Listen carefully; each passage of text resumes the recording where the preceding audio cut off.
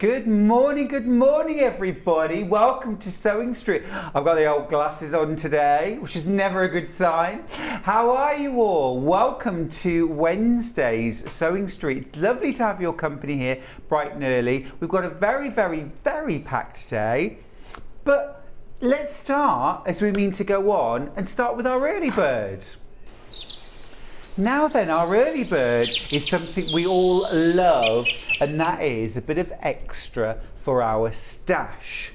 So our early bird for today is a mystery designer pack of 10 fat quarters. Now we love our mystery fat quarters. I've got 10 mystery fat quarters right here. Now remember, the contents of your mystery fat quarter bundle will absolutely vary. That's the point, you know, you get loads of different variety, but they are all designer ranges. Love this one with all the little cat heads on. There's a really cute little brown there, which I think would coordinate really nicely. And I'm thinking about Jill Rep's gorgeous cat, you know, fish-shaped cat placemat yesterday. That great, so that's sorted. A little bit of Janet Claire there, very nice. That would go nicely in my stash. Of course, yours might contain different things. This is a lovely bit of Moda, lovely children's fat quarter there, something for baby. Could make some lovely little maybe bibs out of that. And a nice little grey coordinate. So I'd probably use those two together, do a little binding around the bibs. It's just lovely, isn't it? When you get faced with some different fat quarters, what would you do with them? How would you use them? That's a rather lovely, I think that's a little, it might be a Riley Blake. Let me have a little look. Oh no, that's a Moda. That's a Moda. That's lovely though, like that. And I'd rather like the combination of that with this Moda floral. There's a little bit of red in here, and just pick up the two together. Beautiful floral. Have a look at this one right here with all the hydrangeas. The blue hydrangea. That's a Miss Marple mystery, isn't it? Oh, I love a bit of Miss Marple. Oh, sleuthing. It's what I planned for my retirement. And then in this bundle you've got some different fabrics as well. Have a look at this. So I mean, this is really good value. This is a lovely woven plaid. Look at the size of that though. Absolutely huge piece of fabric. Now Becky, who's our multi-skilled operator, and my goodness me, she's got the skills, said straight away, oh, that lovely green plaid, that always makes me think of Christmas. And I thought, gosh, do you know, you're right. So I've just folded that in half, and I'm thinking a lovely Christmas stocking, maybe with a faux fur cuff on the top, some little bells, maybe a little bit of sort of woodsy, bit Northwoods look, some pine cones glued to the side. And that's just one of your mystery fat quarters out of 10. And then the last one that you get, look, well, you might get, this is a gorgeous tapestry featuring giraffes. Great fun. Which would be lovely for a little bag or maybe a cushion. So loads of great value, really inspiring. Now the normal price would be £37.98, which roughly works out at about £3.80 per fat quarter. But it's today's early bird, so what are you going to pay? Let's bring that price down. Come on, bring it down low. There you go, £19.99. So less than £2 per fat quarter. That's amazing value. Now, multi-buy, because you're going to get loads of variety. This is a great way to build up your stash in such an economical way. You're looking at less than £8 a metre for designer fabric. We've got Moda in there. We've got some gorgeous Janet Claire in there. That's Moda as well, of course. We've got that beautiful tapestry. We've got that lovely plaid. Your bundle might have those things in it, might have completely different designer fabrics in it, but they'll all be designer fat quarters. They'll all be different. You won't get any sort of like solids. It's always lovely patterned fabric. So why don't you drop on and multi-buy? Now, a few good mornings to say. Christine, good morning to you. She says, good morning, Stuart and the team. Best wishes from Christine in Preston. Good morning to you. Mo's got in touch. Morag, morning gorgeous. We'll need to catch up because I'm going out at 9:30, but I'm tuned in until then. Mo, morning to you. Jill's got in touch to say good morning, sweetie. Good morning to you, my love. Hello. Good morning, sweet, from Jill. That's lovely. Anne's got in touch to say good morning, everyone. And good morning to you as well. Charlie, our director, just said good morning to you. He's a lovely boy. Now remember, our early bird this morning is those 10 mystery fat quarters. We've got all sorts of variety in here. This is one example of what you might get. Got a lovely selection of different fat quarters. If you've never bought fat quarters before, they're approximately 18 inches by 21 inches. Although the plaid, much bigger, the tapestry, much bigger than those dimensions. Let me open that plaid up again. A great one to multi-buy because you'll get loads of variety. That's a really nice quality, beautiful. A message this morning. Hi, Stuart. I might have to look at this monitor, so excuse the weirdness. Hi, Stuart. Sue, my wife, is watching you. Could you say happy birthday? Of course I will. Sue, happy birthday to you. What a special day. Happy birthday from everybody at Sewing Street. Oh, Ben, the producer, is saying happy birthday. Have a lovely day. It's the most animated I've ever heard him. Oh, have a lovely day. I hope there's lovely cake and lovely things to do today. You've got to treat yourself, haven't you? I have a birthday month now, so I'd highly recommend that. Yeah, it's a lovely thing to do. So that's our early bird. Keep going through for that. Now, also, just wanted to mention, we launched this yesterday. It's the goodie bag from Crafter's Companion. Now, Crafter's Companion have selected a range of gorgeous notions and products for quilters. There's well over £100 worth of value in this goodie bag, but you're just going to pay £49.99. Now the contents of your goodie bag will vary, but this is representative of what you might get. So there's a gorgeous stencil set. This one features Celtic knots and borders and corner units and block units, which is really rather fab for marking your quilts.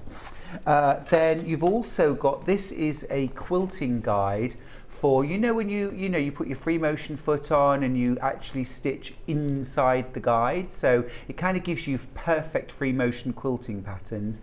This one's based around apple cores, Ben, apple cores. Then you've got a set of 4 nested dies. These are for an elongated hexagon. You've also got a couple of clamshell dies. This is for English paper piecing. So you're going to use the center one for paper, the outer one for fabric. It's going to make your English paper piecing quicker and easier.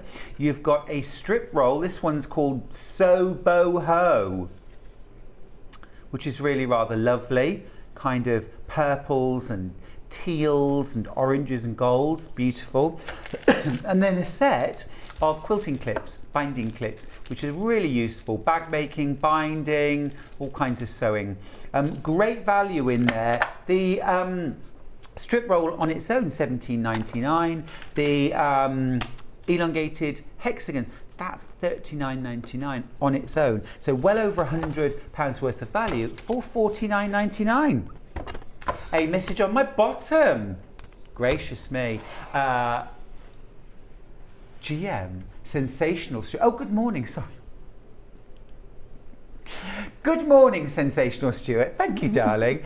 Multi-bought today's early bird. Looking forward to seeing what's in my bundles. Have a fab day. Love, Kim. Kim, fabulous. It's lovely, isn't it, when you get a bit of a surprise in the post and see what you get. They'll all be designer. You'll have great fun. It's a great way to build your stash. Another message. This is a good one. Oh, it's gone and it's gone. Come back. Come on. Good morning, Stuart and the team. Wish all the teachers good luck as the kids go back to school today in Scotland. What? Parents give a sigh of relief. Sandra, who's in Lanarkshire. Oh yeah, well of course I was a teacher for many years, and I do remember, you know, during when we sent the kids off for the summer holidays, the parents was like, oh, and we were like, bye. But then when everyone brings their kids back at the start of the school term, it's that sense of excitement and relief, I think. It's a long time, isn't it? Anyway, good luck to all the teachers in Scotland and all the kids. Have a great day. Anyway, listen, we've got a very, very special morning ahead. Let's have a look at the menu and see what's coming up. At 8 a.m. right now, we're going to meet Rose Parr, who is my fabulous friend from Canada, with her brilliant book called So Healthy and Happy. This is a book every single quilter and sewer needs, so stay tuned. Then we're going to be looking at the Ultimate Liberty Bundle, gorgeous Wiltshire Shadow bundle. Now then, at 9 a.m, Kerrie from Living in Loveliness is here with a beautiful star quilt, and it really is sensational in 2 different colourways. And then at 10 a.m, my old friend Tracey is here from Owl and Sewing Cat with some fabulous new dressmaking patterns.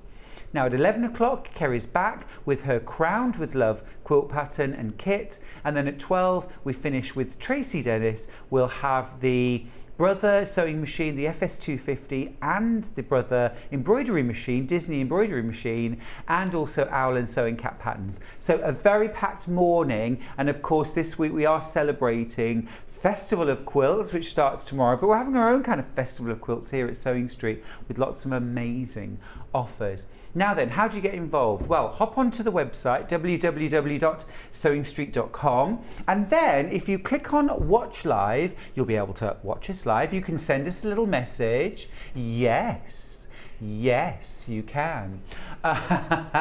And then if you scroll down, you will see our early bird, and then you'll see 2 columns. On the left, today's show deals. That's everything you've already seen on air. And then on the right, pre-order. Now if you click on pre-order, you'll be able to see everything that's coming up over the course of the morning, and then you can pre-order if you'd like to shop ahead. There's money off the Aliso iron. Yes, you heard me right. We've got gorgeous fabrics, we've got threads, kits, all sorts, absolutely beautiful. Brand new patterns from Living in Loveliness, brand new patterns from Owl and Sewing Cat.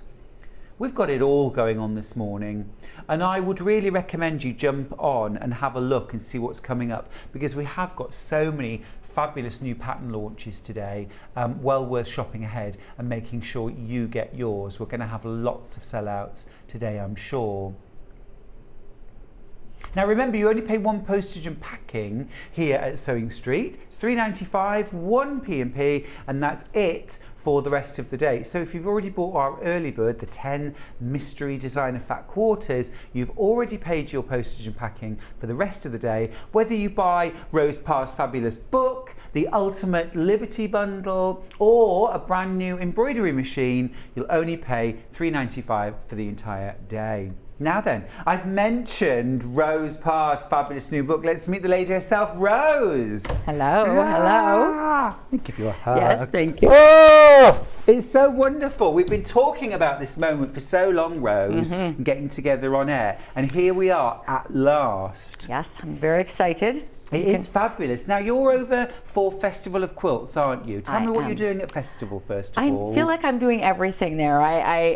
So I'm speaking. I have 5 lectures that I'm giving. I'm giving my my big one in the big hall, actually, the So Smart, the ergonomics of healthy quilting.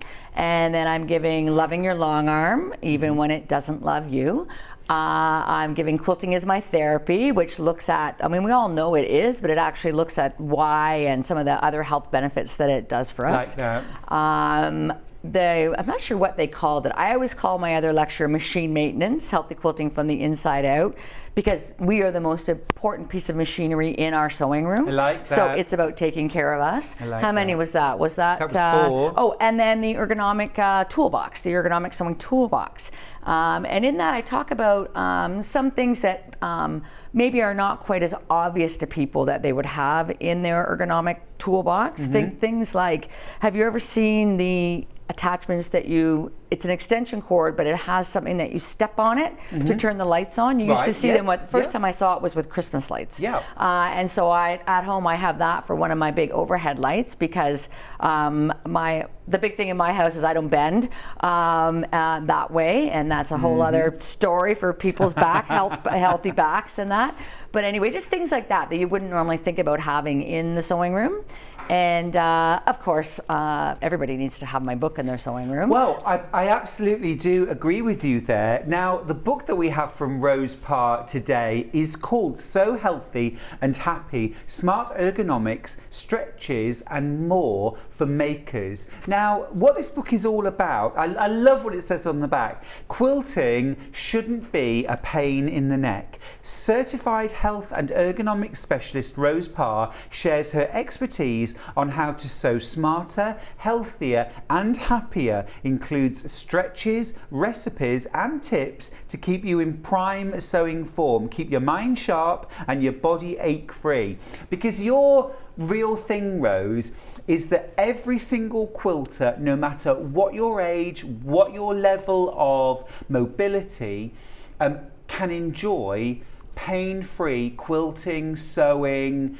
Because we all know, I know this, hours and hours hunched over a sewing machine, cutting in the wrong position at the wrong height table, backache, neck ache, shoulder ache, elbows, wrists, hands, fingers, legs. I mean, my whole body can end up aching like I've run a marathon, and what I've done is some quilting. You believe that we should all be pain-free, right? Well, and I think too, one of the reasons I started focusing on this more is that my mother had to stop doing everything it was a fairly young age. I think she was 70, let's just say, because she didn't concentrate on these things over the years. And so that's always what kind of keeps me, I mean, I wake up every morning and say, what's going to hurt today, really? Right. And so it's a good way to start the day. Well, you know what, and you have to think about it and you have to work at it. We can't just all assume that we're 20 years old and everything's going to be great, and that we have to sort of pay attention to the way that we're doing things. And the big thing is I'm a big fan of use what you have, and a big fan of you don't need to go really buy anything to make it better. Really, it's just a matter of adjusting what you have, and it's usually just an inch or two that makes a big difference. But what we do need, Rose, is your book. So I'm going to come over here and let's have a little look through it together. Can I just move you over very slightly? There we go. Perfect. Okay. We're very good friends. There we go. Just like to point out, that's you, and that. Who do you reckon that is? I did ask permission before I had the illustration made. I've never looked more trim. It's wonderful.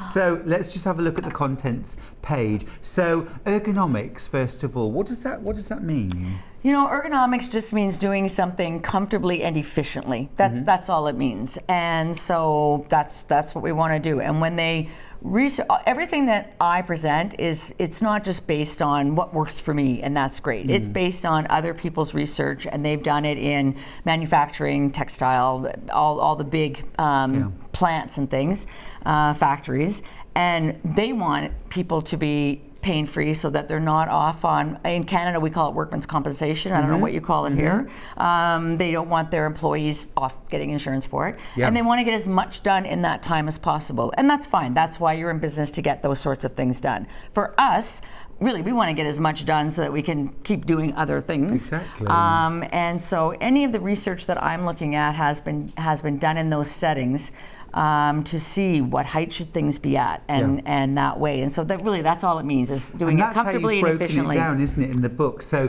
we start with all those fundamentals. So the first chapter after ergonomics is on cutting. So cutting 101, how to create sort of perfect cutting table, our rulers, rotary cutters, cutting techniques. And I'm just going to flick to page 14, and I love this because you talk about things like the perfect height for the cutting table and how to achieve that.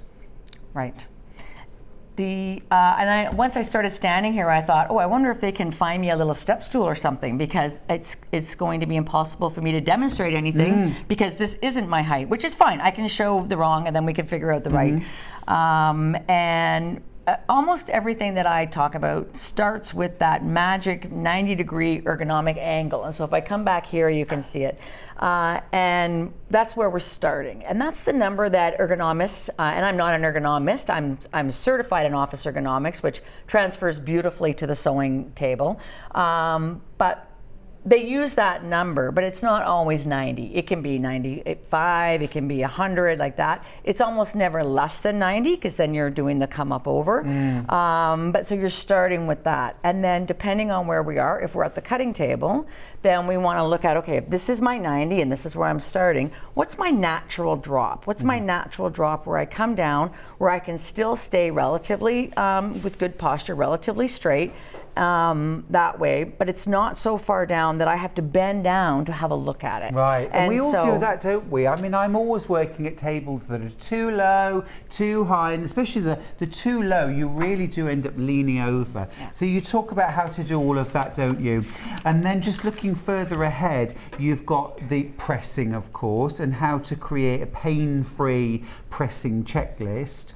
How to do your ironing sitting down.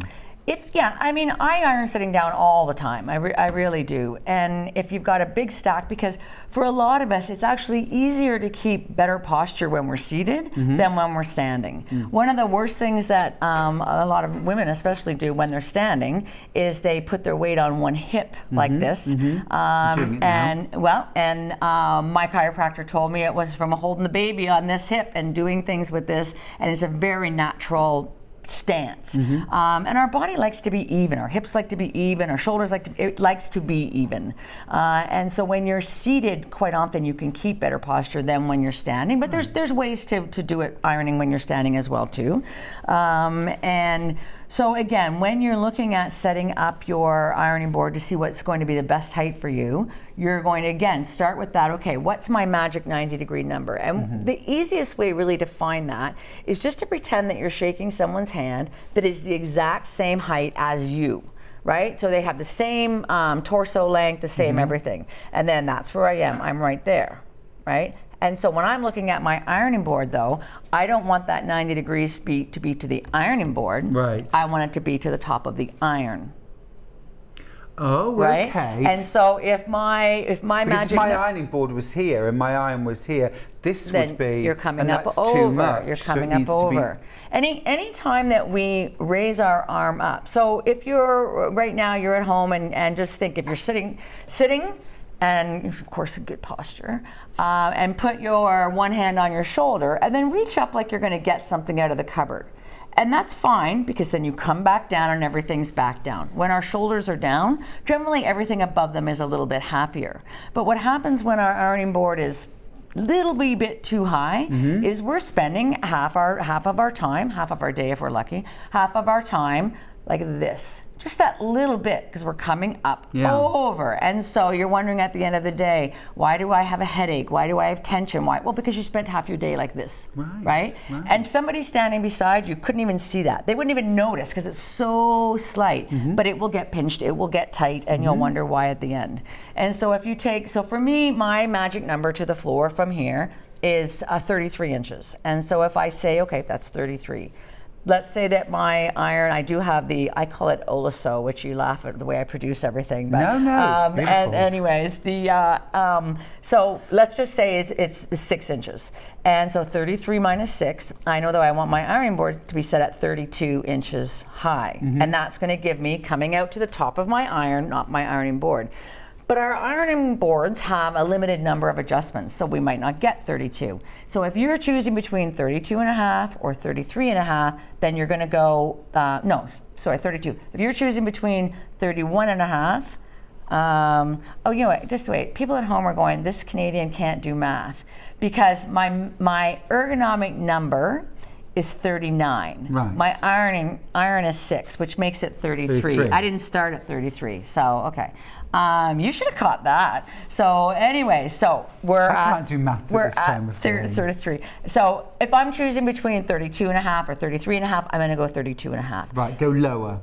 Just that little bit, because again, it's low enough. You're keeping that shoulder down, even if it's down here, but it's not so low you're gonna have to bend in to look. You see, my ironing board at home is it's a massive ironing board, and I put it on the highest setting, and I'm not being funny, it's here. Yeah, and look at your shoulder. It's there. Right? Oh, absolutely. I mean, when I'm ironing, I'm like this, or like this, and then I do get a shoulder pain. But you think it's normal because that's the way you do it? No, that's the way you do it. I know it's too high, but I haven't adjusted it, and then I wonder why my shoulder aches and my neck aches and things like that. But your book really breaks down, and it's not overly complicated by any means. No. It's talking about the things that we need to be aware of. It's our cutting table and our wrist position, isn't it, and our shoulder. It's about our pressing and our sewing. Now, when we talk about sewing, what are your top tips for when we're sewing, for pain-free sewing? Well, the big thing is what happens a lot of times. So if you think about your dining room table, which a lot of people sew at, or perhaps a desk that's kicking around the house, if it was perfect to begin with, then your desk is designed when you sit in your chair that your arms are going to come out at that 90 degrees to your keyboard. That's great. But now we're adding a sewing machine on top of that. It's higher. It's going to be 3 to 4 inches higher all the time. And so it's impossible that you're going to be at 90 degrees. So that's the trickiest one is when you're coming up over. So it's not even the hunch with that, but what happens is that your forearm is going to be up against the table. Quite often your wrist is bent. Anytime that we bend our wrist, think about the garden hose. And if you take a garden hose and put a little kink in it, then you're still getting water through there, but it's disrupted. It's disrupting the flow. And so I look at a lot of things, and I don't use the terms cutting off circulation. So your hand won't be numb, it won't fall asleep or anything like that. You won't really maybe even notice it's happening, but you're just making it that much harder for everything to get through. So it could lead to a pathway to pain there. But also it actually just tires you out overall if everything's that much harder. You know, you used to teach aerobics, you know what you know. You're just in a natural position, aren't you? Yeah, to come through. And so you either need to bring your machine down or bring your bum up, one or the other. And so whether you've got... so you bring the table down. You can either bring the table, the sewing machine down to you, or bring your chair up to it to get in that position. So your goal, you want to be coming out with your hands again about that 90 degrees, maybe 95, maybe 100, depending on you, that's fine. And then so there's just air between here. There's nothing digging into you or cutting into you anywhere. Because the thing is that when we look at our time in the sewing room, it's cumulative. So we were pressing, we had our iron too high, and so we got a little pinch going on there. Then we went over to cut, and maybe we had our cutting board too low actually, and so we were stooped over when we were doing that. And then we went to sew, and as well, we had things digging into us. And so it all adds up. And then you're wondering at the end, and the thing with quilters is that we don't know enough to stop, and we don't want to stop. So whether you say yourself, whether it hurts or doesn't hurt, you know, you just want to keep going, and it's like, oh, it'll all be fine later. Well, for those of us that are lucky enough to sew a lot, you know, you need to think of it like you know, I always say, no one would ever get in their car to drive, you know, around the block to the store without adjusting the seat. Right? They would make sure they're in the right position and they're only going a couple miles. But yet we will, you know, sit down at the sewing machine because we just want to get going, right? And not adjust that. And then we're there for hours and we're just getting more stiff and more sore. So are there any simple things that we can do? Because you mentioned about either dropping the table lower or making our chair higher? Yeah. Is that right? Well, because we got to come what can we do? Cushion. You got to get a cushion on your chair. How simple is right? that? Because even a lot of the office chairs with the hydraulics that lift, sometimes depending on, you know, your height, you still can't get them quite high enough. And the other thing to really check when you're using the office chairs is that over time the hydraulics do start to give. And so you sort of need to reassess, because that perfect setup that you did 2 years ago may not be perfect any longer, and you may, if you know, you don't need to run out and buy a new chair, but sometimes you even just need to fold a quilt or something to put on top of just it. Something as simple as that. I have a cushion on top of mine that adds a little bit more massage and circulation boosting and things like that. But I think you guys might talk about that in a couple of weeks. But just it doesn't take much. It really doesn't take much at all to get it in those best positions. I'm a big fan of any of the cutting systems.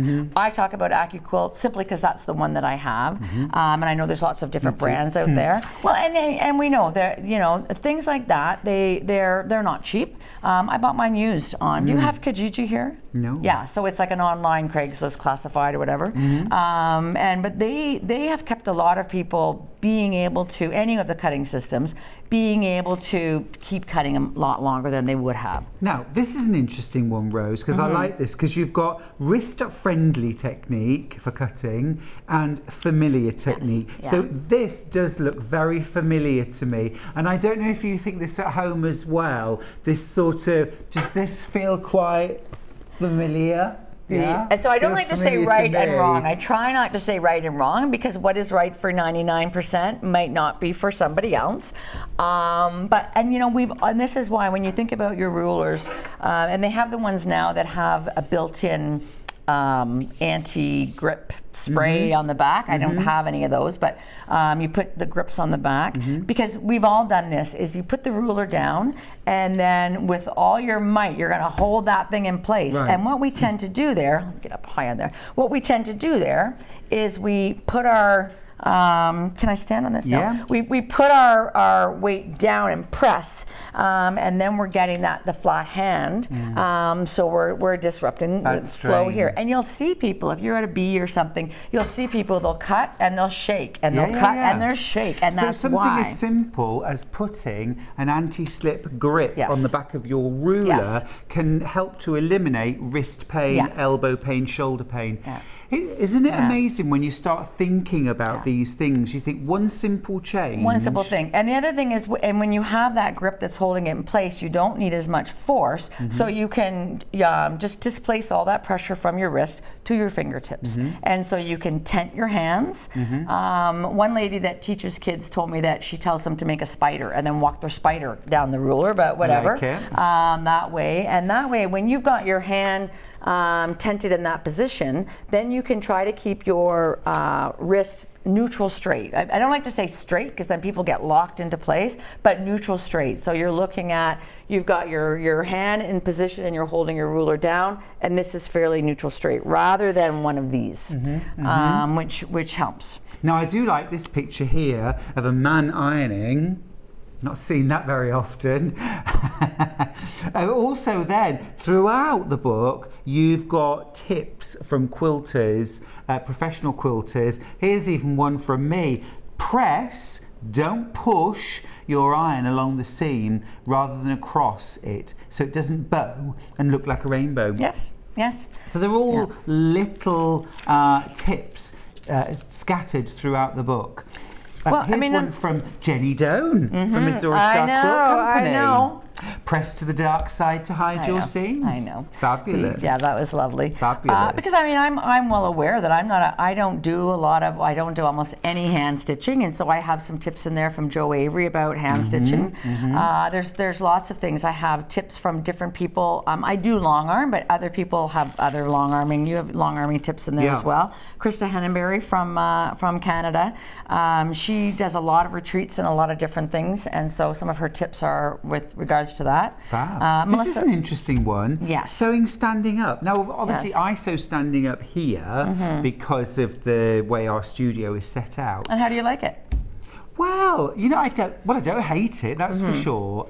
Just tell me about some of the benefits of sewing standing up. So there are some people, if they have a certain pinched nerve or certain conditions, that it bothers them to sit. Period. And so that's why they may do it, because they have to. But one thing that we can do, I mean, the sit stand dusts now they're so common now, and they've come down in price. You can get a really decent one in Canada for like $300, which is a good investment. That you can sit for a while, you can stand for a while. The thing is, we'll call them standing desks, but they really are sit stand dusts. You really do need to do a bit of both that way.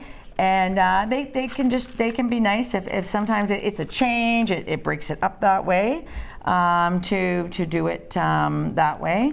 That's with the handiwork again. I have gathered tips from other people about that and how they do it. There's Stuart. how they do it, because it's not something that I do a lot. Yes.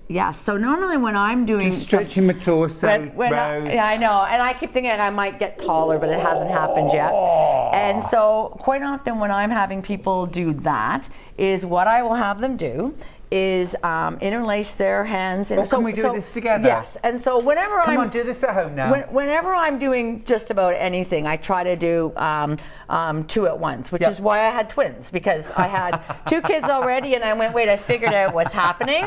I'm not doing this all over again. So for our 3rd child, I had twins. So that was great. I always say it's a good thing I don't always do 3 things at once. But in this case, so we know that when everybody, people are quite familiar with the carpal tunnel prevention stretches, the wrist forearm stretches. The thing to keep in mind with this is that when you do the one for the top, for a lot of people, it actually is painful sometimes when you're doing that. So I said for the top, you're stretching the bottom with this, but it's hurting sometimes the top. So you can do prayer position. A lot of times you'll see this one where you're coming out and then you're not pulling on the hand, really, you're just balancing there. Because if not, it does. It so feels good. we could do this after we've had a little sewing session. Well, we could do the prayer position. All day. So that's the thing, is that every time you're standing, I'm a big fan of spontaneous stretching. Oh, that's lovely. And that just means anytime you're waiting for the bobbin, you're whatever, even if you're just sitting thinking, I don't know, am I going to add that border or not? As you're doing that, you're going to, whether it's roll your shoulders, but spontaneously do things like that. Well, that's so lovely. what I was going to say is that when you're stretching the bottom by coming up like this, it's nice then to do the top stretch after, because it sort of puts everything back in place again. And for years we did the top stretch where we were coming out and then down and then again, just balancing like that. But a lot of people will push too hard on themselves. And so what you can do instead that way is you can bring it forward and make a fist. And now just roll your fist forward, and then you feel a really nice stretch there. And because you're in control of what you're doing here, then you're not going to be ramming against it. But, no, I really like that. And it's these kind of tips that are in Rose's book, which so many of you have bought, that are just going to make sewing and quilting so much easier, isn't it? In the long term, it's all about being able to quilt to wear 100. But I want to show you the 2-in-1, the 3-in-1 for that, the other one that we can do together. So you're going to interlace your hands in front. Do this at home now, please. And then you can do the side, I'll do the front. And then you're going to push them away. And then that's fine. If that's where you want to go, that's fine. And if not, if you can come up over, and I mean, Tummy Tuesday. Well, and but the thing is that it's surprising though. A lot of people get to here, and that's as far as they go. And if that's the case, then that's fine. And so you're up here, you already got that going on. Let's add a side stretch as well. So you've got the forearm happening, you've got the lengthening, right? And then for me personally, if I'm going to do the other side, I stop in the middle, I come down, I shake it out. Yes, that's nice. Because you can start feeling it. And then regroup, come on back up. And do that. Oh, yes, that does feel good. And do that other side. Right? But then after you've done that and you've had your hands in that position, then that's when you're going to come and counteract and do the down. Do the down that way. I hope you're doing this at home and feeling the benefits. All of these exercises, all of these stretches for quilters and sewers are all to be found in Rose's amazing book, which I think every quilter, every sewer needs to have. I think it's very giftable. It's a great book to have on your shelf, but also something to give to a friend who perhaps is finding quilting, sewing, making is becoming increasingly painful. There's no need for it to be painful, is it? We want to be able to quilt to wear 100. Exactly. And whether you're quilting, knitting, doing your paper crafts, all of these things, we're in a, we spend so much of our life in the same position now, with our arms forward in front of us, whether we're reading a book, driving a car, no matter what we're doing, knitting, sewing, and everything. And so just it's as relevant if you're a knitter, a sewer, crocheter. Absolutely. Or the paper crafts, all those things you're doing. I mean, let's face face it, it's not a healthy hobby in a lot of ways. No. You know, I mean, even if you're out bird watching, you're out walking around or something, right? This, we can get and like I said, we're so into it. We don't want to get up and move. No. We want to just keep going. Now, Rose, when you're at the end of a sewing session, you recommend we shake, rattle and roll, am I right? Anytime, yes. So how do we finish off our sewing session? Let's do it now. So we're just going to shake your hands. And then by rattling, if you're seated, you can like stomp on the floor, and so you're rattling the floorboards. Yeah. Like Becky's doing it over there. Or if you're standing, anything, just the rattle's fun, but anything you're doing, and then roll your shoulders. And so just think shake, rattle, and roll, and we're gonna come back the other way. Shake, rattle, and roll. And so when you're doing when you're doing your shoulder rolls, think about making a box. So come up, come back, come down, come up, because then you know that you're going to visually get more of that full range of motion. Because a lot of people think they're rolling their shoulders and really they're scrunching. They're not rolling. And so if you tell yourself that, you know, to get through that way. Whew, I'm so glad I wore Lycra today. Rose. I love your book. It's just absolutely crammed with tips, stretches, exercises to keep us pain-free while we craft, while we enjoy our hobbies. Keep going through for that. Now we're going to take a tiny break, and then when we come back, we're going to have some gorgeous Liberty loveliness. So don't go anywhere. Really short break.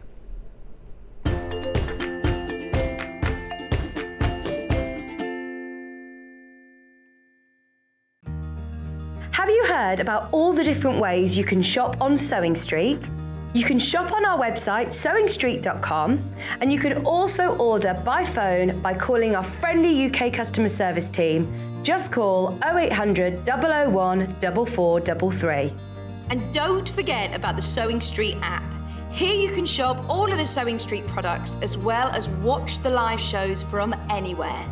You can download the app onto your smartphone or your tablet by simply searching Sewing Street in your app store. And one final thing, no matter how many times you check out on Sewing Street in one day, you will only pay one postage and packaging. Happy shopping! Follow Sewing Street and Yarn Lane on Facebook and Instagram to keep up to date with what's coming up on the show, as well as being the first to know about our amazing offers. Get involved with our competitions that are exclusive to social media. And pick up some top tips from us too.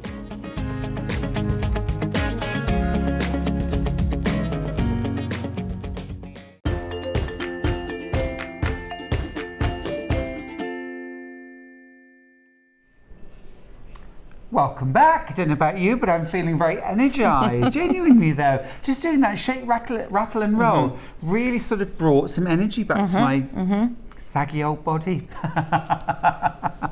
Now then, we've come back with the most gorgeous, the ultimate Liberty bundle. This is it is an amazing bundle of 29 half-metre cuts of Liberty's Wiltshire Shadow.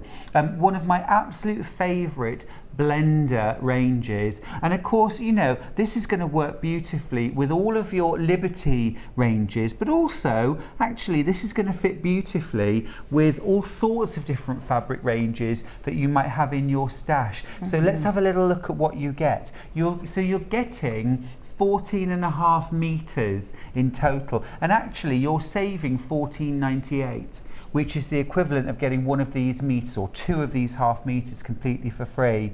So you've got these gorgeous deep sort of damson and purple colors, and then this most wonderful selection of blues. I'm just going to move this one along. So you've got kind of blueberry and slate. You've got this gorgeous kind of, I don't know, Samoritz sky, beautiful kind of Caribbean blue. There's a really soft, almost grey blue there.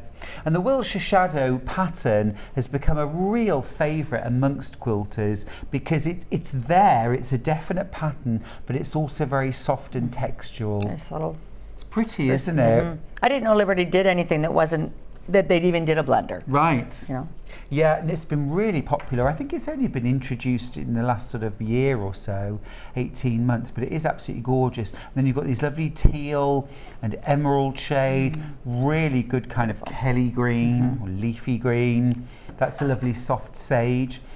And then, of course, let's have a look at the top row. So you've got your black, which I think is beautiful. Lovely sort of black and charcoal.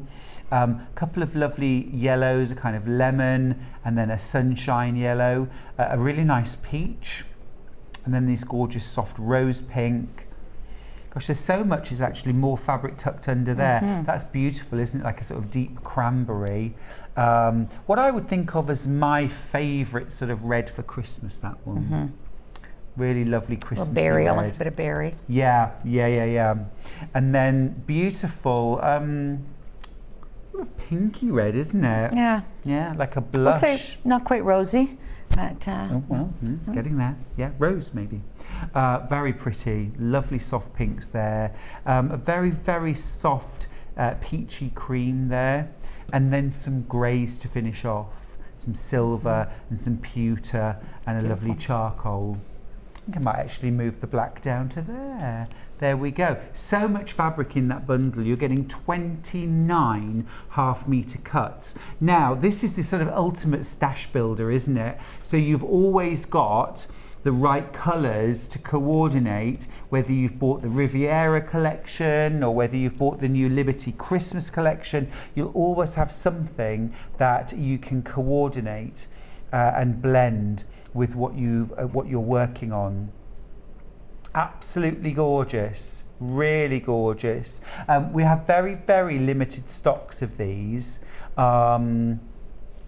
So do be quick if you'd like to get this. Nice little comment for you, Rose, by the way. Jan's got in touch to say, you know, you've made me realise how bad the arthritis in my hands and arms is, can get nowhere near the start position of those stretches. Interesting. So if you're at that stage where you're sort of, you know, like for example, you can't stretch all the way up here, is there any benefit of stretching here or here? Absolutely. But the one thing that we actually didn't touch on, especially at this time in the morning, is the importance of warming up. And so, you know, it doesn't have to be a formal, actually go through a warm-up routine or something.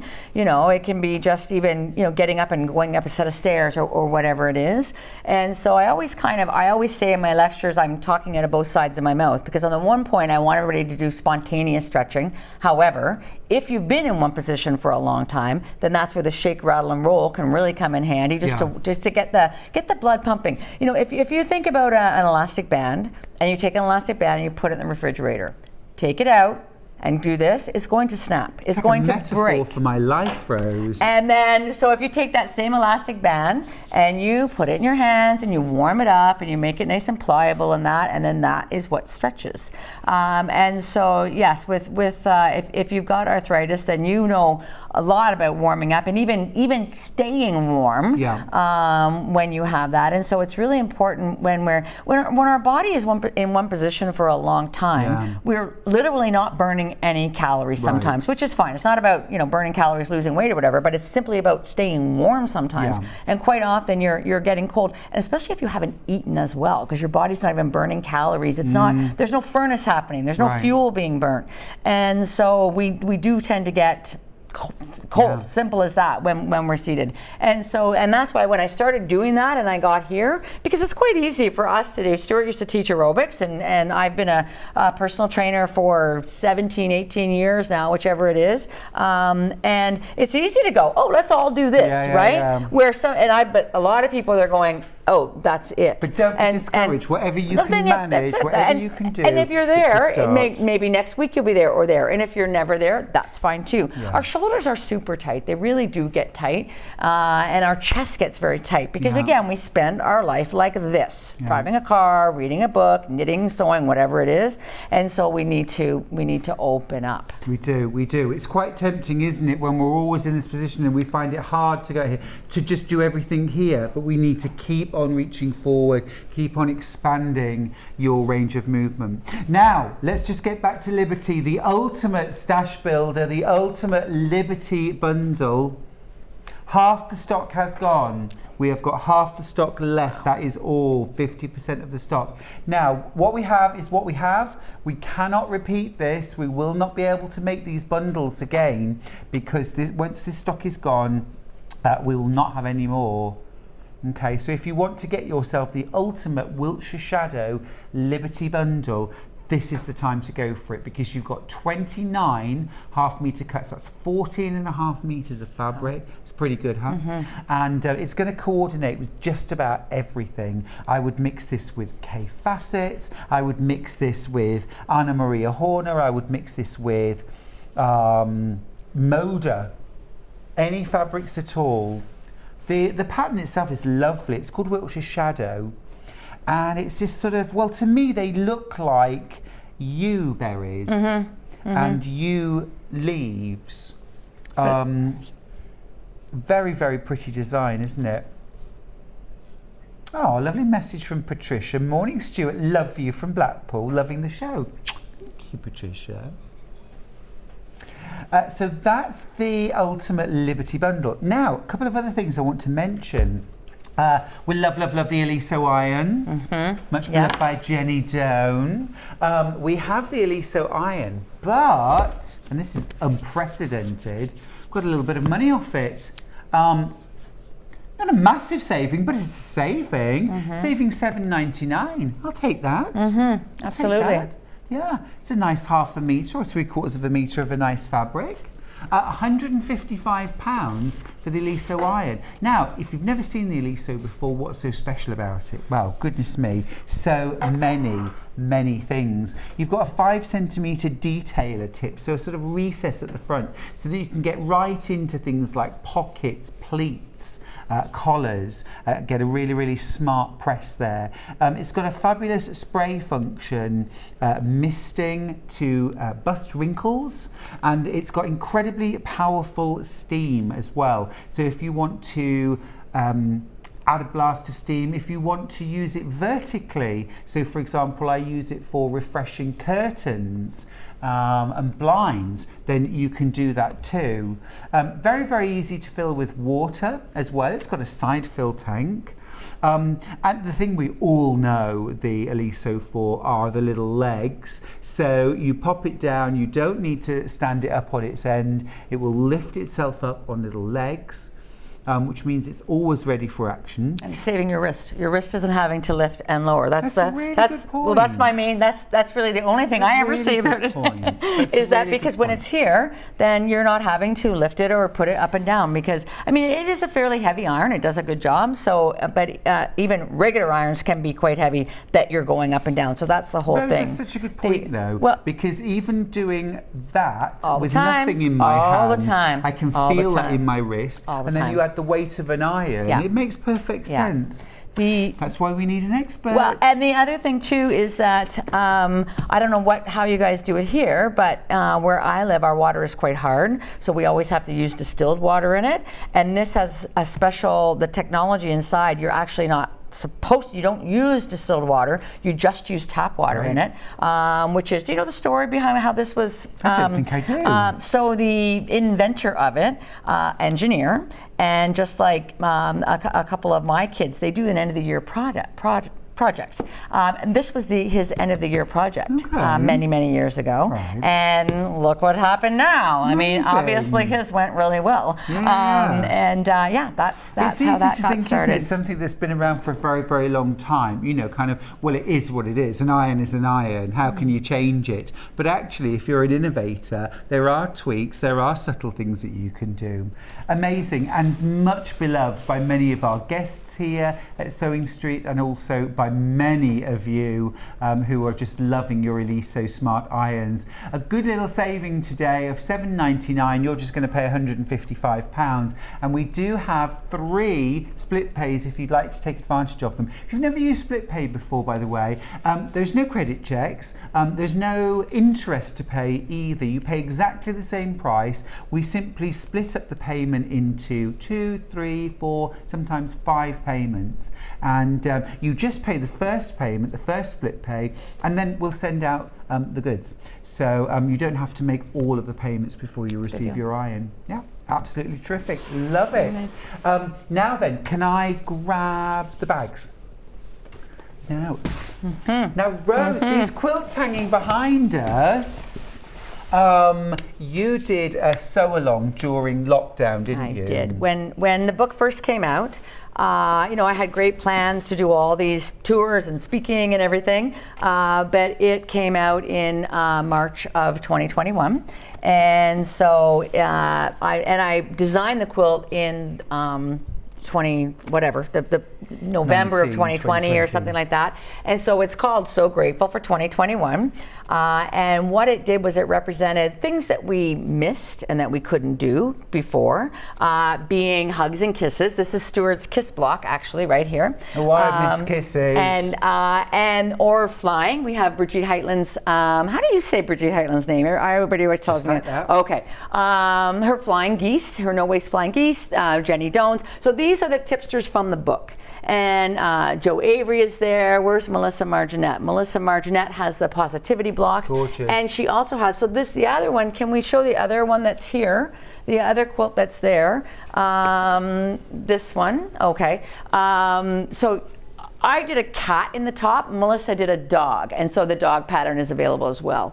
But, and these ones are, of course, out of Stuart's Kyoto fabric, is why I brought those here today. So they're going to be hanging. So, yeah, so because I couldn't do any other promotion, and I mean, it's not really a quilting book, so I wouldn't have done a sew-along necessarily. No, sure, but it's a lovely segue. Then this, you know what, this came to me, boom, boom, boom, and it was really, really well received. It was really well received. There was 500 people internationally that did the sew-along. I didn't know what I was doing. I've never run a sew-along before. But you brought these over from Canada in your suitcase, didn't you? And no, I had someone else do it. I had friends that were coming to visit their mum. Thank you, Tracy and Mark. But they were sealed in vacuum bags. Yes, yes. So let me just show you. We've got these vacuum bags, which are brill for storing quilts.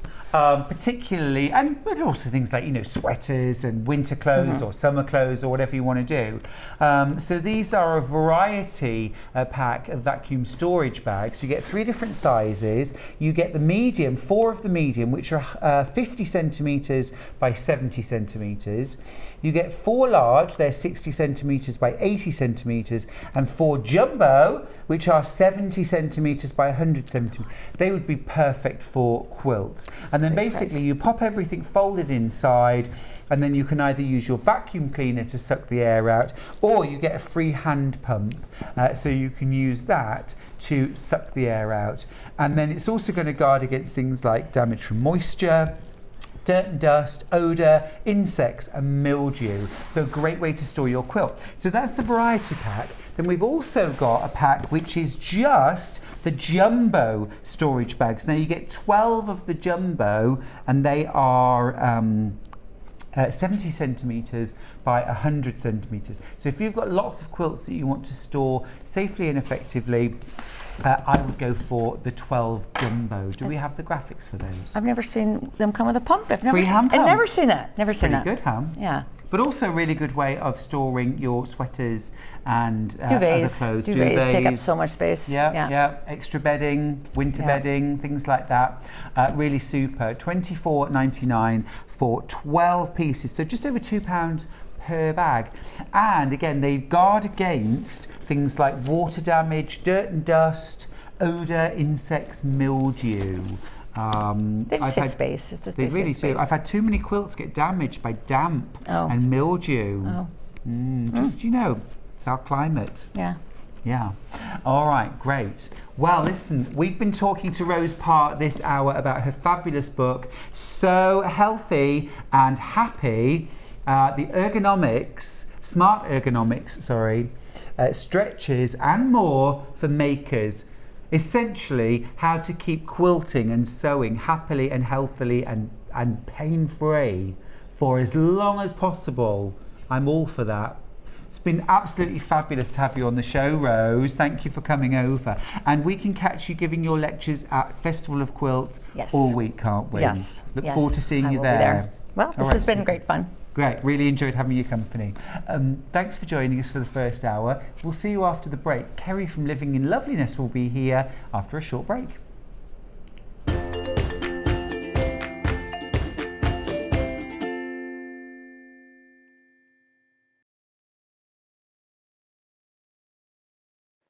Hello, I'm Kerrie from Living in Loveliness and I'm delighted to be part of the Sewing Street team. I'm based in Wolverhampton and I absolutely love working with fabulous fabrics. In particular, I love working with fat quarters and showing you how to get the most from your scraps. I love bringing communities of sewists together and encouraging people to sew for greater causes. Most recently, we have been sewing for our NHS and key workers. I look forward to bringing you hints, tips and techniques. I'll see you soon.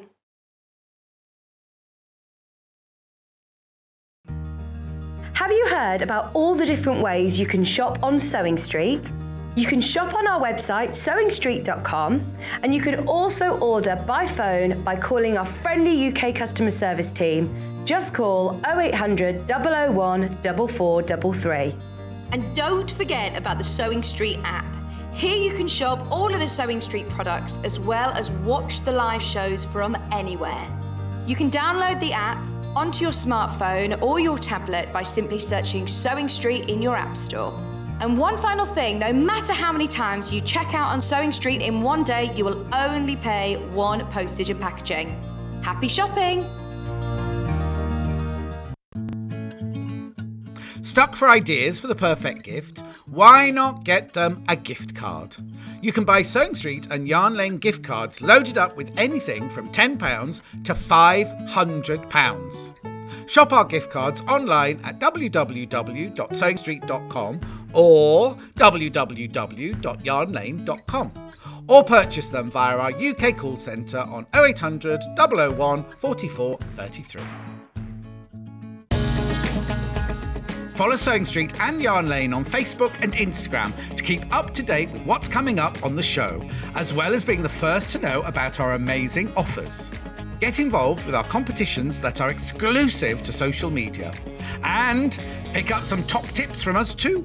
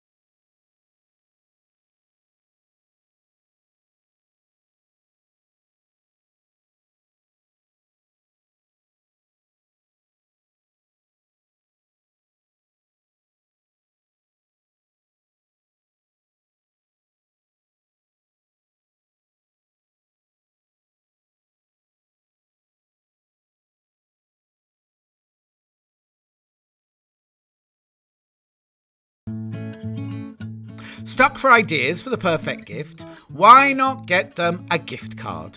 You can buy Sewing Street and Yarn Lane gift cards loaded up with anything from £10 to £500. Shop our gift cards online at www.sewingstreet.com or www.yarnlane.com, or purchase them via our UK call centre on 0800 001 44 33.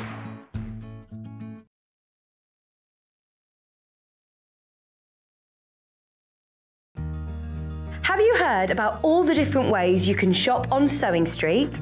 You can shop on our website, sewingstreet.com, and you can also order by phone by calling our friendly UK customer service team. Just call 0800 001 4433. And don't forget about the Sewing Street app. Here you can shop all of the Sewing Street products as well as watch the live shows from anywhere. You can download the app onto your smartphone or your tablet by simply searching Sewing Street in your app store. And one final thing, no matter how many times you check out on Sewing Street in one day, you will only pay one postage and packaging. Happy shopping!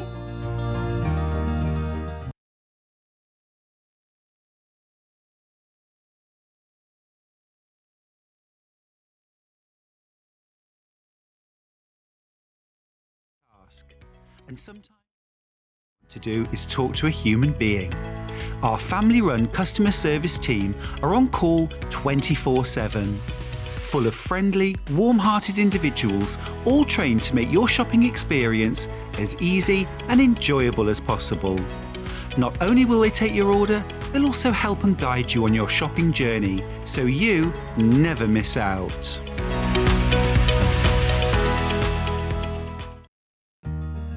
Have you heard about all the different ways you can shop on Sewing Street?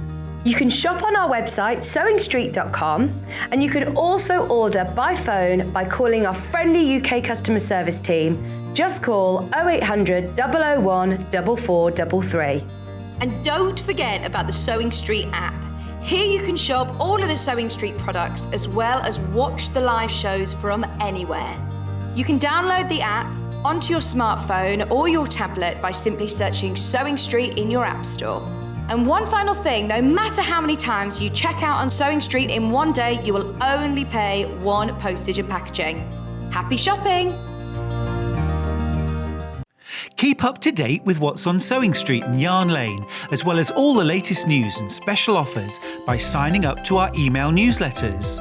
For Sewing Street, head on over to www.sewingstreet.com, scroll down to the bottom of the homepage, type in your email address, click the envelope, and you're done.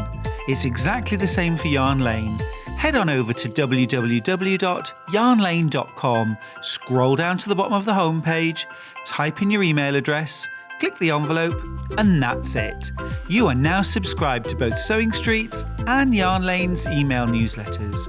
Never miss out on the latest news and special offers ever again.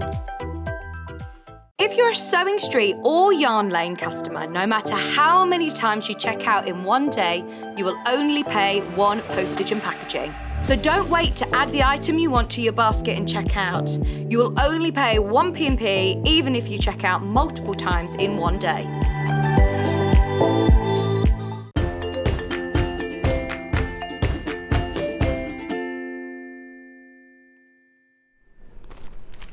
Hi everybody, welcome back to Sewing Street. I'm so excited for this hour because I adore Kerrie from Living in Loveliness. She's here. Look, hey. I adore you too. How are you?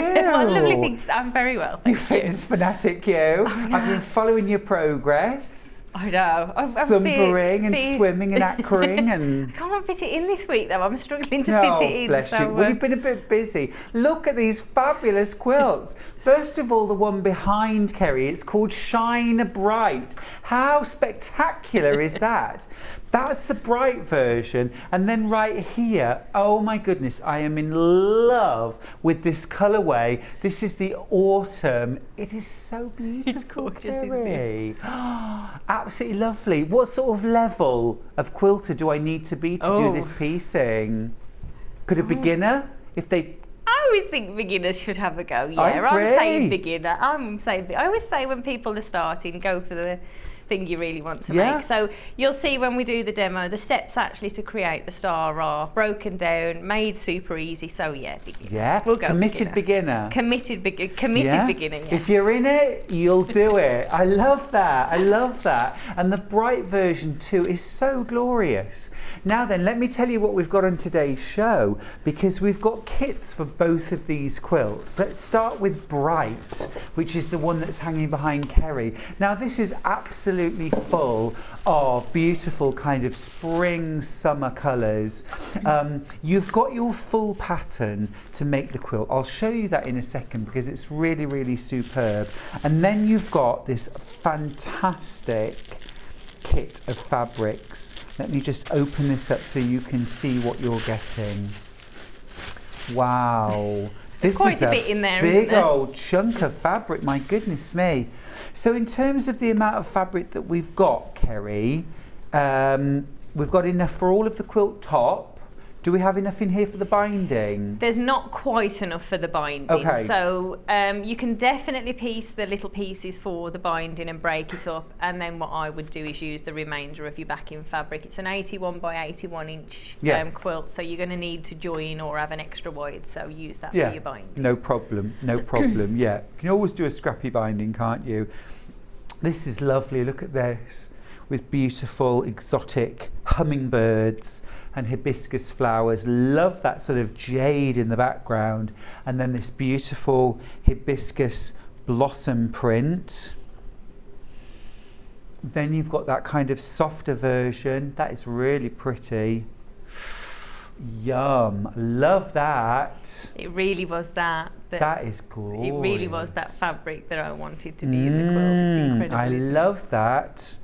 And then you've got it with a cream background. That's really pretty fabric. And we started with that one. That is gorgeous. So you get all of your fabrics there, and it is an absolute whopper of a bundle of fabric. It really is. It really is. And then you get your full instructions as well. Now then, let me just show you on the instructions, because this is, I think, the difference between, you know, a pattern being accessible for beginners or not. And what you've got in here, let me just open this up, are really, really detailed step-by-steps. So obviously you've got your written instructions, but I love all of the photography here. Do you see all of this photography? So you can see very clearly the placement of the fabrics, the direction of the sewing line, how to trim and how to press. And every single step is broken down so that your patchwork will be perfect and you will be guided throughout. Really detailed. It's like a little book, isn't it? It is. Really, really detailed. Absolutely fab. And then how, of course, to put your block together, and then ultimately the whole quilt. Fabulous. And then a welcome to living in loveliness. Love it. Love it. The price is $189.99. Or is it? Or is it? Oh, I like this. A little price drop to celebrate Festival of Quilts. $169.99. That's amazing value. Tell me again, Kerrie, the size of this quilt is? 81 by 81. 81 inches square. That is a whopper of a quilt for $169.99. Superb value. Beautifully packaged as well, as always. That is a great buy. So that is our first version, which is the brights. Now then, behind me is the autumn version, and I'm very into autumn colours. To be honest, when I knew I was on with you today, I knew you'd love this one, because this is very much you, isn't it? It's really gorgeous. It's really gorgeous. And also as well, it's got that lovely sort of soft, it's romantic, it's gentle, and it's very nostalgic as well. It's sort of giving me Little House on the Prairie vibes, the sort of the colours and the patterns. It's really funny actually, because when I was putting this together, my daughter, she's 16, so she was like, "Oh, Mom, I'm not sure about these," because I'm normally, going for. She went, "Oh, I'm not sure about these."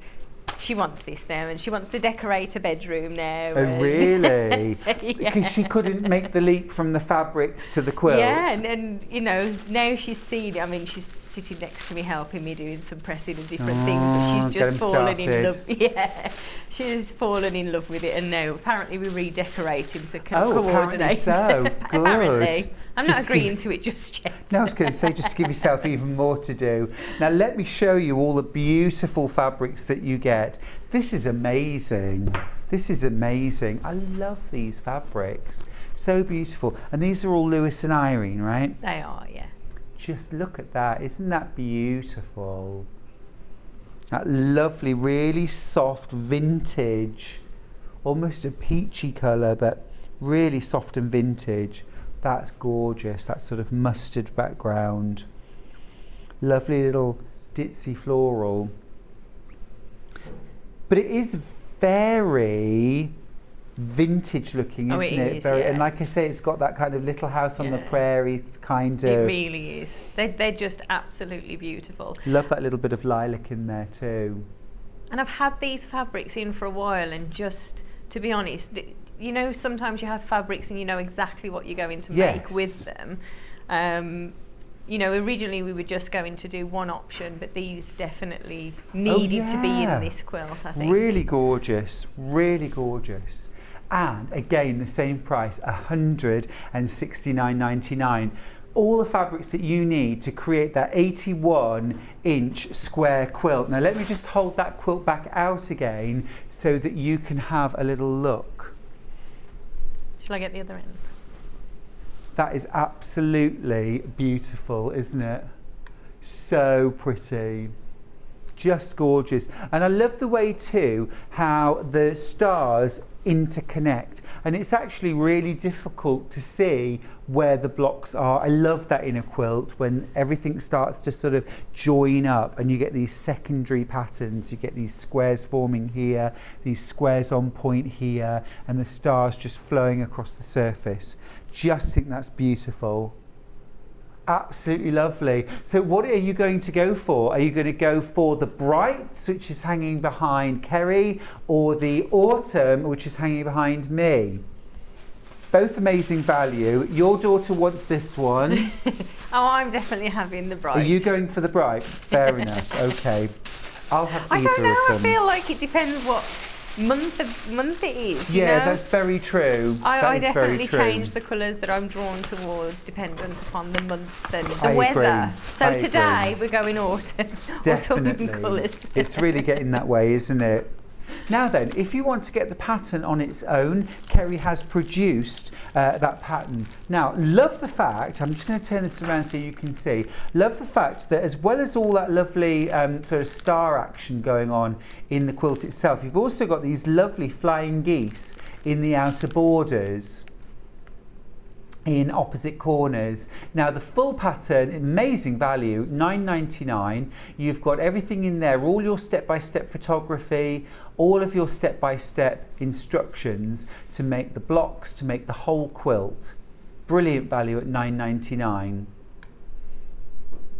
If you've got fabrics, now what sort of could you make this scrappy? Could you do this with fat quarters? Do you need larger pieces of fabric? What would you recommend? It depends what, to be honest, if you wanted to have it so your stars are sort of alternating, then you're definitely going to need meterage for these. Yeah. But you could certainly make this scrappy. I mean, if I would probably say, if it was me and I wanted to use up my scraps, I'd make it in a combination of similar to these with the five different colours. Yeah. But when I did this again, I almost see this star in the centre as just one colour. Yeah. You know, and if you've got your fabrics for the cornerstones there, you might want to use those up. So Yeah, for me, yeah. I'm not very good at doing random. I tell myself I'm going to do random, but I'm not very good at it. So if you're good at random, use up your fat quarters. Yeah, mix and match. Yeah. I do love the way it sort of, you know, focuses on 5 fabrics, 5 colours, and really sort of showcases them. But you could do a scrappy version if you wanted to, if you get your pattern. It's $9.99, details are on screen for that. Now then, do you want to look at the passport or do we want to go to demo? Yeah, let's go to demo. Let's go to demo, Kerrie. Let's go. So in the block, you've actually got 3 different smaller blocks to make up each of these. Now what we've done in the pattern booklet, there's a lot of information in there, there's lots of steps, lots of diagrams in there for you, is we've broken it down into the 3 different steps. So I'll start as it is in the pattern booklet. This lime green, I just absolutely love this. Oh, it's so vibrant. It's just really lovely, isn't it? And what's quite nice actually about it, and you'll see in just a moment, is how the hummingbirds rest on here as well. So let's make up one of these blocks. So on here, what we're going to do, I'm just going to double check my colours, that's it. So first of all, we're going to place two, this is your D pieces, so we're going to place two of the D pieces, pattern facing towards you, and then place these teal colours on top. Now the pattern booklet, these are in a different colourway. And what we're going to do first of all is to just draw a diagonal in opposite directions here. So just sliding a pin through. Mm-hmm. You don't mind me coming over, do you? Not at all. You have that, I'm intrigued. I do, well, I like a close look. The fabrics are so pretty and they're really different. Oh, I just fell in love with these when these I can see burst. why. They're just absolutely beautiful. So what we're going to do is we've just drawn, if you like, a V on here, and it really does help when you do both pieces at a time. Now, when you're working... Say, would you do them like that in pairs? Yes, yeah. Absolutely. And for each block, you're going to make 8 of this particular set. Now, in the pattern, you've actually got 5 of one colour. So in mine behind me, I've got 5 of the lime, and then we've got 5 of the pink. So if we start by making this, and I'll tell you what I did to make it a little bit easier, because what you don't want to do is, especially if you're a beginner, is cut everything out and then get mixed up which piece is which. So let's start just by sewing across. So we're simply sewing across that solid line that we've just drawn. So you sew right on the line, Right corner on the to line. corner. That's it. And the same for the second one. Would you like me to press? Well, I've got to trim first. Oh, okay. Just gonna... But you can definitely do my pressing. That would be lovely. I'll happily have a glamorous assistant today. I do like to be useful if I possibly can, Kerrie. Well, you are certainly very useful today, because we've got lots of these to do, so I will appreciate your help very much so. My friend was helping me to make it up, Chrissy, and literally it was just a case of, right, press that one, bring it back, press that one, bring it. It's amazing how it works so well. I've never done that before. Yeah. Well, so long as you sort of are in tune with what each other needs, well, isn't yes, it? Yeah. Yeah. If I ask Craig, it wouldn't happen. I'm sure he's probably watching and telling me off. Probably deliberate, Kerrie. Yes, I'm sure it probably is. Do you want me to press those? Yes, so to make it nice and easy, we're going to press the left side up, so seams upwards, and the right sides down. Oh, okay. Glad you told me. So this one out and that one down. That's right. Okay, no And this problem. just makes it easier when you put in these together. So while Is you that do so that the seams nest? That's right. Great. And do you put that in your instructions? Yes, yeah. So the That's same that for that one. And then this one's going to go down towards the green. I always find pressing a tricky thing, really, you know, which way up, and because you do want your seams to nest if they possibly can, don't you? Oh, absolutely. And I think that's the thing, isn't it, when you're... Would you mind pressing that one? It's got a No, I little don't mind at all. Okay, so the next thing we're going to do... Fabulous. So let me just double check on here so I'm absolutely getting it right. Where are we? There we go. So the pink... Let me just double check, that's it. So the pink onto the right, and then the bright pink onto the left. And we'll do the same on here. And just having this in front of you just makes it much easier to get that V shape. And do you like to use a friction pen for this? Yeah, absolutely.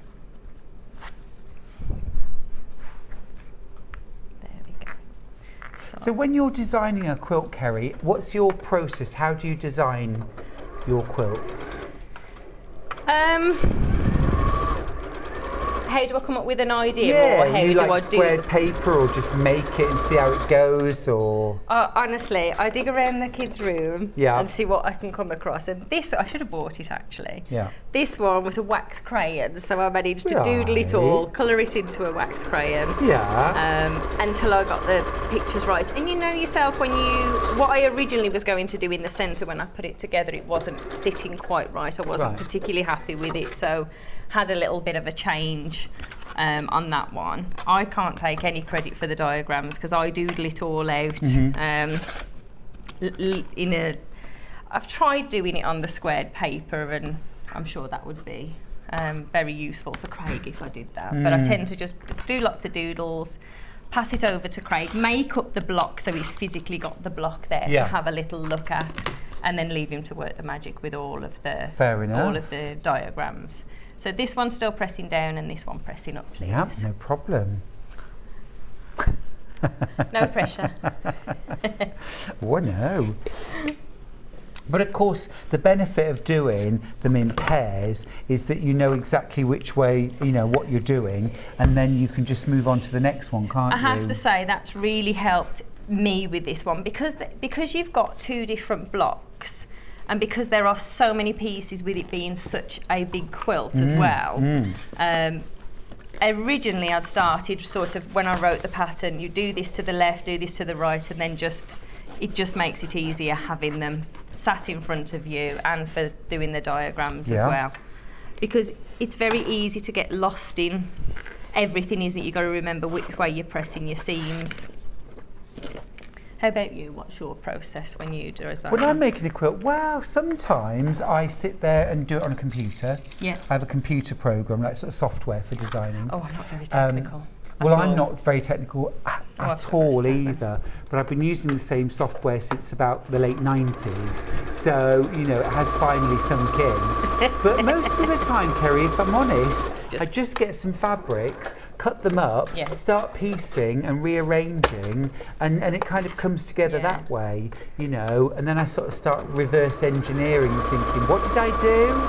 How did I make this? And you know, I'm a bit like that, to be honest. I'll put things together, move it around, and then have to take it apart to sort of backtrack, if you like.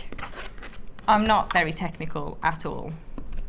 So you know, I know lots of people use the software, but I much prefer pen and paper and just cutting. Yeah, I like to sort of just do it and then sort of decide, well... But what I'd originally drawn on paper for this one... Am I missing one of those? No, it's there. I thought I was missing a piece then. When I put it together, it didn't look right. So it was a case of swapping, you know, just swapping out a couple of squares until... Because I really because I'd chosen this fabric originally anyway for this, I really wanted that green to pop. I just fell in love with that when this was launched. And I like the fact as well that you haven't introduced a sort of a solid or a background colour. You've really sort of celebrated the fabrics, and it's all about these beautiful fabrics. They're not sort of watered down in any way. No, gorgeous. I love these. I'll be really sad when it's not available. I've made so many lovely things. You get like that with fabrics, don't you? I've made I never so want to many run out things. of this. Oh, Fiona said, Stuart, iron down. You keep misting the screen up. Sorry. That's me and the steam, getting steamy in here. Getting all excited about the fabric. Oh, it's lovely to have a new quilt kit. I really love it. It's beautiful. I've really enjoyed making this. No, it's gorgeous. And I especially love that my daughter loves it because they are of an age where it's hard to please sometimes, you know? Yeah. And so when they go, oh, I really want that, because sometimes I say, oh, do you want me to make? No. Is it branded? Yes, it is. It's my brand. Yeah. Oh, no then. Not good enough, is it? No. So, yeah. I've long gone that with my 17-year-old. He's not interested in anything. Like so we've got a 17-year-old and 16-year-old. And a 10-year-old. And a 10-year-old, wow. Yes, they keep me very busy. Yeah, absolutely. No wonder you like to keep fit. That's only a new thing. Got to be able to compete. They are my drive, though. They are the reason I'm doing it. Are they? Yeah. I want to do something with them. I'm Yeah. too scared to say it out loud in case I'm not ready for it. Oh, okay. Intriguing. But yeah, and especially after lockdown, we go and do activities and I'm exhausted and they're Yeah. like galloping around with all this energy. Yeah. So I just want to be able to keep up with them. It's a great idea. I'm in denial that I'm not of the age to keep up with teenagers. So you're doing things like Zumba and Oh yeah, swimming? I love it. Yeah, swimming, Zumba. My favourite's spin. Oh, do you? I never liked spinning. I love it. I like it because they turn the lights out, nobody can see you. Nobody can see how much you're struggling at the back. I've never been very good on a bicycle. I don't know why, I've just never been very good at cycling. Back when I was much younger, I absolutely loved. I used to cycle to work every day. Wow. And I loved it. And I wish I could get back to that. But my work from where I live is too far. Right. That's not going to happen. No, and taking all your samples as well. Yeah. Oh, Helen's got in touch to say Kerrie's quilts are stunning. Aren't they just? And brand new today. This is the brand new launch, isn't it? It is. Really, really stunning. But, although they look quite complicated, Kerrie has broken down all of the steps, so it's very achievable. Linda's got in touch to say, good morning both. Living in Loveliness patterns are so easy to follow. Brilliant. Oh, that's a lovely. great. Thank you. And a message from Julie, who says, oh, Kerrie, I love them both, but the autumn quilt has jumped into my basket. I'm back into my sick bed. So this has really cheered me up, love Julie. Oh, Julie, I'm sorry to hear that. Lovely. I'll send you a big hug. Hug. Yeah. Big hug for Julie this morning. Making yourself a lovely new quilt will make you feel a bit brighter. Definitely. Yeah. It's nice to have a new project, isn't it? And then you've got something to relax to. So all I'm doing here, every time I'm cutting the block, I'm sewing across the line and simply just cutting a 1/4 inch past that seam line. I think I jumped ahead and not mentioned that. That's And all right, Kerrie. We're having a good old catch up. There we go. So we'll repeat this on each of these. This makes up the first block. Mm-hmm. And we're repeating this 4 times. Yeah. How am I doing with my pressing? Oh, you're very I'm neat. doing a good job. You're very neat. So can I book you for the next time I need Yes, a glamorous definitely. assistant, please? We'll go for dinner first and then we'll have For a sewing gazillion blocks. yeah. This is the thing, isn't it? But slow and steady. And of course, with this quilt, you can work on one block at a time, can't Yes. you? You don't have to make all these units for the entire quilt in one go. Not at all. So as I was saying when we first started, so what I've done in the pattern is I've given you lots of instruction what I did. So the first time I made this, I made the block, loved the block, was really happy with it, cut everything out, and it was chaos because there were so many different pieces. So my best recommendation to you is if you've got any cellar bags or I don't know how you organise your supplies. But I tend to have lots of cellar bags because of the pattern. So what I did is there's 2 different blocks. I've broken the blocks down in the pattern. So I've said for block 1, this is block 1 here that I'm working on with the lime. You're going to need, for example, 8 of the D pieces, 4 of the C pieces, and I've broken it down, 1 of the A pieces. You'll see this in there. And then what I've said in the pattern to do is to, where's that other little square gone? Have I lost a square? There it is. And then what I've said to do is to then break them down into the 9 blocks, put them into an individual bag or a file, that sort of thing, and then work on 1 block at a time. Right. And then as you look at the pattern, I've then broken down each block. So the main block is made up, and it's the same for block 1 and block 2. They're the same, just a different colour in your centre, if you like. And then I've worked on 1 block at a time. because I think when you're making a quilt that's so big, you've got to have a method. Yeah.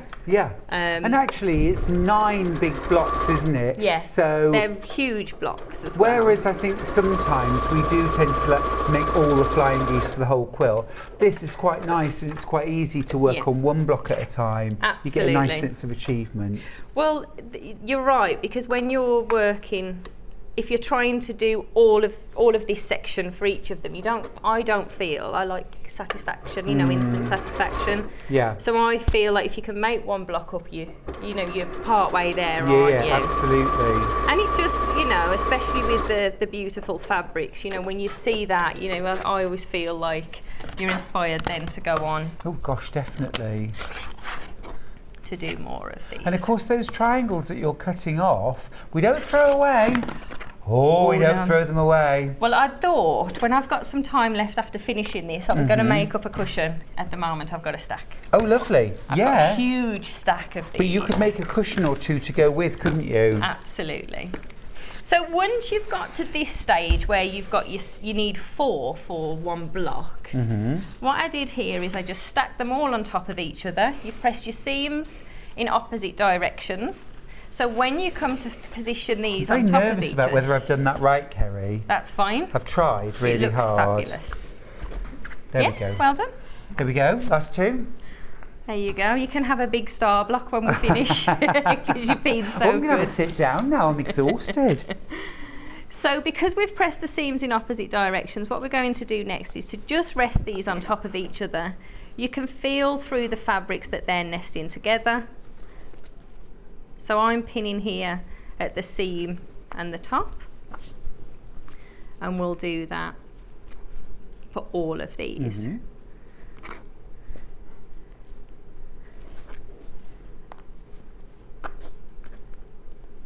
There we go. And it really is the way you press your seams that make it work, and it just there we go.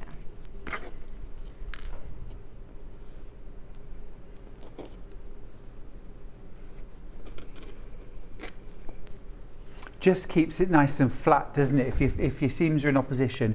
I mean, at the end of the day, if you were to go wrong in terms of which way you pressed your seams, do we need to start unpicking? Not at all. So if you're putting them on top of each other at this stage, and you can feel through, and you can feel when these are naturally resting together, there is absolutely nothing stopping you taking this back over to the ironing board and giving this another press. Oh, okay, and just flip it the other way. And just either flip it the other way, or if there's not, if it's too far to do that, it's not gonna, there's only you that knows. Yeah. Sometimes when I get myself sort of in a dark corner like that, I'll just press the seam open. Yeah. And it's not perhaps as less as it would be if I pressed it in opposition, but it's flatter than just leaving it all on one side. Yeah. Absolutely, and dependent upon how you go into quilt, you don't want that, because you'll feel it if all the rest of them. But with each step, we have put in there which way you're pressing your seams as well. Right. So the instructions are there if you want to, press seams in opposition. You can follow your seams, follow your instructions rather. This is quite a funny message. Owen P. Silver's got in touch. Obviously talking about exercising and going to the gym. And they've said, I love the machines in the gym. You can get bounty bars. What gym do you go to? There's no bounty Well, I bars used in to my love gym. when we used to go swimming when we were kids.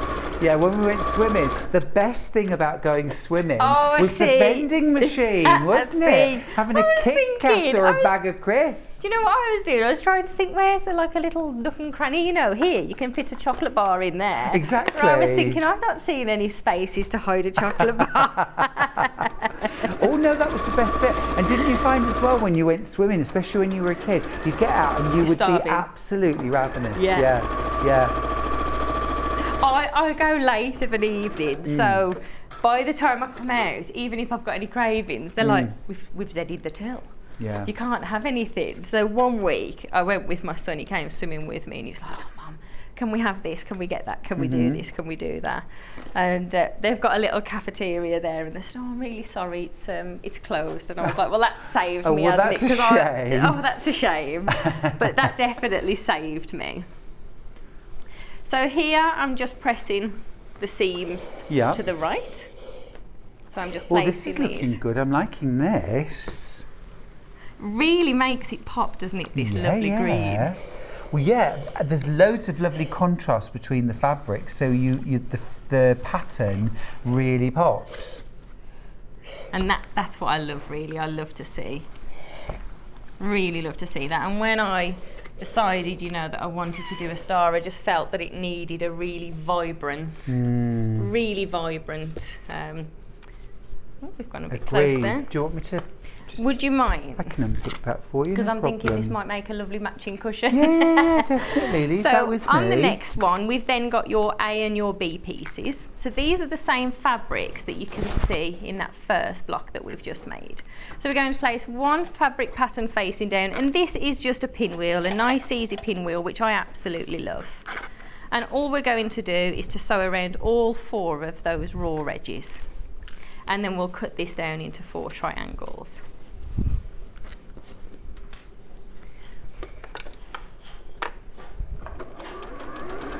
Oh, I love this. Kirsty's got in touch to say, I'm in my 50s, Stuart, but every time I swim, I'm still ravenous. Good on you, no reason. I always remember being, it was always pickled onion crisps I wanted. You know, like the Space Raiders. Yes. We always had those when we came out to swimming. Oh, yeah, lovely. Oh, this is a nice comment from Jan, who says, the quilt should be called So Very Kerrie, because that's what I thought when I saw the colours. Oh, that's such a lovely thing to say. So Very Kerrie. It's lovely. Oh, there we go. You see, we've got our next idea. Yeah. You know what to do on the next That's show. a really nice idea, actually, isn't it? To call it So Very Kerrie. That's a really lovely thing to say.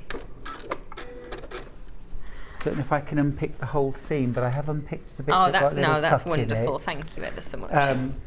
Now then, let me just grab out this autumn version for a second. I'm just going to step this away. This is in the lead. This is in the lead at the moment, the autumn colourway. Absolutely gorgeous, isn't it? So pretty. It's really got that sort of vintage vibe, vintage autumn. It's got that look of those lovely sort of, I don't know, do you remember Holly Hobby? Yes. And the dress that she wore, Yes. It's that sort of lovely vintagey look. Just really pretty and soft. Great, love that combination. And it illustrates as well how completely different the same quilt pattern can look depending on the fabrics that you use and the colours that you use. It really does. It can totally transform a design, can't it? Absolutely, yeah, right. And they look like I mean, you have to look at them to see, don't you? But they do transform the colours. Yeah, you do. Right, my lovely. Can I have the seams to the darkest side, please? You can. And while you do that, I'll show you the third block. So the third one, so this is one of the smaller blocks, is really easy to put together. Now, to get these in the right way, what we're going to do is to place all four out. Then we'll take one of the smaller ones and pop this just here on the inside. There we go, let's bring that across a little bit. Okay. So place it out so you can see how they're positioned first. And then what we're going to do is pop those pattern facing down and sew along that raw edge.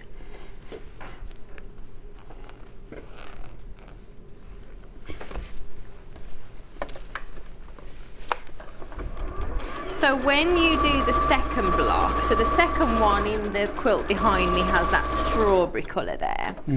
Something like this, you'll press the seams in the opposite direction. So for this one, we want the seams pressing towards the white.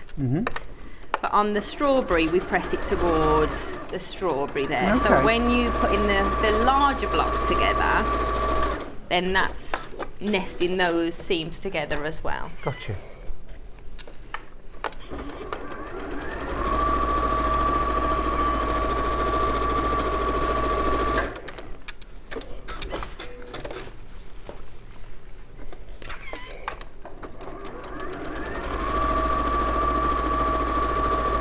as you're so speedy with that, we'll finish this little block because this is just so easy.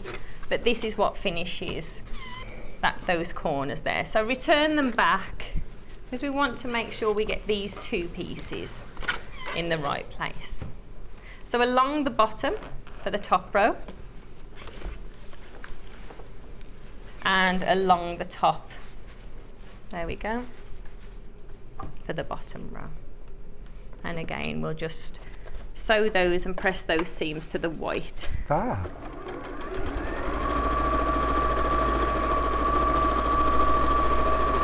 Now, Kerrie, while you sew those, I perhaps should mention we do have another little project from Kerrie, which is the passport clutch. This is a very, very cute project. Let me show you this. So you've got the gorgeous little purse. Now this is for the pattern and the fabric.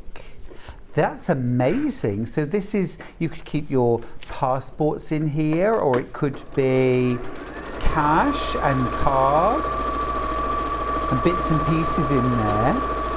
That's really good, and with a little magnetic fastening there. Love that. Really nicely shaped flap as well on that. Isn't that gorgeous? Really gorgeous, look. Beautiful. So you can get the full pattern plus the bows linen form and the fabric and the metalware that you need. Is that right? $14.99. That's incredible. That's amazing. You're getting all your fabric, all your metalware and your bows linen form to make the whole passport clutch. $14.99. That's amazing value. That's amazing value. And yes, of course, can be used for your passport, but can also be used as a purse or for other things.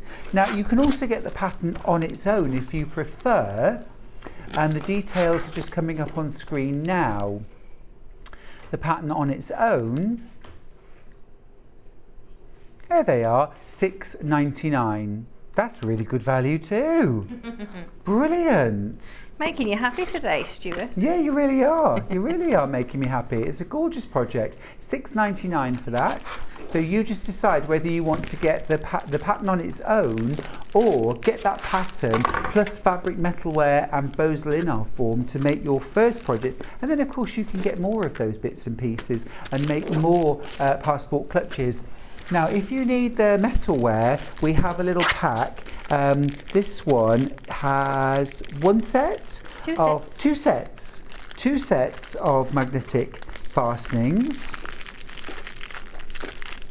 Brilliant, 2 sets. So that would be enough for 2 of the passport clutches for just $1.99. Brilliant price. Brilliant price. These are the kind of thing I'd be multi-buying, because it's so hard sometimes to find metalware for bag making, that when I do find it, especially when it's at a great price, I buy loads just so I've always got it in my stash. Now then, I need to come back because I'm required. Come on, this is my job, you know that. You've got far more important things to do over there. Far more important. So were those the half square triangles? So these are the half square. They are. These are the half square triangles that our lovely glamorous assistant pressed for us this morning.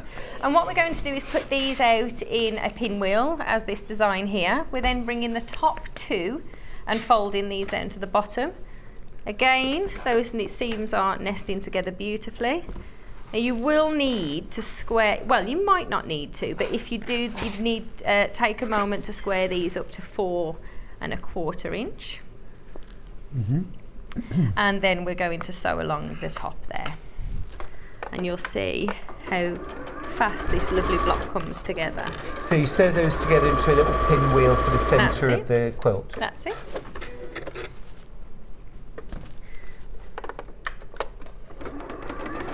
It's a lovely pack because you're learning lots of different skills as well. You're using some different units, really like this corner unit. Lots that you can do with that. That would be lovely, you know, kind of on its own as a block. You can kind of arrange those. Do you know what I mean? Yeah. It's a cute little block, isn't it? What are we naming that one? Oh gosh, Crazy 8. There we go. So speedy you are. Could you press those in opposite directions for me? It's the naming things sometimes, isn't it, that's the difficult thing. Oh, I mean, I've always said I'm ever so good at naming my quilts. If it's a Union Jack, it's called Union Jack. I'm not at all sophisticated. I'm not either. If you ask me about different fabrics, I say, oh, that's pretty pink. That's a pink. Everything's a pink floral. So once we've got the star, the pinwheel together in a moment, you can see how this is coming together beautifully. So we've popped the corners in. Just nice to see that star, isn't it? Oh gosh, yeah, and it really comes together quickly too. Oh, yeah, love it. So all we've got left to do is the pinwheel. That is really cool. Really cool. Ever so clever. And I love the way as well, do you see how the fabrics kind of join up into that outer star? And when I first looked at Kerrie's quilt, I thought, oh gosh, that looks really complicated. Well, I suppose the maths to work it out is complicated, but you've done all that for us. We've done it all for you. Yeah, all we need to do is follow your pattern. Do you want me to give that one final press? One final press for me, and while you do that, I'll put this row together. So to put your blocks together, you're going to sew row 1, which is the top, row 2 and row 3 together.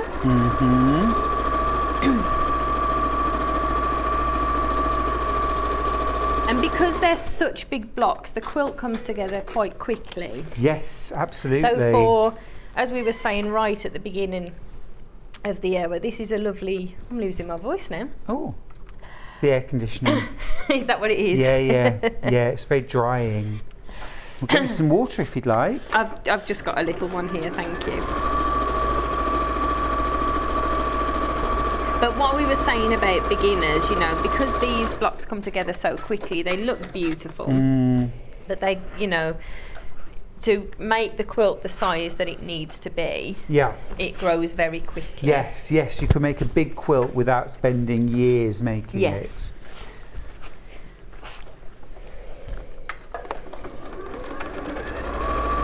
Oh, it's nice when it coming comes together. Isn't it? And really, the size of this as well. If you're going for the pattern, these make huge floor cushions as well, or huge cushions for the garden. So, once you've got the block.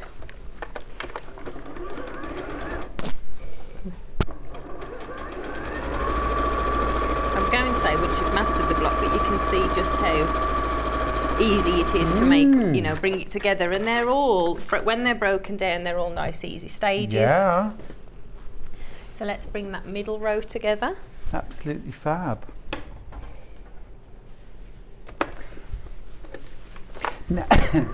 Now, Kerrie, we had author Rose Parr in this morning with her book, So Healthy and Happy, Quilting, and it's all about sort of ergonomics. Oh, really?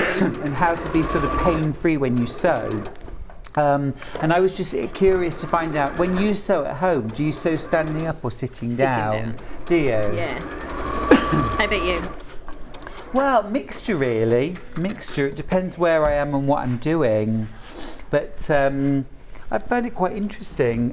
Just had a message from a viewer, Dawn, who says, my hubby built me a standing desk. I sew every day and I've been back pain free since January 2021. It's also built the muscles in my legs and my gluteus maximus. Oh, I say. I need one. Which is a great byproduct. Happy sewing, everyone.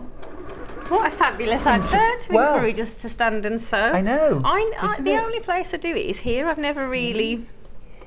Never ever stood to sew before. Rose was saying about using one of the standing sitting desks, you know, the adjustable ones, so that you can stand for a bit and sew and then drop it down and sit for a bit and just do a mixture. It's a really lovely idea. It's interesting, isn't it? To be honest, I spend most of the time on my feet with all the cutting and all the other different things that we do, so it probably would be, in the long run, much better. And as Dawn says this morning, build that gluteus maximus. There you go. That's Now exciting. isn't it? Nora's got in touch to say hi, Stuart and Kerrie. Please, can you tell us the size of the double star quilt, please? Thank you, Nora. So the quilt is 81 by 81. Yeah, 81 inches square. Really nice, big size that, isn't it? It's going to be great on a double bed or a queen bed. Definitely. There we go. Right, and all there is left to do is to bring these blocks together. And we've got one done. Fantastic. So just, again, bringing these together in the centre, Yeah. nesting those together. And as I mentioned, you know, the thing that I find much better for myself is breaking the quilt down into blocks, you know, Yeah. working on one block at a time, and following this process that we've done today. And I really found, you know, putting each block separately, or, you know, pinning your letters to them, whichever you find works for you. Yeah. But just putting them into a different, even a sort of clear folder would work, wouldn't it? Yeah, absolutely, absolutely. Some nice messages for you, Kerrie. Hillary's got in touch to say, stunning design. The fabrics for the quilts are beautiful. Love the passport clutch. Fabulous idea. You would see this straight away in your bag. And Julie's got in touch to say, Kerrie is doing so well. I watched her make 4 bags on Hobby Maker this morning, and now these quilts. You go, girl. We can't stop Yeah, they you set today, me a can challenge this morning. Could we do all 4 projects in the 2 hours this morning? Really? Yeah. Oof. We did it. You did it? We did it. Literally just scraped through. So did you spend 8 till 9 just lying down? No. I did squeeze in a cup of tea though. Oh, good. I'm glad to hear it. And you know, I had a chat with in the green room, which that's the lovely thing about coming, isn't it? Catching up with people who you normally wouldn't bump into. Oh yeah, absolutely. Now then, this week of course is Festival of Quilts week, Kerrie. Are you going to be at Festival? I'm going to Festival on Friday. Fantastic. How about you? Fantastic. Are you there every I'm day? there every day. Yeah, I'm on stand G74. So come and say hi, and also I will be on in the Sewing Street Lounge. I do love an exclusive lounge, don't you, Kerrie? Yes. And I'll be there on Friday and Saturday around lunchtime, doing meet and greet, Lovely. which is fab. Really good fun. You're far more organised. I know mine's on Friday. Oh, I'm but not organised at all. I couldn't tell you what time. Thank goodness for Charlie, that's all I can say. Charlie has been an absolute miracle this week. He's been so good. Organising you. Yes, He's but been of course, brilliant. if you're getting ready for Festival, there's lots going on, isn't there, as well? There is, yeah. And also, well, in fairness, I organised a big birthday party for him at the weekend. So Charlie's organising Festival of Quilts for me in return. I did wonder how you were managing to squeeze being in here and sorting everything out. I thought, oh gosh. Yeah. It's a lot no, of- but I'm really excited. It's lovely. I'm here part of the time, and then at Festival as well, part of the time as well. So it's a perfect combination. And remember, if you can't get to Festival of Quilts, we're going to have, well, we've got people like Cindy Cloward from Riley Blake is going to be here this week, who's over from the US. We've got the brand new launch of Kay Fassett's new book, Quilts in Wales, which launches tomorrow. That's super exciting. And then we're going to be doing some filming at Festival of Quilts, which we'll be able to show on Sewing Street as well. So if you're not going to Festival of Quilts, don't worry, we will bring the festival to you. How are you getting on, Kerrie? We are done. Oh, Other than your awesome. final Do you want me little to do a press? final little press? Yes, please. Leave it with me. You stand there and look glamorous. It's just a fantastic block. I love it. I love big blocks because they show off the fabrics really well, don't they? Yeah. Oh, yes, definitely. I love big blocks, and I cannot lie. Some of the Hey. people made it, I won't sing to anybody today. Oh gosh, no, we can't afford to pay the license. I'll say at my classes, would you like me to sing? And they go, no. The funniest No. thing is, no one ever stops me singing here. You know, and as I say, you know, if you go over more than a few seconds, you have to pay a license, I think. But because they always say that no one would recognise what I was Oh, really? singing. Which is rude, isn't it? When my daughter was younger, she was just, I think just as children are in awe of me, she'd be like, oh, Mom, You have the most beautiful voice, Craig. Like, There's don't nothing tell to her that. compare it with, Well, that's what Kerrie. he said. Don't tell your mum that. She'll carry on. And now she's older, I say, "What do you think? Do you think I can sing?" And she goes, "Sometimes." I love it. Look at that block. Kerrie, you're an lovely, absolute isn't it? marvel. Look at that. It is beautiful. I think that deserves a pre-recorded cheer.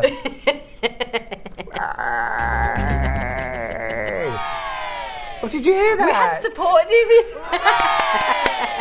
I think I was the only one who didn't join in then. Oh, he's getting 3 cheers now. This is getting ridiculous. Is that the bells of St. Clement's? No, it is that good though, Kerrie. That's fantastic. Really terrific. Really terrific. Love it. Now then, so we make 9 blocks. So yeah, so you've got 5 of the lime green ones. Well, it'll be a different colour in your pattern. And then you've got 4 of, I'm going to refer to them as the strawberry in here. Now, the next thing that we've got on the quilt is we've got just an inner sash in. So that's a nice slim sash in there. I really wanted to use the white to make it pop. So on this one, of course, we've got floral on there, but originally I designed with this fabric. And then on the outer sashing, as you mentioned earlier, I just felt there was some fabric left over and I felt we needed to use it. Let's make some lovely flying geese. So we've got the flying geese and they're just in the top corner and the bottom corner as well. So just a nice little subtle. Absolutely beautiful. Well, listen, don't forget to get your kit while you still can. They've been very popular.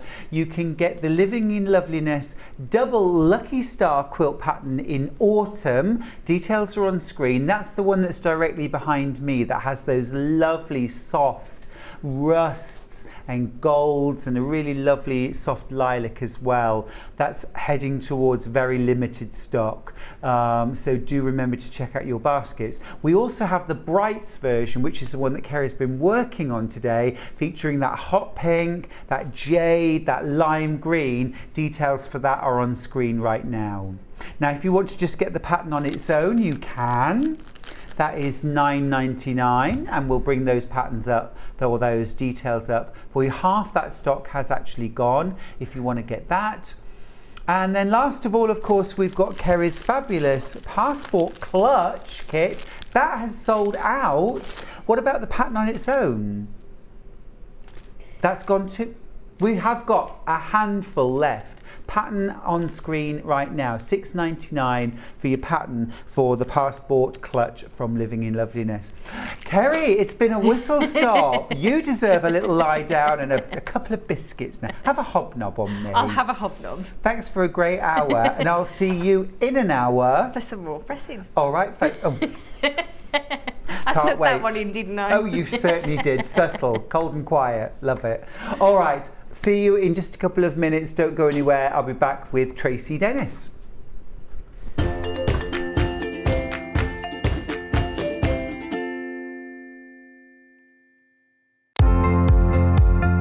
Hi, I'm Jo Carter and I'm a soft toy designer and I quilt as well. I've been sewing for as long as I can remember. My great-grandma, my nana, my mum all sewed, and so it's something I grew up around. If I was to give some advice to a new sewer, somebody who wanted to try it, that would be to watch a few tutorials, but then to just give it a go. And try not to focus on achieving the perfect end result. Instead, at first, always, focus on enjoying the process and learning a new skill. Sort of those perfect results will come in time, but developing a love for sewing, I think, is a really great way to go. And a tip I've been given that I still use today is make sure you have plenty of seam rippers. It's frustrating enough if you have to remove some stitches, but then if you can't lay your hands on a seam ripper and you have to hunt around for one, that makes it doubly frustrating. So yes, plenty of seam rippers would be my go-to tip.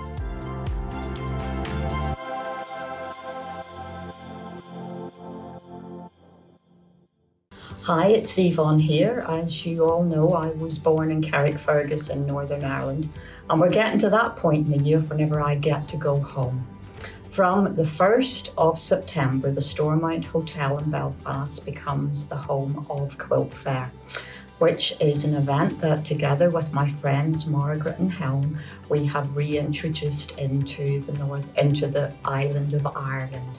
We are really looking forward to this, our second event. We have retained many of the features that you liked from last year's show. We have those nice wide aisles, we have all those expert traders, and our free talks and demos in our schoolhouse. In addition, this year we have added our creative workshops, which Sewing Street have so generously sponsored for us. So this year we have added in 2 exhibitions. One of them, Old Roots, New Shoots, is from the Irish Patchwork Society. And the other exhibition is the work from our traders. It's entitled, This Is What We Do. So I really hope that I will see a lot of you there. We thank everyone for their continuing support in this venture that we have to create the best little quilt show in Ireland.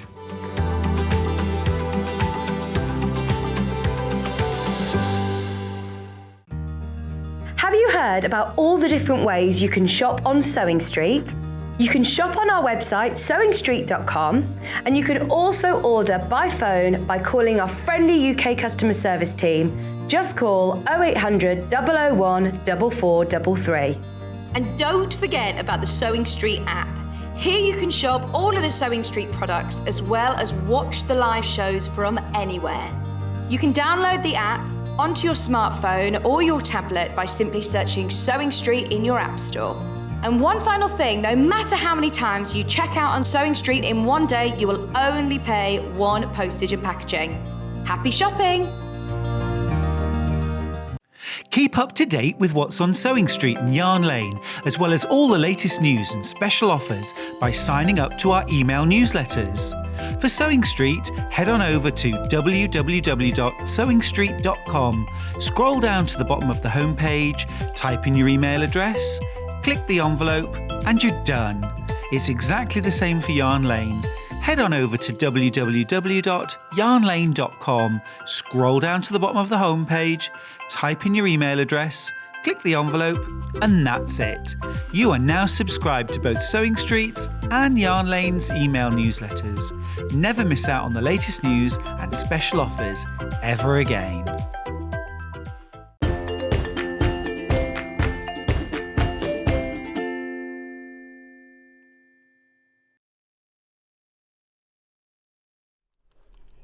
Hi everybody, welcome back to Sewing Street. Oh, it's an exciting hour now. We've got the fabulous Tracey Dennis from Owl and Sewing Cat. Tracey, hello. Welcome back. Thank you. Gosh, now it seems like ages since you were last here, but that was for the launch of Owl and Sewing Cat here on Sewing Street, It was the last it? show that I did with you. Yeah, we were doing some dressmaking and some crafting, and we've now expanded the range. So it's great. So we're bringing brand new and exclusive dressmaking designs to you today. So That we've got is a new fantastic. collection there and some nautical themed craft projects. So a complete wide range of different projects today for you. Absolutely fantastic. Now, what I love about Owl and Sewing Cat, well, lots of things. Dressmaking pattern-wise, Tracey, you managed to achieve what I think is almost impossible, but clearly not. But you create dressmaking patterns which are absolutely beginner-friendly. Yeah. But they look so sophisticated, smart, chic, aspirational. How do you do it? So that is exactly what I want. I want everyone to be able to dressmake. It's not difficult as long as we've got the right patterns, easy styles. So we're going to show you how. So we've got 4 today. The one that I'm wearing, simple kimono, easiest thing to make. So hopefully we'll get a chance to make that on the show. Then we've got our new tunic pattern here. So you can wear this as a dress tunic, which I do. I've even put little pockets in the side here. You could have it a bit shorter as a dress if you like. So this is called our Ava tunic. Which is brand new and exclusive today, this collection. Then we've got our pleat neck top here as well. So this is another one, very flat and around the neck. Again, not difficult to do. And it's a long version here that we've got. So pleated around the neck, nice open neck. And as you go down, it has got a little band on the bottom, so you can have it as a tunic, but I've also, camera's a bit, sorry, table's a bit high to see that, but we'll see it on the front of the patterns. But you could also make that into a top, and we put the top length as well. So if you just want it as a regular little shell top to wear, all these things are going to be great for this weather. And the most exciting is we've got our trousers. So yes, I saw that. because you remember the last show we did together, we got a request on the show for trousers. So We we've done did. a really nice everyday pair of floaty trousers. Nice pockets in them. You can have them elasticated at the bottom if you want to, or you can do them just, I've done one pair as a regular tailored sort of pair of trousers as well. So it's entirely up to you what you would do with those, whichever style you like. You could even make them shorter into shorts. You could have them as your pajamas at night. Just nice floaty trousers, because the weather's been so hot, hasn't it? Yeah. So humid. So all this gives you a really nice capsule wardrobe. But there's nothing hard on there, is there? There's no fastening, it's No. an elasticated waist, there's no pockets to worry about. No, everything that we've got, well, there are pockets on there, there but, are they, pockets, but they lovely. are easy ones Easy. to do, and I'll show you how. And all our patterns have full instructions taking you through as well. So yeah, there's no zips, there's no difficult tailoring to do. This one, just measure the elastic around your waist, and if it's comfortable for you, then that's the waist that you want them to be. All of them are available in size 10 to size 28. So whatever pattern you buy, it's going to be size 10 up to size 28. So you can buy them individually, or we can do it as one big collection. If you buy this as a new collection, you're going to get all of the patterns, plus you're going to get our freebie bag. If I just grab it from that. So you're going to save by buying it as a collection, plus you're also going to get your freebie bag pattern. That is gorgeous. So we've done it in oilcloth, nice little clips at the side, you've got studs at the bottom, so you've got feet on it. So yeah, you're going to have that as a freebie to go with that. And we have two different options. We have it as printed pattern, or we have it as a USB, so you can print them at home yourself as many times as you want. Brill. Let me show you the bundles that we've got. So, as Tracey said, you can buy them individually, and we'll do those in a second, but the best value is to buy them as a collection. So, you're going to get, this is the printed version, so you're going to get full size. Love this. You've got like a proper big envelope to keep your pattern in. So, you've got your Miller trouser pattern. Very, very adaptable. Wear them long, short, elasticated bottom, flat hem. You can make them up as a pajama. Absolutely beautiful. All of these are size 10 to 28. You've got the Ava tunic. And again, you can have that shorter, longer, really easy to adapt, but just so super chic.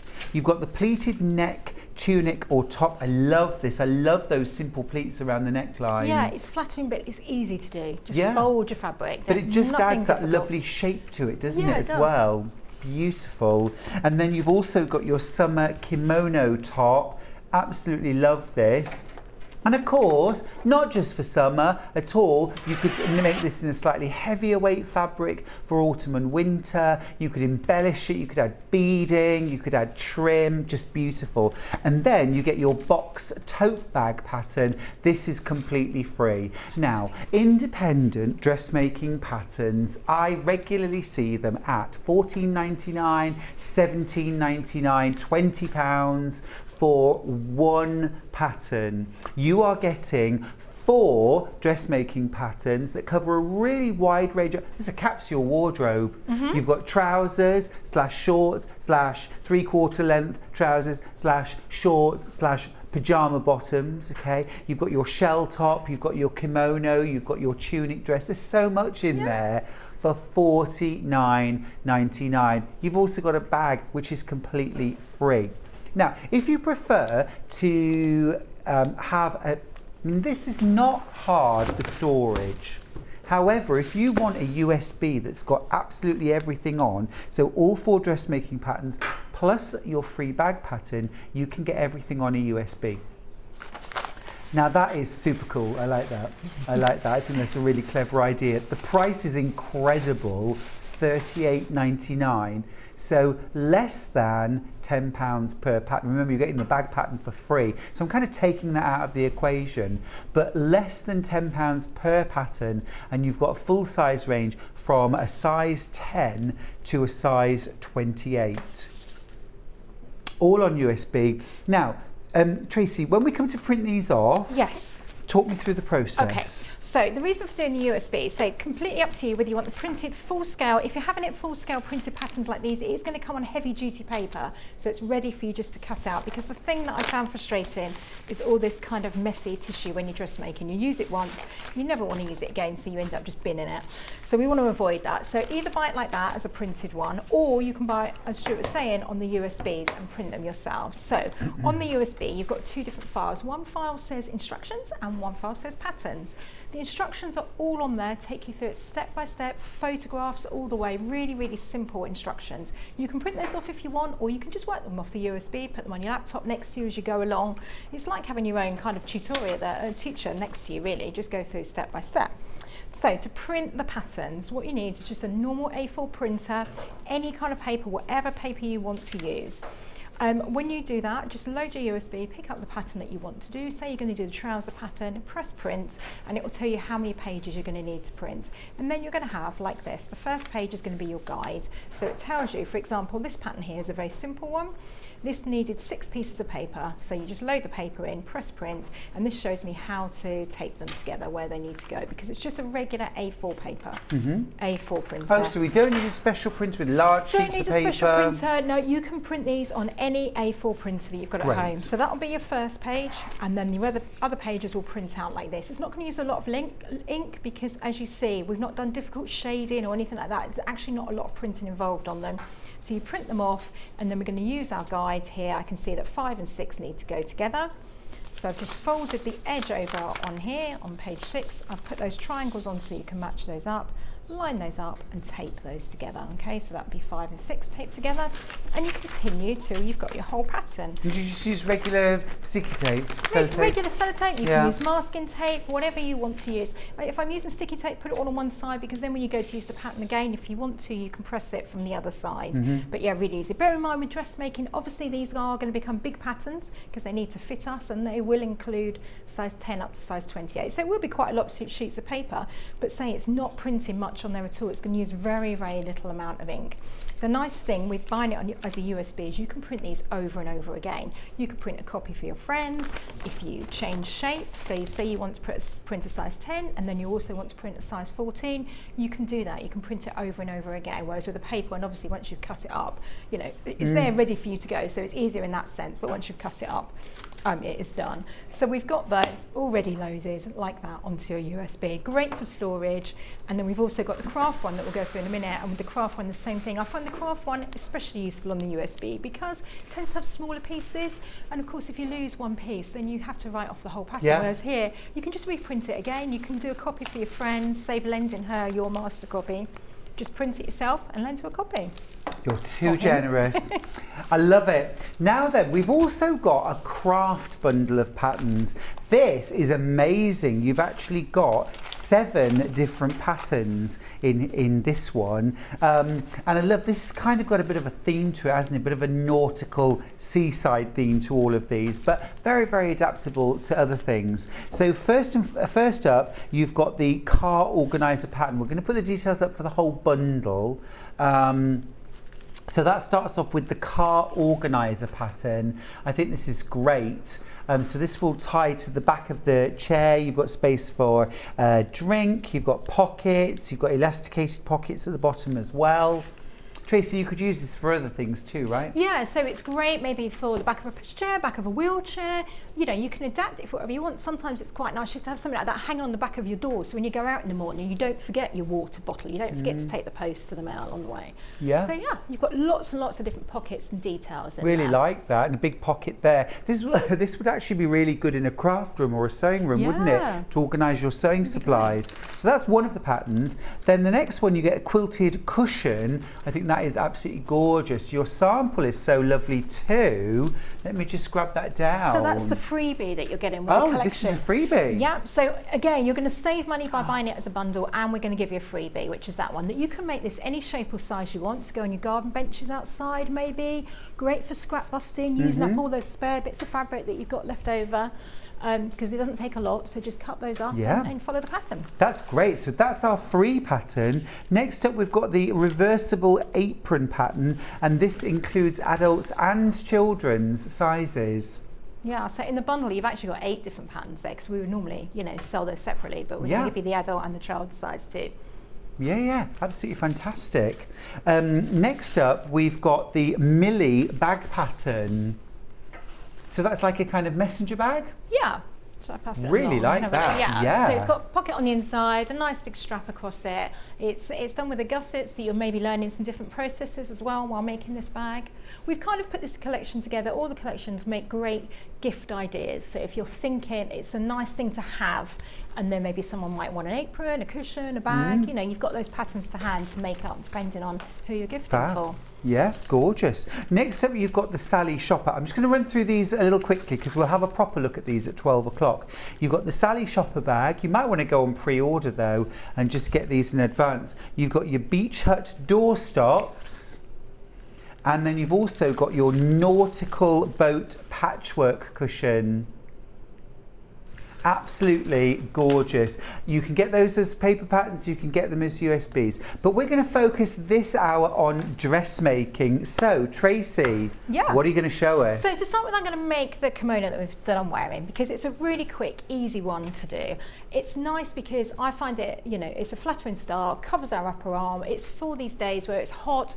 We don't just want to walk out in a vest top sometimes, so you just throw in that extra layer on, and you can wear it during the day, you can wear it in the evening, you can wear it for dog walking. It doesn't matter. It doesn't cling to your body, it's just that loose fitting shape. We've increased the sizes, so it now is available size 10 to size 28. So when you buy the pattern, you will get all those sizes. So what we're going to do is cut your pattern pieces out here. Okay, this is our back panel, and then you've got a pair of front panels. So very simple. You put your 2 front panels like that, right sides together. Okay, let's concentrate on this one first. So what this seam is here is your shoulder seam. So we're just going to pin and stitch that. So you want like a flowy fabric, like a viscose or a lightweight jersey. You could even do it in a linen if you want to. This is one of that would be nice. Yeah, this is one of our new linens, viscose prints, and I quite like to do it in the viscose because it's so cool. Where this weather's been hot, it's really lovely, cool thing to wear. Is viscose easy to sew, Tracy? Really easy. If you've ever have any concerns, we have our website, owlandsewingcat.com, is full of blogs, and we've done blogs to help everybody sew, because if you haven't sewn before, I know that it can be a bit scary when you're starting to do dressmaking, but actually it's really simple to do. So we've done blogs on there on how to cut fabric, how to sew with viscose, how to neaten your edges, all sorts of help is there. And do just get in touch if you have any questions. We want you to get these patterns and enjoy them. But I've got a regular needle in here, and I'm just going to sew down that shoulder seam. We've got a 1 centimetre seam allowance, nice and easy. And I'm going to do it on a large stitch length. You do a longer stitch length? Well, I'm doing that just for the demonstration. Oh, okay. Just to make it a bit quicker and easier for everyone to see. You are the queen of quick sewing, Tracey. I've seen you many times before now, creating a whole outfit literally in like half an hour. Well, you're amazing. I am that person going, what am I going to wear tonight? Quickly need to make something. Really, do you? Because a lot of patterns you could make in an afternoon and wear in that evening, absolutely. couldn't you? We used to teach these as classes. This would be a really nice dressmaking course that you've got here. We would do this in like a 6-week course. So they're all things that we would teach, just like a half-day class to show people. We would do this as a complete beginner because there's no fiddly bits to it. Right. So sometimes it's easier for a beginner to start somewhere like this than to do the smaller fiddly sort of soft toy things that we do. This is very easy and quick to do.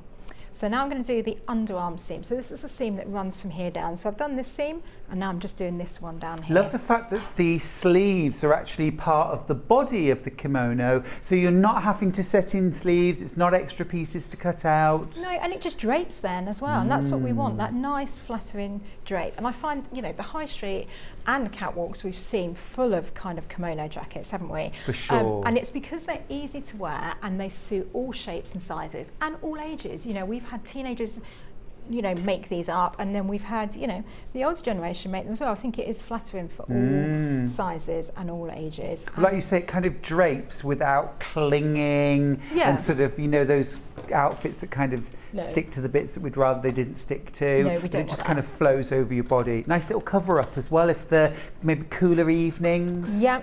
Exactly, and right through, even it's something that you would wear at Christmas, or an evening. There's no reason why you couldn't put this in a nice sequin fabric for Christmas. Yeah. So I'm just going to whiz down the side here.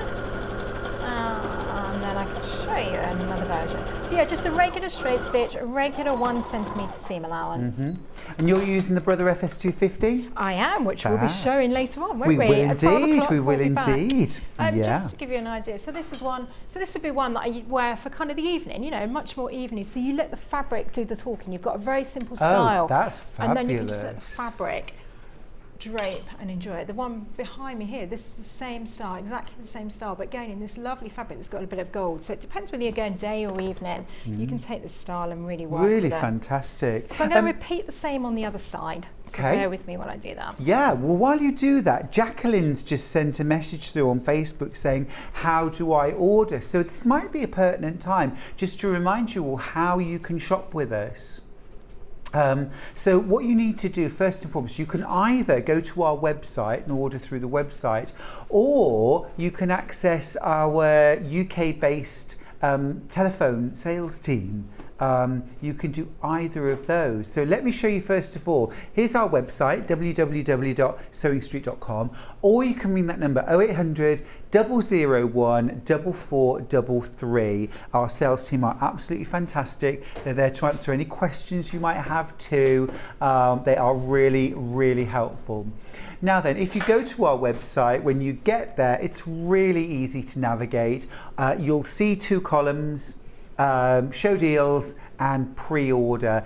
Anything that's already been on TV that day will be on show deals. Anything that's still to come up in later shows will be on pre-order. So if you're watching it right now and it's on screen, it will be there on, there it is, there's your 2 columns, today's show deals and pre-order. So you can just scroll down and you'll be able to find those owl and sewing cap patterns, the USBs, the pattern bundles. Easy peasy. But remember, if you ever need to speak to a human being, just ring our call centre. They're fab. 0800 001 4433. Tracy, are you on your second one yet? I'm on the set. Not quite, but nearly. So You've got a reputation, Tracy, it's fair to say. So yeah, we are doing quick and easy dressmaking. There are no darts, there are no zips, they're just simple styles that are going to flatter and suit all shapes and sizes. And they're also things that I find don't go out of fashion. I've had these kimonos, different variations over the years, and I still use this pattern over and over again. Yeah. So I'm just doing a straight stitch, regular needle. I'm using a viscose fabric and just doing a straight 1 centimetre seam allowance. You will obviously want to neaten the seam allowance here, you know, as with everything. You know, it's good to neaten those. If you've got an overlocker, then brilliant, you can overlock the edges. If you've got something like the Brother machine that we're working on here, the 250, there's an overlocking stitch. Hopefully we'll get a chance to show you at 12 o'clock. But yeah, there's a really nice stitch on there that you can use. In fact, most machines do have an overlocking stitch or overcasting stitch. When you're sewing viscose, do you straight stitch is fine? You don't need to use a stretch stitch, or no, because it does. It's got no stretch. Oh, it's just floaty. It's just a floaty fabric. Okay? Oh gosh, it's lovely. So I haven't done the hemming, but just to give you an idea of what it would look like in that fabric. So a little bit different. So yeah, you can make an outfit so quickly and so easily, and each one is going to look different depending on the fabric that you're going to do. So just to show you, so you do the neatening, and the other bit you've got to do is the hemming all round. Oops, excuse me. So to do the hemming, you're just going to fold your fabric under and under again and machine it. So just take it like this, fold it under by 1 centimetre, and then fold it under by another centimetre. You would press that all round first, and be very careful where you've got a slightly curved edge here. So it is going to take just a small little bit all the way around, and just press it as you go. And then when that's pressed, you're just going to do your normal hemming stitch around that. It does show you in the instructions how to do it. There are photographs as well. It really is very, very basic instructions. We take it right from the start, from how to, what pieces you need to cut out. But as you've seen, it's simple. There's 2 pattern pieces to this one. Brilliant. And online, owlandsewingcat.com will answer all your questions too. So fold it under and under like that, and just machine hem it round, and your kimono would then be finished. Now, Tracy's asked, Tracy, can you print individual sizes off on the USB? Yes, you can print whatever sizes you want. So the sizes go 10, because these aren't structured fitted garments, which is what I like because I do find sizes can vary from time to time. Yeah. So we've got size 10 to 12, and then it goes 14 to 16, 18 to 20, 22 to 24, and then 26 to 28. So 2 sizes within one. So yes, you can print off whatever size you want. With the USB, you can print it as many times as you want. So you can print the size 10, then you might want to print a size 14 if you're making it for friends, making pyjama trousers. You don't need to cut up your original pattern. That's really cool. You can just print it as many times as you want. That's really cool. I was wondering that myself, actually. Thanks for that question, Tracey. That was a really good question to ask. So unlike a regular printed pattern where it's all the sizes and you cut round the size you want, you just print the size you want if you go for the USB. Yeah. Brilliant, brilliant. Anne asks, hi Stuart and Tracey, do Owl and Sewing Cat do a pattern for the white camisole top you're wearing, Tracey? Thanks. And if not, why not, Tracey? Not yet, but bear with me. Let me try. It is a lovely shape, though. Really lovely. you. Will you do a pattern? I will try. Yes, Thank you. yes. Good. I will add it to my Excellent. list. We've got lots that we're working on. You know, I ask. I'm here for you. Let me just go through the patterns in the bundle just to show you what you could get. Now, first of all, I'm going to show you, this is the, let's go USB first. So this is the USB version of the dressmaking bundle. So you're getting the pattern for the summer kimono top. You also get the pattern for the pleated neck tunic or top.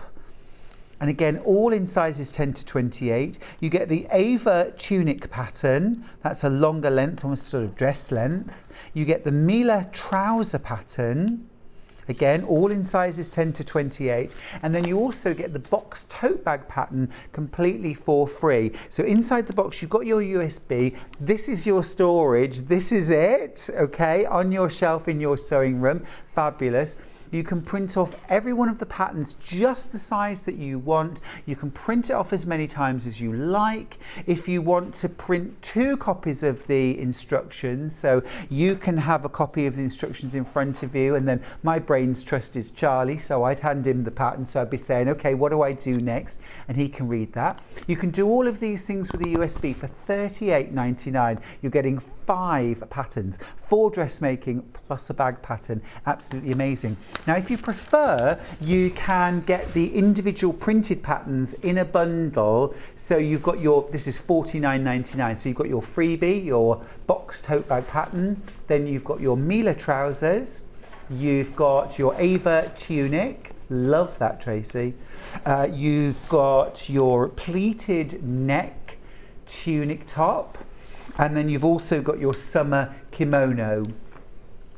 All printed full size, really high quality paper as well. So you cut out the pattern size that you want. You've got your full instructions there as well. Tracey, you're transformed. What are you wearing? Well, I think it's quite nice. I'm not the best model, sorry, but it's nice to see the things on. So this is the Ava tunic. This is the new one that we were looking at earlier. So I wear it, it's a long one, so you can wear it as a dress. Again, if you want to cut it off and have it shorter, you know, maybe in the winter I might put a pair of jeans under it and wear it like that, or even a long sleeve top I could wear underneath this too. But while this hot weather's been here, I've lived in these. So it's the same version that you see, oops, the other side of me, this one here. Okay, so it looks very, very different in the different fabrics again. So this one's in a cotton lawn, so you could do it in that, or this one is in viscose, which hangs and flows. Tracey, how do you do the tie belt? Do you get the pattern for a tie belt? It comes with the, it comes with a pattern for a tie Wow. belt. It comes with pockets as well. It's up to you. So this one I haven't got pockets in that I'm wearing, but this one here I've put the pockets. So I'm including in the pattern. You're going to get again all the sizes.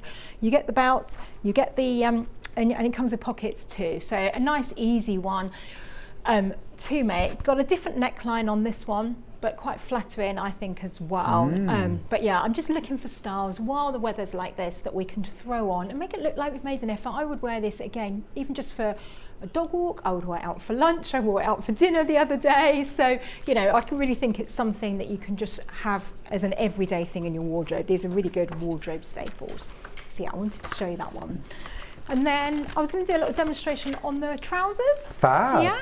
So just to recap again, the trousers are like this. Okay, so you've got nice pockets at the top. Okay, nice floaty trousers, not too wide though. These ones here I've elasticated in.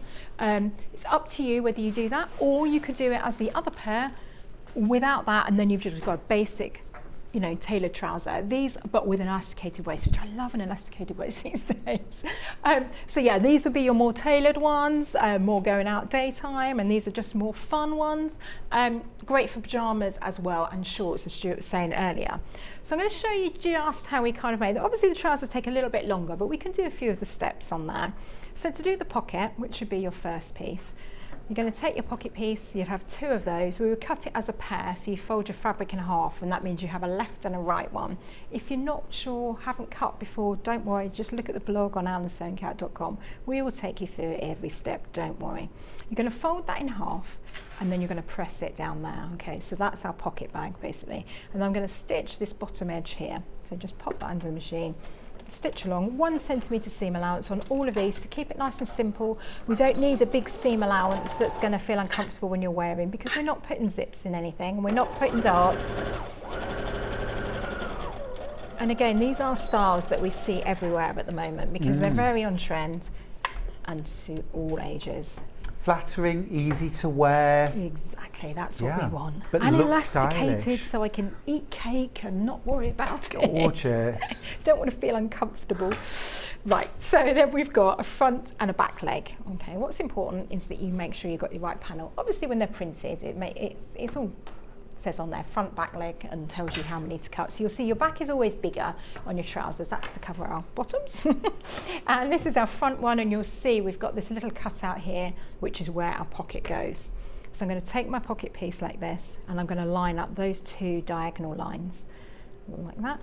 Put some pins in and stitch down it. Make sure it doesn't stretch. If it does stretch a bit, just give it a nice press afterwards.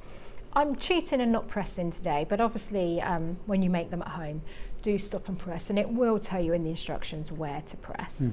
So I'm going to stitch just that line again, 1 centimetre seam allowance, nice and simple, keep it the same for everything. Now Jacqueline's asked, if I buy the printed versions, are they paper patterns? Well, the good news is absolutely yes. Really high quality paper patterns. So not the flimsy tissue paper that we're used to from a lot of the sort of mass market patterns. This is heavy duty.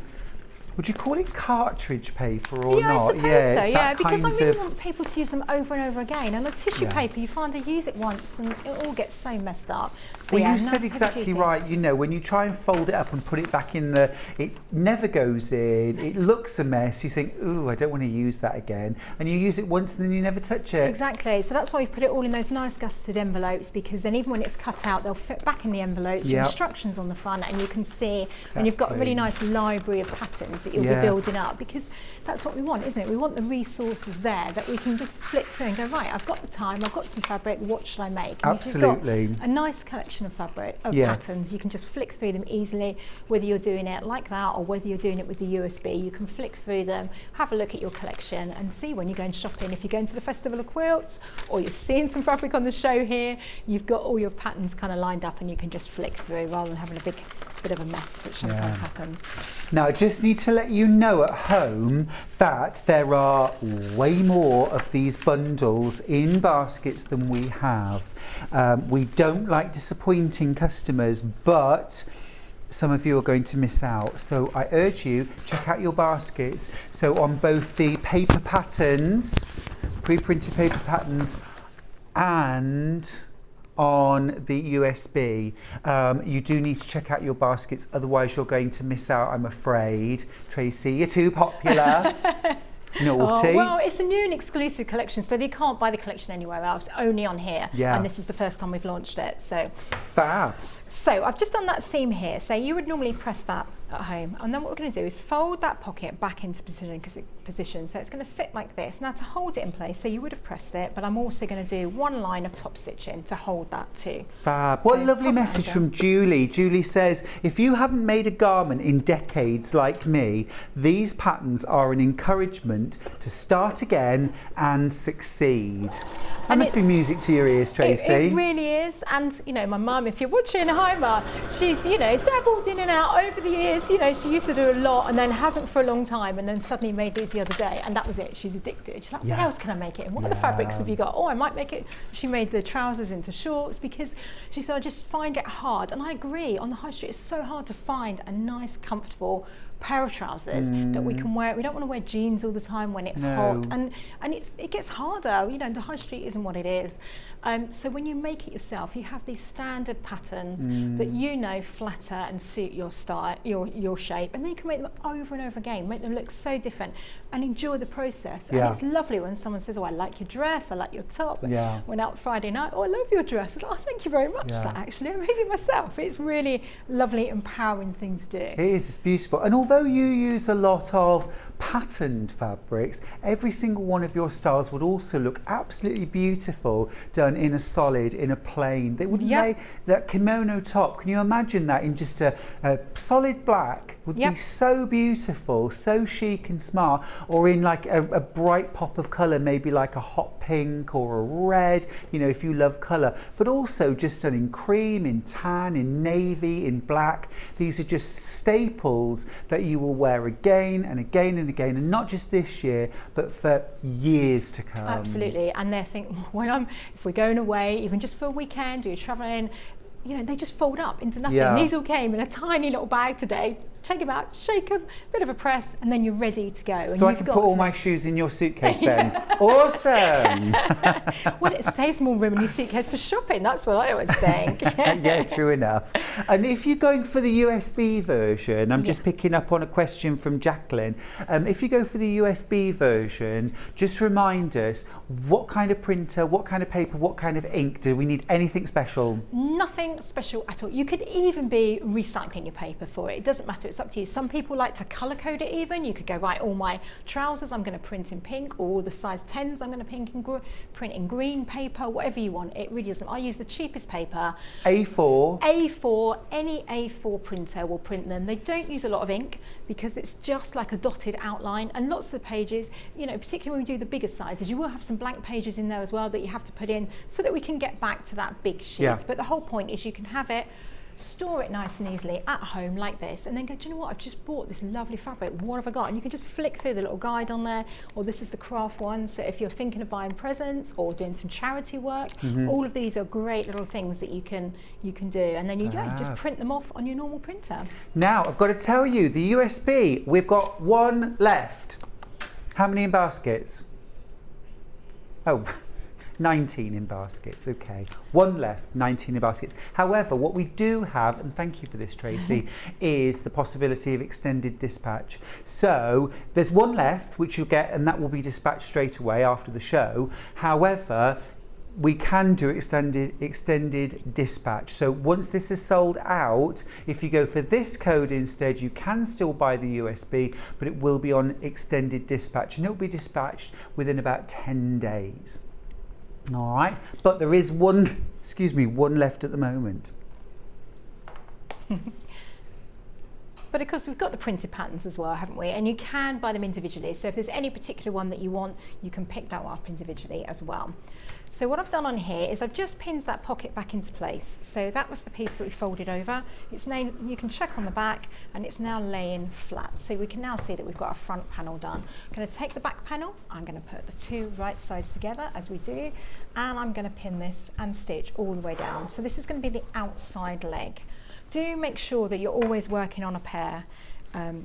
Very, very simple to do that. You've got one, every pattern piece is labelled for you, and you'll soon see because they won't marry up. So we're going to do that. You would take a bit more time at home and put a few more pins in here, and again neaten the edges depending on what machine you're doing it on, or if you're doing it on an overlocker, whatever suits you for your purpose. Tracey, can I ask a quick question? Yeah, go for it. If you were petite, or if you were taller, how would you adapt, for example, the Mila trouser pattern? Very, very easy. Okay. So trousers, obviously we're all different heights and we all wear our trousers at different heights, you know, and I found that when people have been making these, in fact when I made the samples, it varies, depends on the season and fabric that I'm making them in as to what length I want. So with the trousers, and it is written in the instructions, we get as far as putting the elasticated waist on, and then we always say to pop those trousers on, put it with the shoes that you're going to be wearing it with as well, and then you can get those trousers the perfect length for you. So decide what length you want. You might want them cropped, you might want them long, you might want them floaty,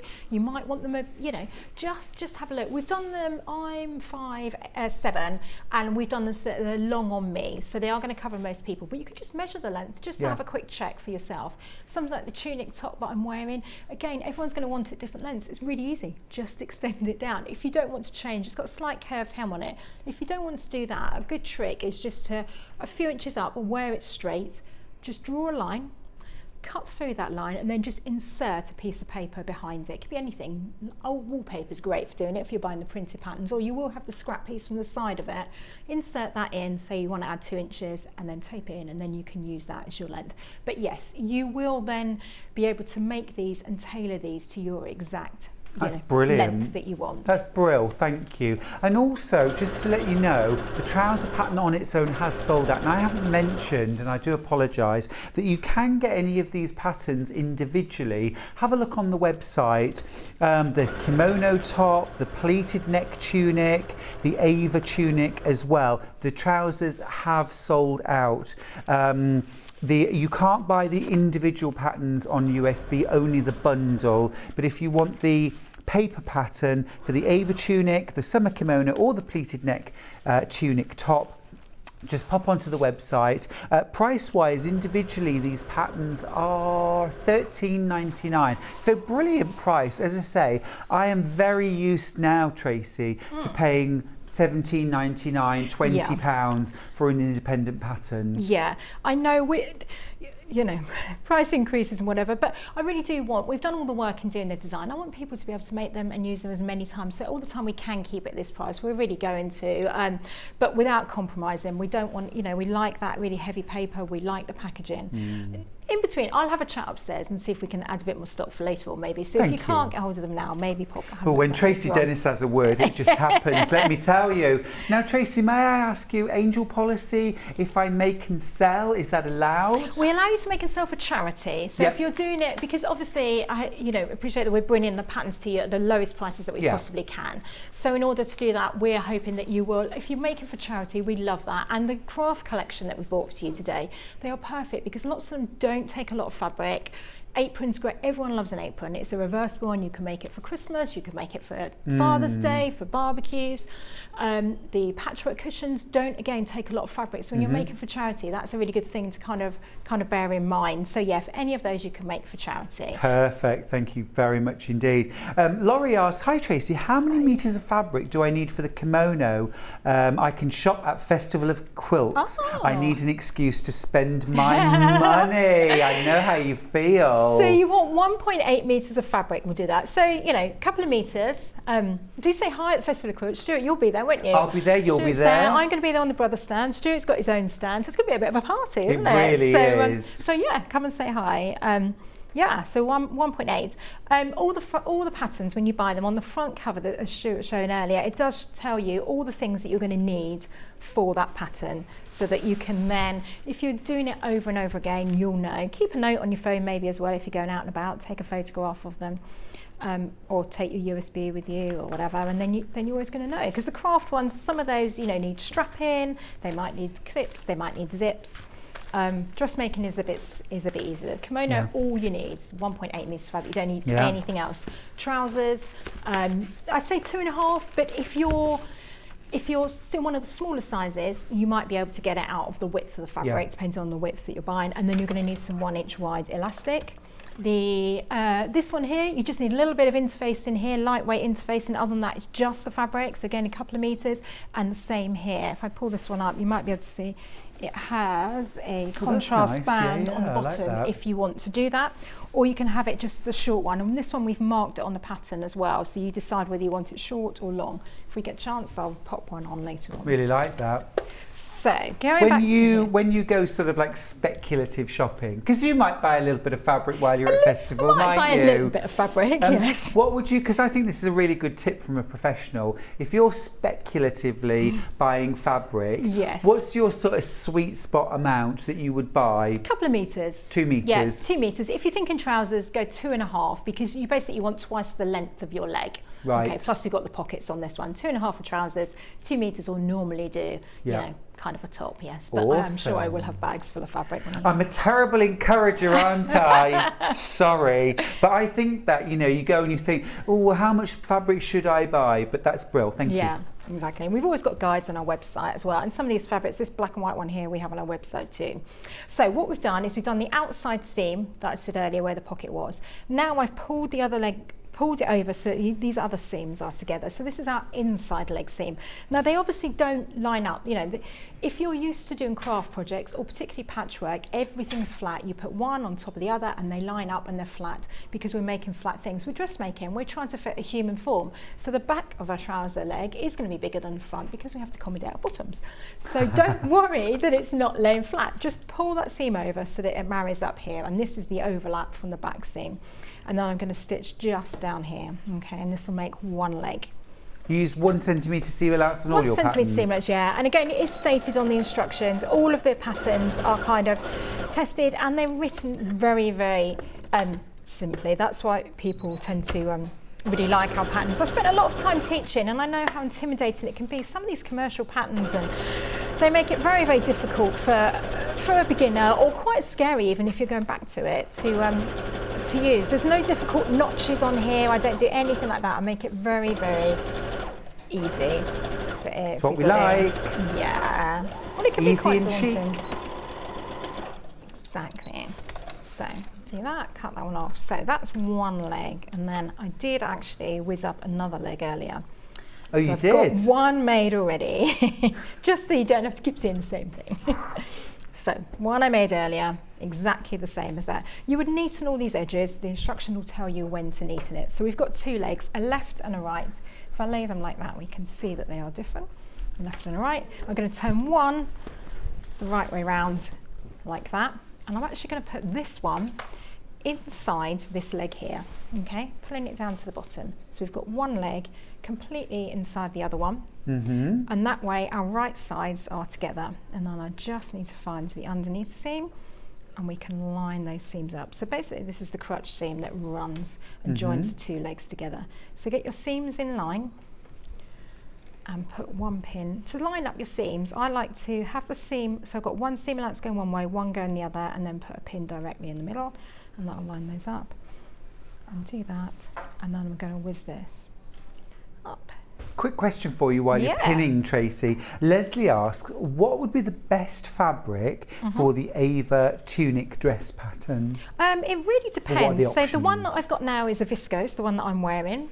The one behind is a cotton lawn, okay, so a nice fine one. But, you know, I'd probably put this in even a jersey going into winter. You know, I will have something thicker for the winter months, and I'll just wear a long sleeve or 3/4 length sleeve top underneath it. So it really is kind of up to your preference. You want something that floats. I find this one was so cool last week when it was really hot. I could just throw this on. I don't have to think about it. Take it out of the wardrobe, throw it on. I think it looks like I made a bit of an effort, but I haven't really. You know, rather than things that cling, you know, we don't really want clingy jersey too much in the hot days. No. Could you make it in like a linen union or something like that? Yeah, you could. That would be nice. Yeah, it'd be really nice. Or even those double gauzes that are around. Yeah. Yeah, you just want something that flatters and falls. You know, I like to cover my upper arms, so I find the stars. I don't want to expose too much, but I want to feel cool. So that's why I've done the V-neck, just to keep it like that. The hem on the bottom curves up slightly, so I wear it as a dress. And again, you can make it longer if you wanted to. But I would even make this in a fine fabric and have it as a throw over. If you're lucky enough to be going on holiday, sitting by the pool. Oh, almost like a sheer cover up. Yeah, I like you that. You could do that too. I'm just going to really like that. Around there. So again, 1 centimetre seam allowance and then neaten this seam. You would afterwards put the waistband on. We won't do that today, but it's all in the instructions showing you how to do it, and it's very simple. And the nice thing is it's got an elasticated waist, but it's you're going to cut the elastic to the size of you. You're actually going to measure it on yourself and make sure that it fits you so that it's comfortable. You want it tight enough, obviously, that it feels okay, but you want some space that we can eat dessert and not feel after a Sunday dinner. That's what you want, isn't it? An elasticated waist. Can I ask, Tracey, if you're going to do the elasticated leg trouser, easy process? Easy process. So on all of the trousers, we've kept it the same process. So for the hem, you're going to fold it under 1 centimetre, and then you're going to fold it under by 3 centimetres, and that's the allowance that we've put on this pattern, and stitch it that way because it gives a bit of weight to the trousers anyway, even if you're not putting the elastic in. But if you want to put the elastic in, so you would do the exact same thing. So you fold 1 centimetre and then a further 3 centimetres and press that, and you would stitch all the way around. But with the elastic, you're just going to leave a small opening, like an inch here, a couple of centimetres, and then you thread your elastic through, pull it through and stitch it exactly the same as you would on the waistband. And there are photographs on the instructions showing you how to do that. And that just gathers that in, and just as we've seen earlier, just gives you that nice little cuff on the bottom. All right, check the length first because everyone's different and depends what shoes you're going to wear, or keep it as the more tailored trouser as I've done here. So this is like in a linen fabric, but this is the kind of thing that I'd wear to, you know, if you're going to the office in this hot weather and you want something. But you could make this in the winter, make it into, be nice for traveling again. You could put it in wool a wool jersey fabric would be nice. Gabardine or something like that. Where do you find all your lovely fabrics? Ellen's asked as well. Yeah. Things like this. I know, all over the place. So it's available on our website. So all of these are all that we have, So we source them. It's really hard these days. It's hard to get nice fabrics at decent prices as well. So it is a bit of a process. So I work with the design process and the finding the fabrics at the same time. Sometimes the design comes to me first. Sometimes I see a fabric and I'm like, I'm just going to buy it. I'm just going to see, I'll find something. Well, it's nice to know you like the rest of us. Yeah, we all are, aren't we? Exactly. We're all the same. So that will then basically make your trousers. You do the hemming. Well, I would do the waistband first because then you can try it on. Okay, so you would do the waistband. So I sewed it all inside out and then just pulled it through. Okay. Tracey, you're the only person I know who can make a kimono top and a pair of trousers, and we've still got about 6 minutes to go. I've got an apron to make as well.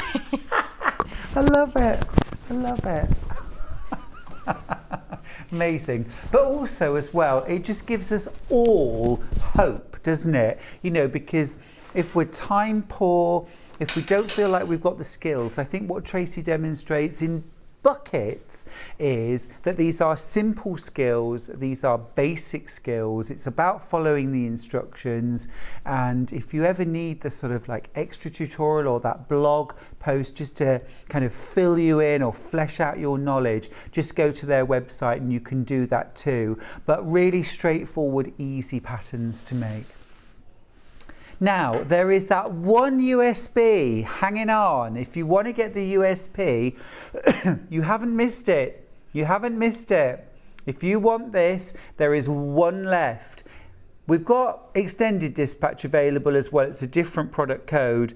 But if you want this. Now, Anne's just asked, is the USB idiot proof, meaning I can't defeat anything or delete? Can't delete anything. So you can't delete the information accidentally, can you? No, you can't. And if you ever had any problems like that, just get in touch. We are here. There's me and Emma, which is a tiny small business. We love doing it. We love seeing what you've made. So send us photos. If you've got any questions, just email us in. Just pop us an email. Never a problem. But it's not like a USB that I might save my own thing on that I can delete stuff off. No. You've put this on and protected it. And they're all engraved. They're actually engraved with Owl and Sewing Cat. They've got the collection number on there. So this is the new one, collection 11. We've actually got all the way 1 to 11. So we're bringing you different ones all the time. Because I know lots of you are collecting it as though you would a course, basically. This is like having your own dressmaking course that would cost you hundreds of pounds, wouldn't it? To come out with all these things, plus you're getting the free bag. So yeah, keep hold of them, so they're engraved, and just build up your collection. Fantastic. So idiot proof. Yes. Idiot proof, yes, because I'm not very good technically, so we've made it simple as possible. So I've just popped on the pleat neck tunic just to show you. So this is the one that I've made. We saw it earlier with the band, but this is the top version that I've made. Again, it's my alternative to a t-shirt. T-shirts, I find, in this hot weather, they can get very clingy, but even so, it's really hard to find a nice fit that suits me, I find, with a t-shirt. I find it a bit difficult. So I've done this, again, covers the upper arms, but it's really simple, a bit like the kimono. You do the sleeve here, the seam here, then you do the underarm seam, hem the bottom and the sleeves the same way, and then you've got this neck binding. So the pleats just fold. We've got 4 pleats that fold into place, and then we put the binding on. But the binding's done very simply. You can even stitch at one side, hand stitch at the other if you want to, or you can machine stitch at the other side. We've done a bit of both on them. Yeah, so it's a nice alternative to a t-shirt. You could wear it with jeans. Yeah. You could wear a big wide palazzo pants. I'd wear it to a wedding. I think you can dress it up or dress it down. Which it's just so versatile, and I love the fact as well that you've got that longer length version with the band around the bottom, which is really flattering. You could wear that with something like leggings, couldn't you? Exactly, yeah, which I have done, yeah. You can even have it as a dress, if you've got great legs. I haven't, but if you have, you could wear that as a dress, but yeah, as a top. So we're talking about things that are versatile. These are patterns that you will have for ages, that you will hopefully make lots of different ones. Like you're saying, put this in, the one that I'm wearing now, put that in a classic black, and you'd wear that with everything, wouldn't you? Would. I mean, it's just throw it on, it's cool, it doesn't cling, it doesn't stick to you.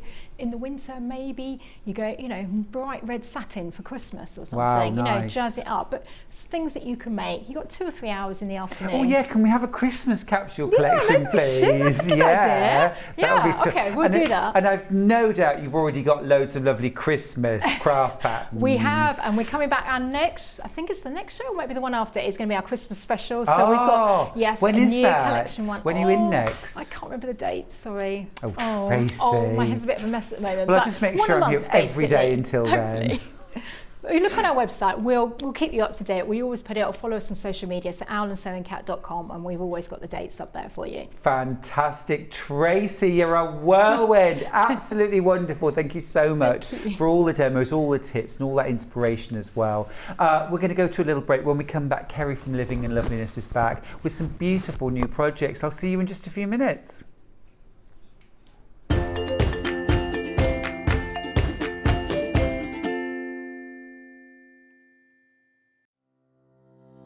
Hi everyone, I'm Yvonne McAtamney. I'm a patchwork and quilter, and what do I do the rest of the time? The rest of the time I actually own and try and manage Village Fabrics in the town of Wallingford. How did I start my sewing and journey? Well, I've been sewing since as long as I can remember. I started out dressmaking with my mum and my big sisters. And since then, I've tried my hand at most things and have finally ended up with patchwork and quilting. And I think that's probably due to one of Eleanor Burns' Quilt in a Day books. Let me assure you, you don't make a quilt in a day. But it's been a passion of mine for the last 25 years, and I'm still at it, so there's hope for us all. So what do I enjoy sewing?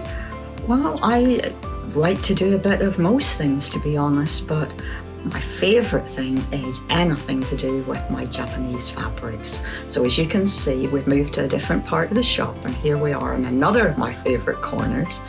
And I really enjoy combining the lovely Japanese fabrics with some hand stitching and hand quilting. So I've moved to the permanent Christmas room at my shop here, and as you hopefully can tell, this is quite a large shop here, so most of my time is involved in keeping this running successfully. So I don't really have a lot of time for claims to fame. So what I suppose I could say is that my claim to fame is actually managing to manage John Scott. I'm sure he'll take that the way it's meant, so love you lots, John. My top tip is that children's colouring in books are a really valuable resource whenever you're crafting. You've got nice, clear outlines that can become templates for your applique work, or you can transfer them and use them as quilting patterns. I can't draw, but I can create lots of things using bits and pieces from things like children's colouring in books. Give it a try. Keep up to date with what's on Sewing Street and Yarn Lane, as well as all the latest news and special offers by signing up to our email newsletters. For Sewing Street, head on over to www.sewingstreet.com, scroll down to the bottom of the homepage, type in your email address, click the envelope, and you're done. It's exactly the same for Yarn Lane. Head on over to www.yarnlane.com, scroll down to the bottom of the homepage, type in your email address, click the envelope, and that's it. You are now subscribed to both Sewing Street's and Yarn Lane's email newsletters. Never miss out on the latest news and special offers ever again. Stuck for ideas for the perfect gift? Why not get them a gift card? You can buy Sewing Street and Yarn Lane gift cards loaded up with anything from £10 to £500. Shop our gift cards online at www.sewingstreet.com or www.yarnlane.com, or purchase them via our UK call centre on 0800 001 44 33. Missed the live show? Don't worry, we recorded it for you. Never miss out on your favourite presenters, guests and makes ever again. Head on over to our YouTube pages to watch back the day's live show and enjoy your favourite demos over and over again. We also have lots of great content exclusive to our YouTube pages, such as product demonstrations, troubleshooting videos, and so much more. Subscribe and turn on the bell notification so you never miss a show or video ever again.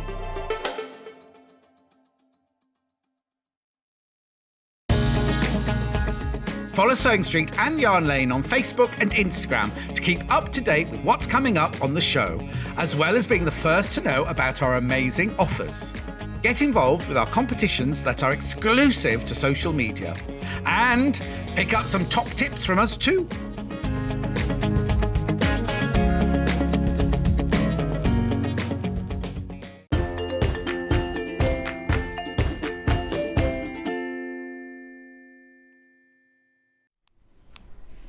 Hello my friends, welcome back to Sewing Street. I'm Stuart Hillard. It's great to have your company. We've got another fabulous hour with the marvellous Kerrie from Living in Loveliness. You're back with a bang. How are you? I'm very well. How was your hour? It was lovely. I found the hobnobs, but I felt bad, so I didn't open the pack because I would have eaten them all. You just looked at them. I looked at them. And marched on the spot. No, I didn't. That's what I should have done, but I didn't. I just looked at them and admired Kerrie, them. you've brought us the most incredible quilt. Look at this. This is crowned with love. Tell me about the quilt. So the quilt was originally launched earlier in the year, the design, and it was designed for the Jubilee. So we've had it on previously in platinums. And I just felt it was time to bring it back with some summertime fabrics. Oh, it's absolutely gorgeous. Those yellows, those jade greens, that little bit of blue and pink in there. It's like a summer meadow in quilt form. It is really pretty. It's a lovely summery. And I really love as well the way you've kind of taken our eye off the block, and you've actually made it look like it's an octagonal block with these really clever corner triangles that totally change the look. I feel like I should have just recorded that so that could be the write-up for the pattern. I keep getting asked to do that. You can have I'm going to have to watch it back now. You can have it for nothing. No, it's just a really, really beautiful design. Thank you. And level-wise, who can make this quilt? Beginners. Absolutely brilliant. I love it. What beautiful colours. Imagine that on your bed, on the spare bed. It's absolutely beautiful. Those fabrics are just sensational. Now let me grab out the kit. Oh, lots of loveliness in here. We've got, let me just open this up. Your kits are always packaged so beautifully and there's such a lot of fabric. Thank you. It's These very are heavy, aren't they? They are very heavy. And I like a good weight to a kit. Me too. No, I've got plenty of fabric in there. So of course you've got your fabulous, super detailed, crowned with love instructions to make your quilt. And of course those are instructions you can make again and again. You could make cushions, table runners, throw quilts, you name it. And then you've got all this gorgeous fabric. And I did wonder, Kerrie, when I was looking, is this Liberty? It is. And it is it all Liberty? The white on white is not the Liberty, but the rest is all of those fabrics, all Liberty. How beautiful is this? Look at that gorgeous floral. That is so pretty. That's a summer meadow, isn't it? And I don't want the heat to continue, thank you.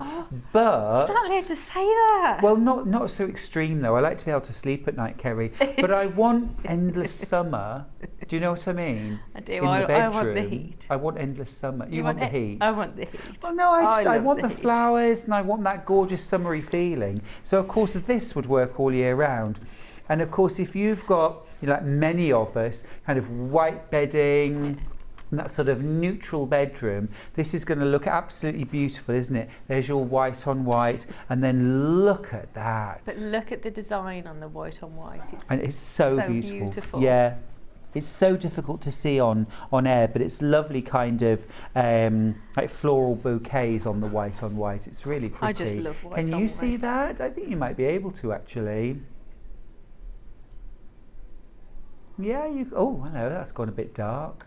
You can see that though. That is pretty. And it works so well actually, because when you look at the Liberty, this floral, this is one of my favourite fabrics, Kerrie. I absolutely love this. The colour's beautiful, isn't it? Is it called Silhouette? Emily Silhouette? Yeah, Emily Bell, this one is. Emily Bell, that's it. Just love that. Gloriously put together kit, £149.99. Now size-wise, Kerrie, how big is this quilt? 70 by 70. 70 by 70. So again, a great size for a double bed quilt or a single or Picnic. Twin. Oh, picnic. I'm there. Have we met? Oh, I love eating outdoors. Just beautiful. So you get all of that fabric, you get your full instructions to make your Crowned with Love quilt. It's been a very, very popular design before. That colourway is divine. Nice little message for you from Teresa, who says, good morning, Stuart and Kerrie. I've got the platinum one still to make. I regularly open the box to stare lovingly at the fabric, but can't quite make myself start cutting. Cut the fabric. Cut the fabric. Cut the fabric. Becky Alexander Frost has got in touch to say, hey, Kerrie. Hey, Becky. Absolutely love it. Right then, so that is our quilt kit. Now we've also got, oh, go on then. As it's Festival of Quilts Week, do you know, Ben, who's our producer, is so easily swayed. Have a tenner off, £139.99 for the beautiful Crowned with Love quilt. And what do you call this new colourway, Kerrie? I think you should name it. Because you haven't. Oh, I'm going to call it Summer Meadow. Summer Meadow. Will that do? That's perfect. Summer Meadow, good. Endless summer, who wouldn't want that? Now, a message across the bottom. Beautiful quilt, so tempting to make. That's from Charlotte. Well, it is a gorgeous quilt, isn't it? Easy piecing, large blocks. You're going to get that sense of achievement and fulfillment very quickly. Now, if you would like to get the pattern on its own, we also have that available. The Crowned with Love pattern from Living in Loveliness is available.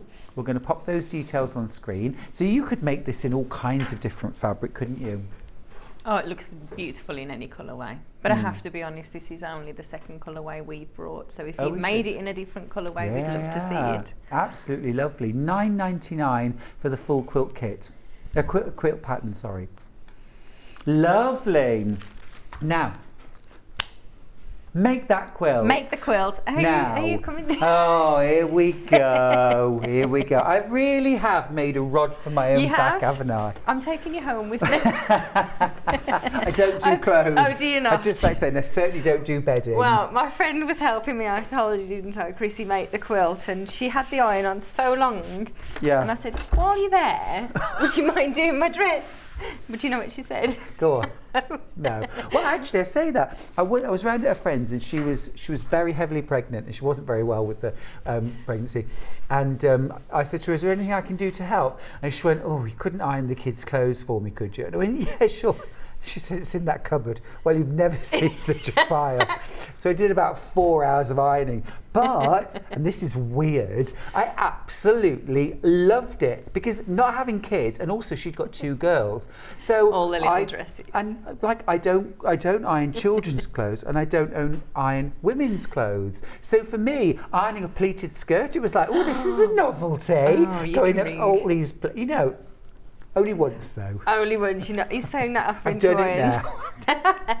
That's a bit like my sister came years ago and she said, will you alter the girls' trousers? Right. And I said, yeah, okay then.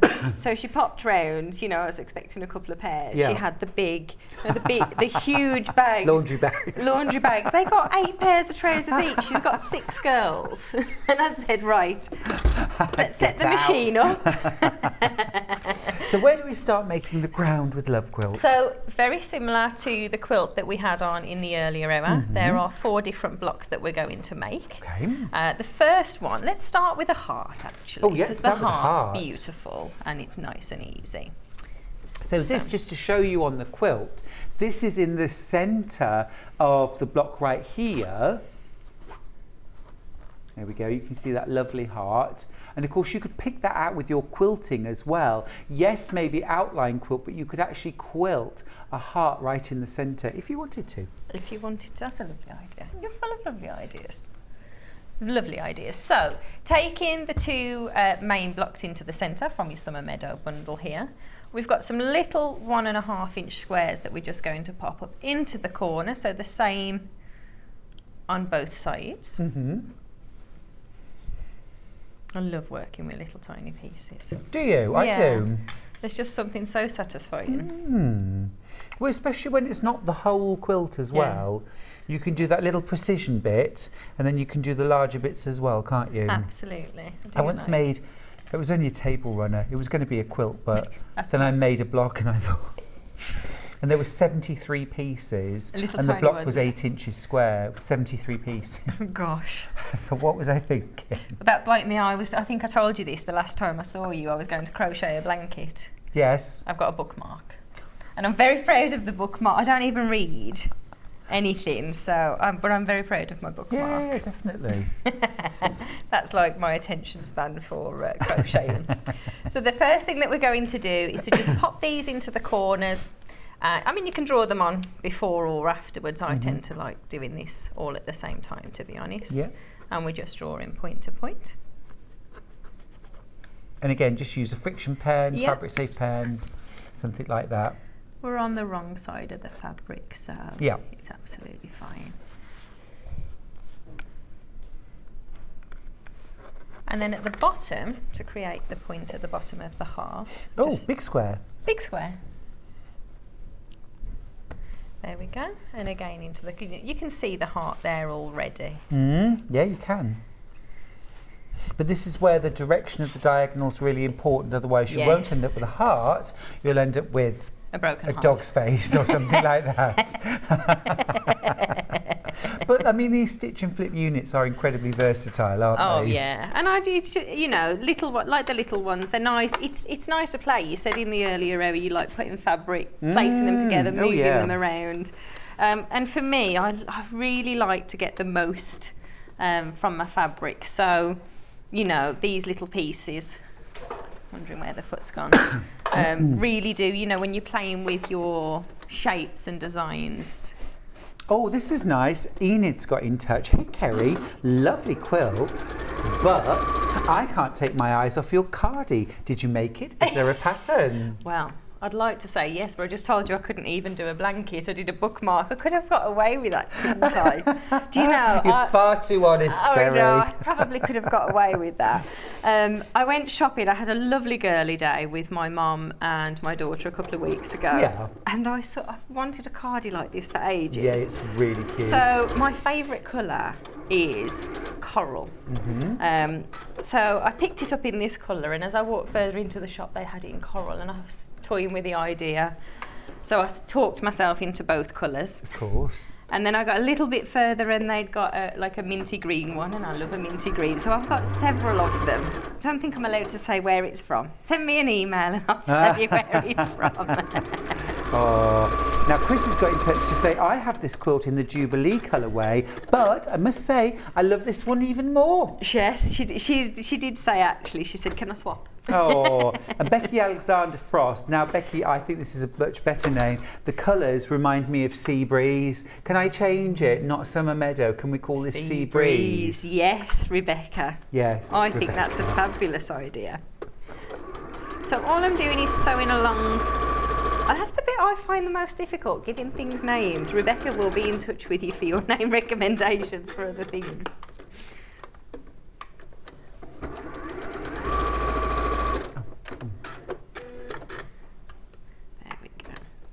You look deep in thought. Oh, do you know, I love looking at quilts and I love seeing the secondary patterns. Yeah. I just love how blocks sort of interact with one another. There's lots of different... Oh, there is. Do you want the little trimming mat? Yes, a little please. trimming Where mat? did it go? I can find you one, certainly. Just a little cutting mat, please. You're too efficient. You've tidied up too fast. They certainly have. Well, I can do a little pressing first if you want. Yes, Do you know, one of the things I always do is I do a little press. There you go. I'll let you do the pressing.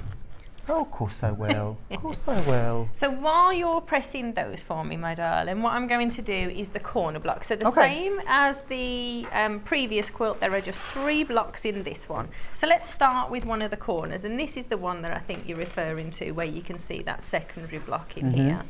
So we've got the nice large let's get this out, a triangle there. Then what we're going to, I love the lemon in this one. What we're going to do is place one of the triangles on top, pattern facing, and then just pin through your layers. And then we're simply sewing just along that raw edge to begin with. So if I make one up so you can see how this comes together.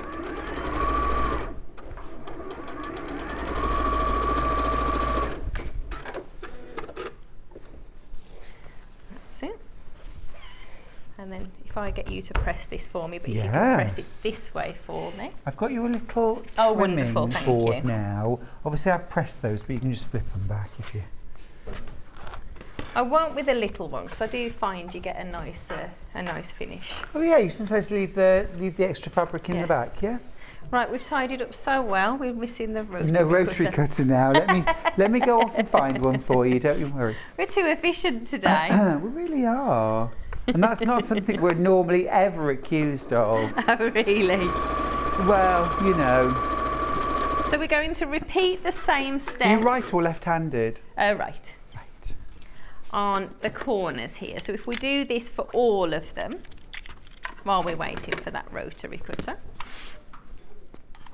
So yellow square pattern facing towards you, one of the little white triangles on top, pin through those layers, and then we'll sew again using a raw edge. Thank you ever so much. There we go. Do you want me to do a bit of trimming? If you're happy to trim the hearts, that would be I'll lovely. trim those Thank for you, no problem. I could get used to this. Yeah, well, I I'm might be surprised you don't accused of get being Craig. efficient. No, I'm surprised you don't get Craig on the Stuart, trimming and pressing. if I give Craig any more jobs, Yeah, he'll resign. yes. I was going to say divorce him. If he's sitting at home watching, he'll be nodding. Never. He has a lot of jobs. He has a long list.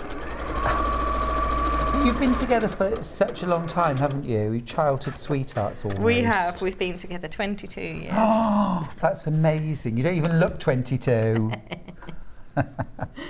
I'm coming here again.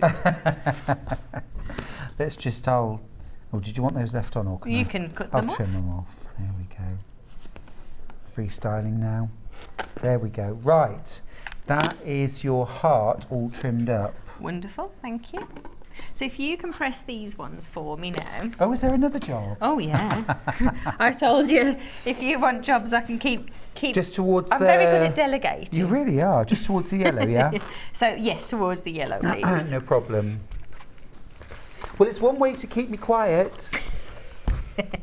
Does that work? Not really. My mum taught me to knit when I was 3 to try and keep me quiet, and within about 6 weeks I'd learned how to knit and talk at the same time. You're good at multitasking then. So for your heart, what we're going to do now is to just place those on top of each other and just sew along the centre, and this makes the centre of the block, and there's the same heart features in each of those 9 blocks as well. So on this one as well, you've got large blocks. If you're doing this as a beginner project, the blocks are finishing at 22 inches. So you know your quilt grows very quickly indeed. There you go. I'm getting used to it then. So, press the seam open? Yes, please. Yeah. So the second part, so with the yellow now, we've got the point at the top here. We're just going to put this into the corner and sew across. And this is going to make the other half of the triangle. Mm-hmm. And we'll do that on all 4 pieces.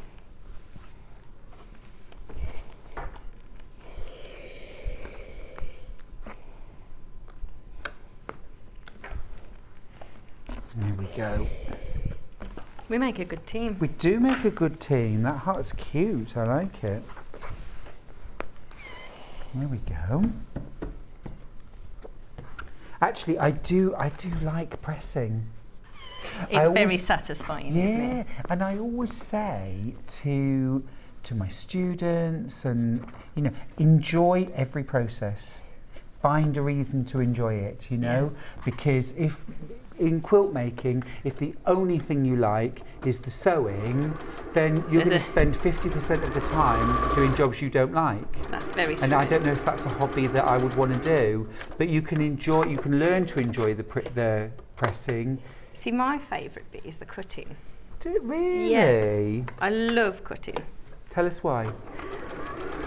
I just feel when we create a kit, I love sitting and working out how many kits or how many squares or how many blocks I can make from, whether it's a fat quarter or a bolt, and I feel like it tests me, and I quite like that. The pressing I enjoy, but it's definitely the cutting that I enjoy. Because you've not been doing any of it. Now, can this press towards the white? Press towards the white, please. Yes. I should just do a little pressing. You know what makes ironing more fun? What's that? Using a beautiful iron. It's lovely iron, isn't it? It is a gorgeous iron. It's the colour. The colour's fabulous. Love that buttercup yellow. And today you're making a £7.99 saving. So the Elisa iron is £155 today, which is the lowest we've ever done it. Oh, really? Today's the day I need to get it then. It's a fab iron, it really is, all irons are not built equal, are they? No, that's very true. Right, so the next thing we're going to do, this is to make, so while you're pressing those for me, we'll jump ahead to the next block. Now there's 4 of these blocks that feature, so if you have a little look at the quilt, you've got this feature, and this is the block that we're making here. So just that little section, and this features 4 times for each block.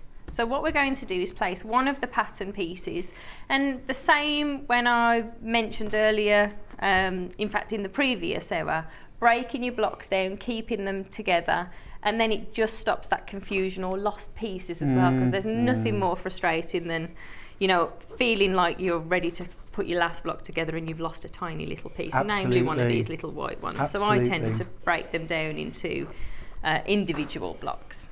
So for this half square triangle, we're going to draw 3 lines on here. I think in the pattern I say solid and dotted lines, but 3 lines were. There we go. And just slide a pin through. I've already gone ahead and marked up the other squares. You on strike, Stuart? Pardon? Have you gone on strike? Yeah. No, I should be back when you need me. I'm like Nanny McPhee. You'll know as well, you'll just appear. When you need me but do not want me, I shall be there. That sounds like what my children think about me. So for these squares, I've already marked up the rest of them. We're simply going to sew along those 2 outer lines.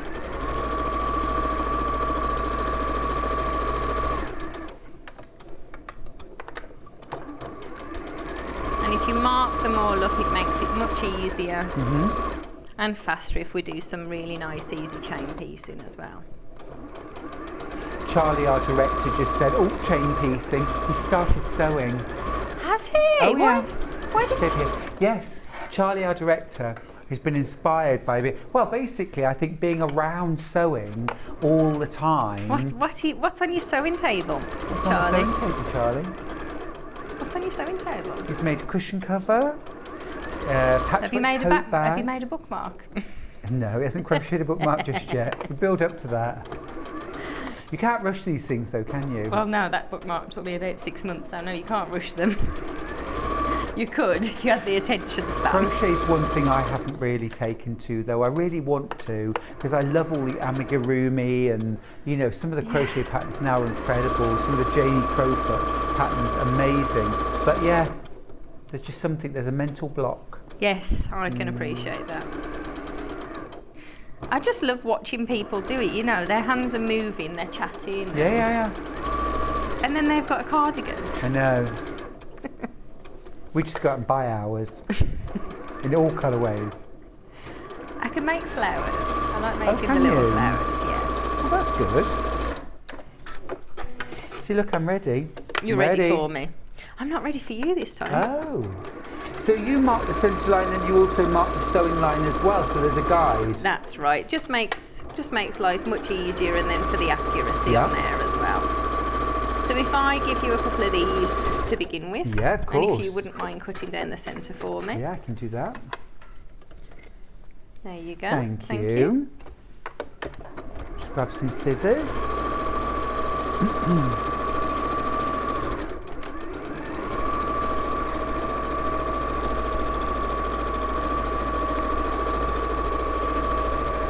So do you want these sliced and diced? Yes, please. Okay.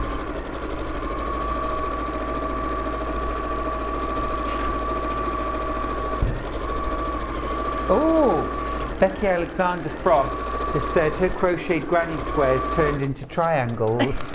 That's a skill. It certainly is. You're very skilled.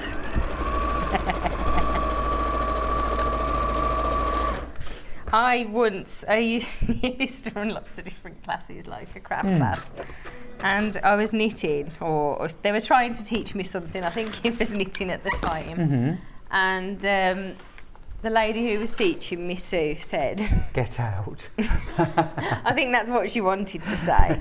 She said, "What are all the holes?" And I said, "They're buttonholes." Oh, when you're knitting. And they've never forgotten it. Oh. I thought that's how you made a buttonhole. Yeah, just drop I had a stitch. several. Oh, I think I dropped a few more than one. It's difficult because, like, if you learn to do these things when you're a child, you don't even remember making these mistakes. You know, it's not a big deal. You know, you kind of just work past it. Whereas when you're an adult, you're much more conscious of whether you're doing it right or wrong. And we see that when children come to classes as well, because, you know, you ask a child to do something, they just get on and do it, whereas we're a little more reserved, aren't we? Well, absolutely. Now, you have a fan that you need to say hello to. Chrissy's got in touch to say, my mother-in-law, Pauline, is watching. I've been telling her about Kerrie. Would love you to say hi to her, to mother-in-law Pauline. Hello, Pauline. I'm sure Chrissy will encourage you to sew. Right, so what we're going to do next, so while you're pressing those, if we make 2 piles for me. Okay. That would be lovely. And then what we're going to do here, it's important that this part, that your white is running in a line here. This will really help to get that point for your little square. So what I do here is to place the triangle, so the lovely spearmint triangle, flat on the table. and then line this up with those raw edges. Mm-hmm. There we go. And then if we pin through that centre point, and just 2 on the edges there. And again, just using that 1/4 inch. And what's quite nice about this particular block is you can actually feel and see, especially with that beautiful sunshine yellow there. So you can see that coming into contact with your 1/4 inch, and so you know you've got a lovely finish to this block. And it's that on the, I mean, my eye's always drawn to the hearts. I love looking for hearts and smiles and things, but my eye is always drawn to that square, that beautiful, vibrant square there. And then if we give this a little press, you can see we've got a lovely finish on there. So if I go ahead and do 3 more of those.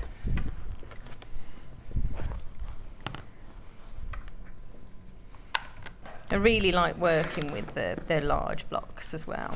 I thought you were going to say you really like working with me. Well, that goes without saying. I love working with you. I'm kidding. No, I like working with large blocks too. You get sort of, lots of impact, don't you? Yes, yeah. So I'll just pin the rest of these ones up and we can get all 4 of those made up. So although you're working on one block, you'll work on like all the units, all the same units to start with. Yes, Work yes. through like that. Now there's a few more pieces in the next one we're going to do. So your main blocks for this particular design, the Crowned with Love design, is this corner one here where you've got that yellow star in this particular, what did Rebecca call the quilt? Summer breeze. Ocean breeze. Ocean breeze. I love that. It's gorgeous, really nice name. So See, you've I'm got very bad at naming quilts. Yeah, I'm not. It's not my forte, really. I'm better with a wax crayon doodling. One of my favourite quilts I ever made, I drew out on a napkin in a cafe. That's where the best ideas come from, though, isn't it? Well, I'd gone to go to the gym, but when I got there, I didn't really feel like it. So I went to the cafe and had a big piece of carrot cake instead, which I found I liked more than going to the gym. So I suppose that was where the rot set in. I can relate. So I'm not really a cake person. I like savoury. Yeah, so I could say no to cake.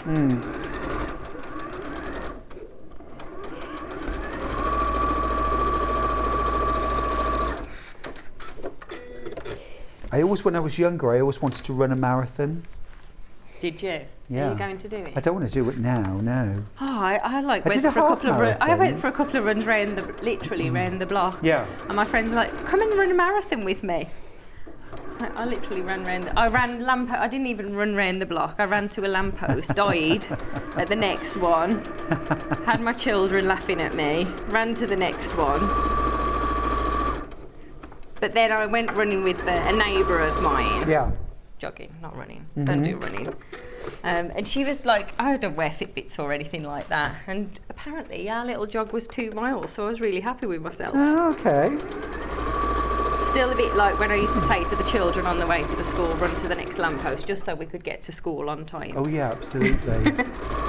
You know all the tricks, Kerrie. Yeah. I don't know whether you would have ever done this as a child, but we used to say to my brother when we wanted him to go and get something for us, run upstairs and get such and such and we'll time you. We never had a watch. No. And he did it every time. Yeah, and yeah. it lasted for years. It lasted for about a week with my son. He was like, I know why you're making me do this because you're lazy. Right, so this one. Yep. Just checking all those points. If you can press the seam towards the green. The green, no problem, yeah. And then what I'll do is I'll go ahead and work on these. Now, when you're making yours, I would definitely recommend squaring these up, but for the time today, I'm just going to clip the corners off these. The measurements are all in the pattern as well, but taking those extra few moments really per block or per half square triangle and just trimming them to the correct size will make the world a difference. And it just makes life, well, just makes the project much more enjoyable because they'll naturally marry up. So I'm going to make 2 piles from the 2 different half square triangles, and then we'll look at the final little block. And then again we'll see this one come together. Yeah, it's fabulous. I'm loving how it comes together.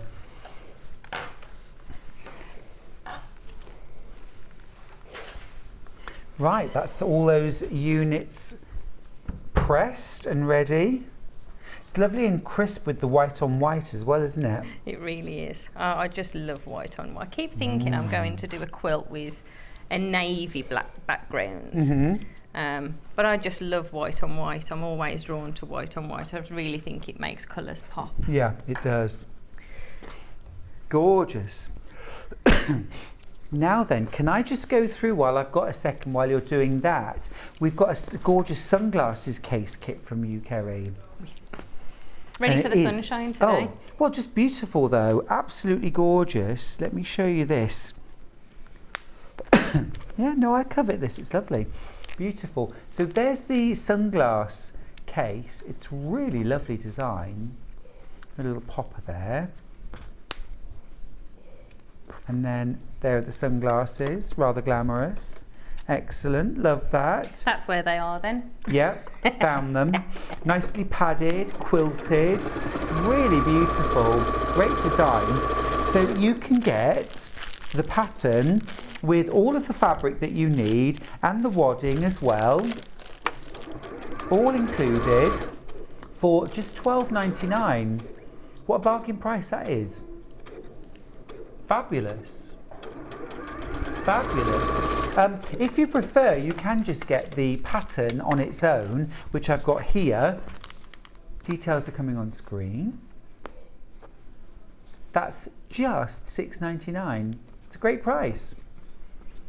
Lovely for gifting as well. Excuse me. And whether you're using sunglasses, it's for sunglasses or your specs, or you might be using it for your rotary cutter. You could use it for your rotary cutter as well. Really nice gift for Christmas, that. Lovely, really nice. That's a very good idea. Now, Teresa's asked a question. Kerrie, would you cut and sew one block at a time, or would you cut the whole quilt? I would cut the whole quilt. The one thing to be aware of in this particular quilt, because of the length for the sashing, and there is enough in this as well for the binding, I do recommend to cut by the length. So the main fabric in the kit, you've got 2 meters in there, and you need to cut it by the full length to get out of it. So follow your guide through. And with every quilt, what I tend to do, again, there's a breakdown in there of which pieces go for each block, or you can have a little flick through the pattern. And because you've got 9 blocks in here in total, I would then break it down into 9 individual blocks, split those up into either little cellar bags if you've got those on your patterns, or even little folders. I quite like working with clear folders, or you might have some vinyl bags that you've made, and work on a block at a time. And I just find that that's is much better for me, because life, you know, we lead a busy life, and sometimes you just have to stop mid-flow. And it's easier if you're working on one than having all the pieces scattered. That's what works for me. I like to make myself little almost block kits. Yeah. So as you say, I'll cut all my fabrics first, make them up into individual blocks in bags, and then you've just got them, you know, if you've got an hour to sew, you've already got your little block kit ready, haven't you then? Yeah, absolutely. And I know that, you know, some people will want to make the whole quilt, and I'm always impressed when people can just stick to doing one project. I flit. I'm doing different things all the time. So I'm always impressed when people are, you know, they say I'm not doing anything else, I've got no other projects on the go. But because I flit, it helps me to break things down into block by block. So for this one, what we're doing is we're folding one of the top, so we've got this tiny beautiful little ditzy print here, onto the top again, feeling through those fabrics to feel those nesting together, and we're going to sew just across that seam. Once we've done a selection of those, then we'll pass them over to Stuart. What am I going to do without you now? I just don't know. I don't know. Between you and Chrissy, you've organised me. Yeah. I'm just amazed you haven't maybe even trained one of your children. Oh no, they're to not. Come and do the pressing. Then buy an iron? No, that would never happen. I've trained them to kids do iron lots their of other things. clothes? No. That's what I'm there for, apparently. Mind you, I can't talk. My mum was always, my mum always did. They do chores, but not Mum the did ironing. everything for us. Yeah. Oh, It's quite a shock when I went off to university. was it really? Not to be having everything done for me. Craig had everything done for him. Washing, ironing, even making my bed. You never made your own bed? Oh, no, gosh. until I went to university. You were very spoiled. I know, I was very spoiled. Loved. You were very loved. Yeah. Oh no, I wish I'd have had that. But no, Craig was the same. Was he? When we first got married, I'll never forget it. It was the funniest thing I've ever seen anybody do. And we had we lived in an army quarter, so we had this huge kitchen diner. Yeah. And he dried up, and everything he dried up, he put out individually. So every bowl out individually instead of stacking them. And it was like across the entire what is he kitchen. doing? Like we'd had like we'd cooked lots of, I don't know, we'd had people round. And I thought, and he had this bowl, if he's watching he's going to tell me off, he had this bowl and he was like, where shall I put this? And I was like, stack it. Oh, okay. I thought, oh gosh, this is going to be a long journey. We'd been together for 5 years at that point, so I couldn't go back. Oh gosh, but it's a process, isn't it? It's a process. Definitely. So if I give you these in sets. Yeah, no problem. Would you mind pressing them in opposite directions? Oh, for I've me? been pressing them open. That's okay. Sorry, is open okay? Open's fine if you want to do open. I tend to do opposite directions, but whatever you're happy doing. Sorry. See, what I'm trying to do is rebel so that you'll take the job away from me. It's not going to happen.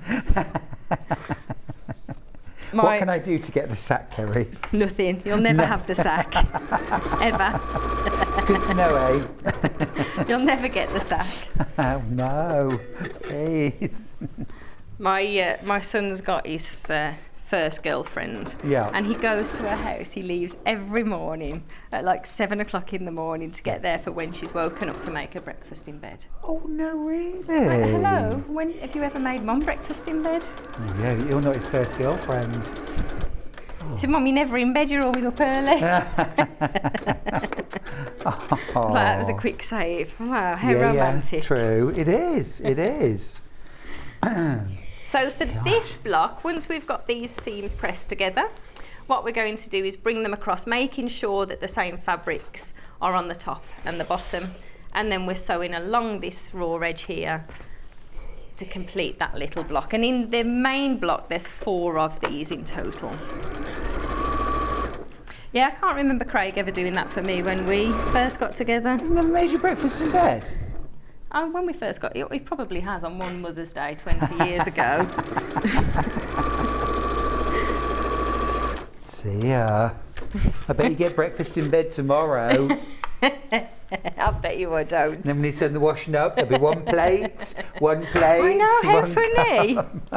It was the funniest thing. He did some other bizarre things as well, but that was definitely the funniest thing. I remember having a big old chat with my sister and saying, "What? Who does that? Is that even How a do thing?" you want these pressed? To the right, please. To the right? So we'll make each of these ones up. Slide 2 pins on either side of the seam to get a nice point. And I see you've got the same fabric on the left and the same fabric on the right. That's it. And they'll be positioned in the same way on the block as well. Gotcha.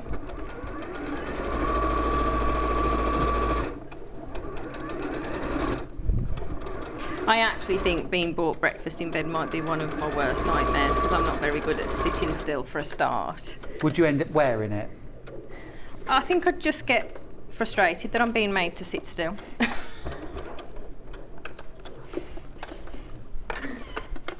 I seem to always spill something. Do you? If I have breakfast in bed, I almost always spill something. So I'm much better at a table with a bib. With a bib. You can run one of those up. Yeah, oh yeah, no problem, no problem.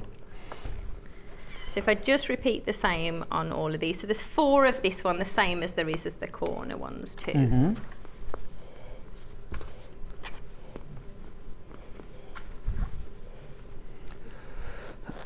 So when you go to Festival of Quilts, Kerrie, Festival of Quilts, what is your main purpose when you go there? Is it looking at the quilts? Is it shopping? Is it meeting up friends? Or a bit of a mixture, really. But I think the first time I ever went, I think, you know, I needed a few days to just take it all in and have a real good look around. But a bit of a mixture, really, and inspiration as well. You know, it's just, there's no better place to go.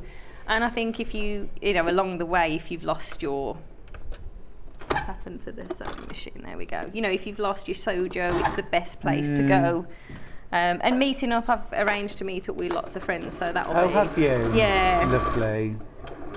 I always like meeting up with friends, like every few hours. Yeah. We'll meet up, and then it's like, what have you found? What have you found? And it'd be like, well, have you been down this aisle? Did you see this quilt? I don't think you can physically see everything. No, you can't. And that's why it's good if you meet up, because everyone sees something different. Someone will say, oh, well, I got this, you know, and it may be like some bag handles. And we're like, where did you get those? And so then as soon as we've finished our cup of tea, everybody rushes there to buy the bag handles, or we'll go and see the quilt. Because you don't see everything. No. And what's going to be lovely is when we were there last year, we had a stand and it was just so busy. So literally, from the moment we went in to the moment we left, we were busy. Yeah. So it'll actually be nice to go and have a look, because we could see people walking past with bags of beautiful collections. Yes. But we never got a chance You to go and have a couldn't leave your look. stand, no. And by the time we could, everybody'd gone home or Everything had covered up their sold out. stand. Yeah, well, sold out as well, yeah. Yeah. So for these ones, now I would recommend squaring all of these up to get your blocks to the same size. Just because of time today, I'm just going to clip the corners. The measurements are in the pattern booklet as well. But if we pop this out now, you can see those beautiful colours. And as you say, once you've got your block together, that's when you really start to see those secondary blocks in there as well. So let's just place this out. So those fabrics, the way we twist them is so this, your deeper flower pattern there is facing towards the heart. That's it. Yeah. That's right. And we've got one. I thought we'd lost one then. So I'll go ahead and sew these. So when you're bringing this block together, what we're going to do is to sew rows 1, row 2 and row 3. Then we'll press the seams. So on row 1 and row 3, we press the seams out. And on the middle block, we're pressing the seams in. So again, they're nesting together. Instructions received. There you go. And all the way through, each time you put a block together, the recommendation of where you want to press them. But I think we have our own way as well. So, you know, things like the way we've pressed this block, you know, these seams will naturally nest together, making that a little bit easy. Did they? Did I do them the right way? You did. Well done. Well, you know what they say, Kerrie? Even a broken clock is right twice a day. Oh, well. You have some fabulous sayings. I love that one. I love that one. It's so true though, isn't it? You think, I'm not good at this, but then just occasionally you peak. Just occasionally. Well, I'm a great one for steam when I'm pressing. So, you know, I don't always press my seams in the right directions, Kerrie, I'll be honest with you. And this is why I say, you know, it's great. Oh, it's a good day if the seams all happen to go in opposition and everything nests. But if it doesn't, whack a bit of steam on it and press it into submission. Well, yeah. Do you know how I know if it's a good day? Go on. The traffic lights are on green. If I hit so many traffic lights every day. There is a sense of every achievement. Day. And if I do this one particular road by our house, there is 4. Yeah. If I can get at least 3, I know I'm going to have a good day.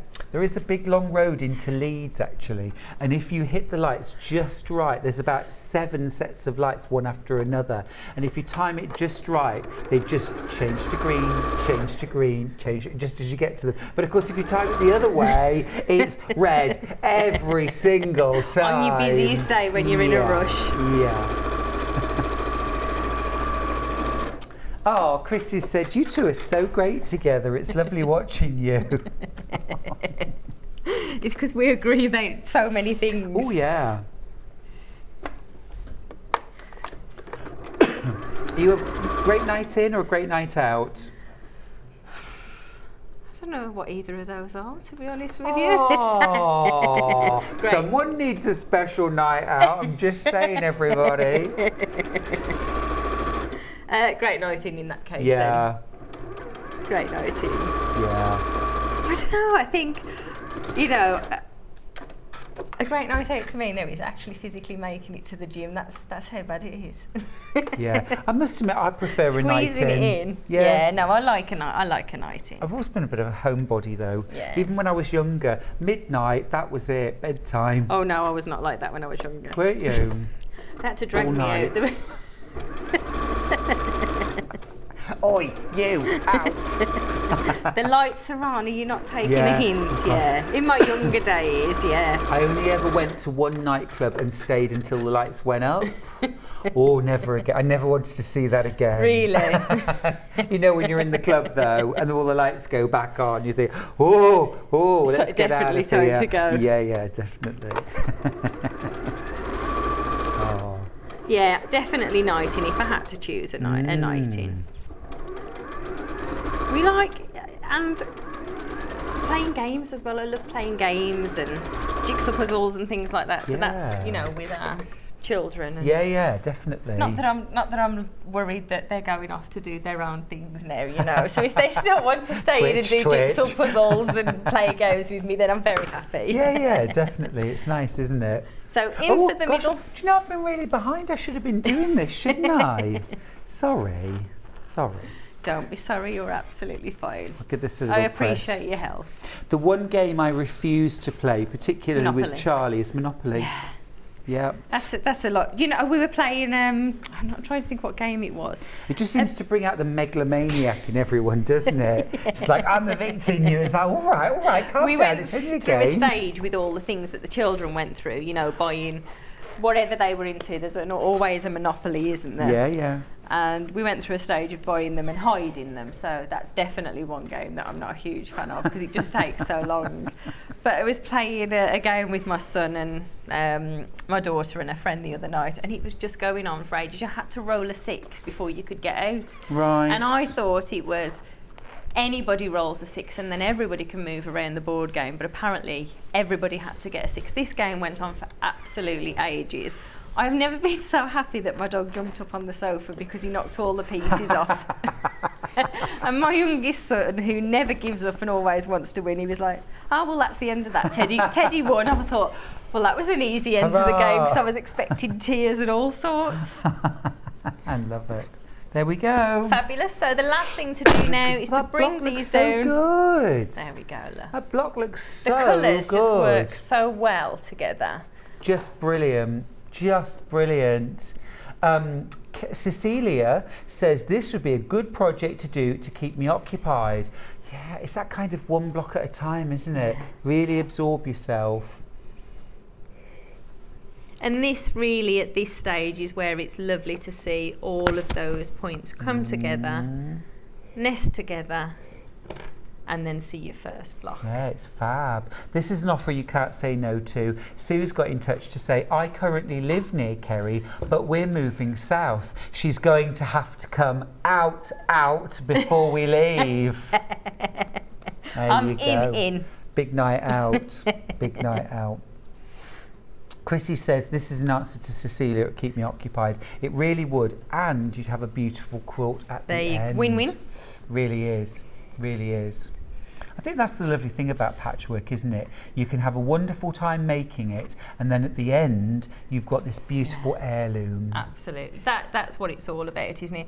I remember when I first started, we used to have a tea room and a craft centre. Oh, really? Yeah. Cool. And we, you know, the ladies would come and cut their quilts, and there was one lady, and she had difficulty seeing and using her hands, but she used to come and sit in the tea room and watch what everybody did every week in utter awe of what everybody was doing.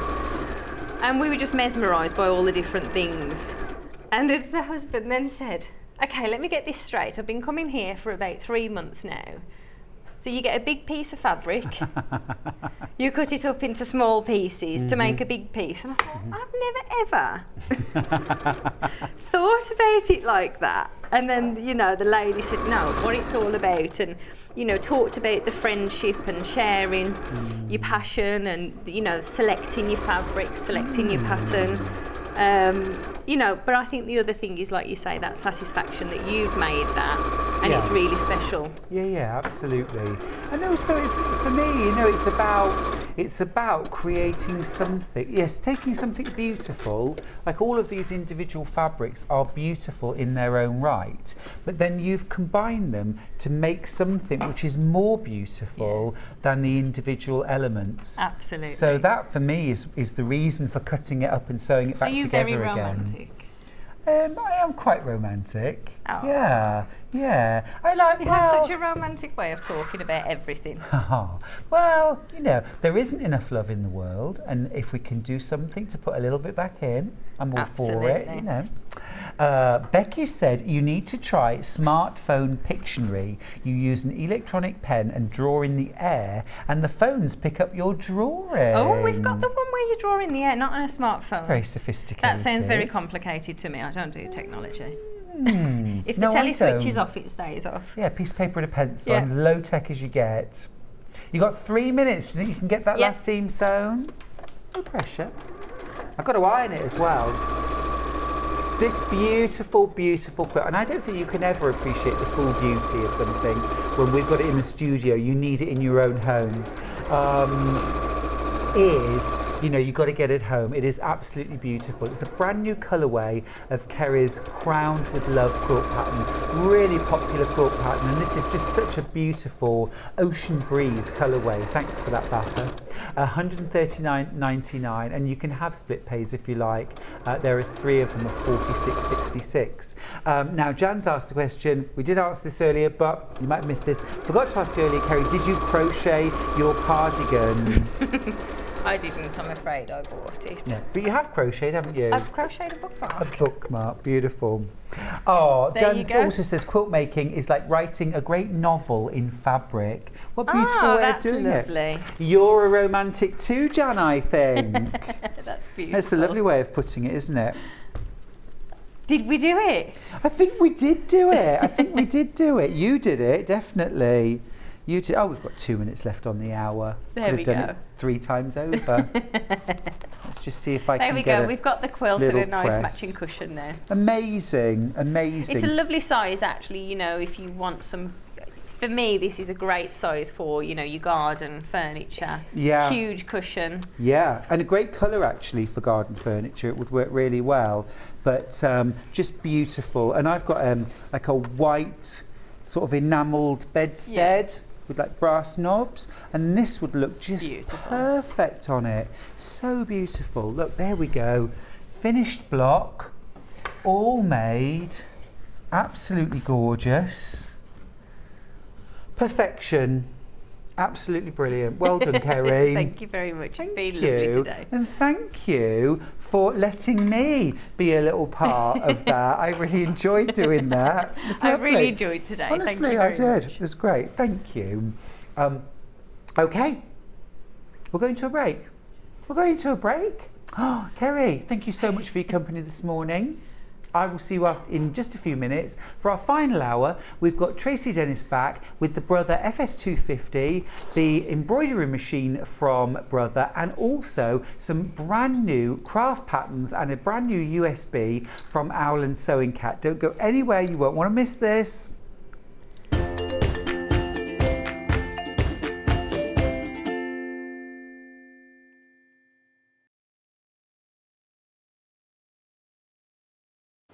Hello everyone, my name's Cara Ackerman and I'm absolutely delighted to be here at Sewing Street. I actually originated from Hertfordshire, then went down to Hampshire and then it ended up in the East Midlands. I've been in the East Midlands for about 40 years now, which seems crazy, but 36 of those I actually worked with DMC Creative World, which was wonderful. I really, really enjoyed that.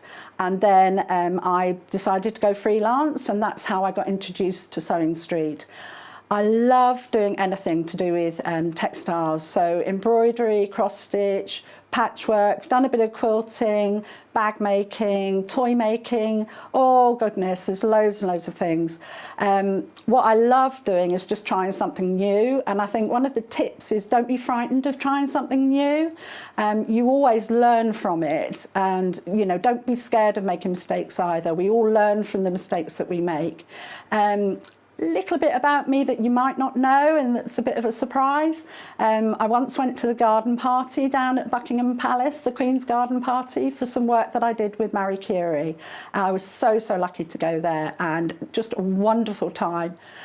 So I hope to see more of you on Sewing Street, and I hope to try lots of new crafts with you. So see you again soon. Bye-bye.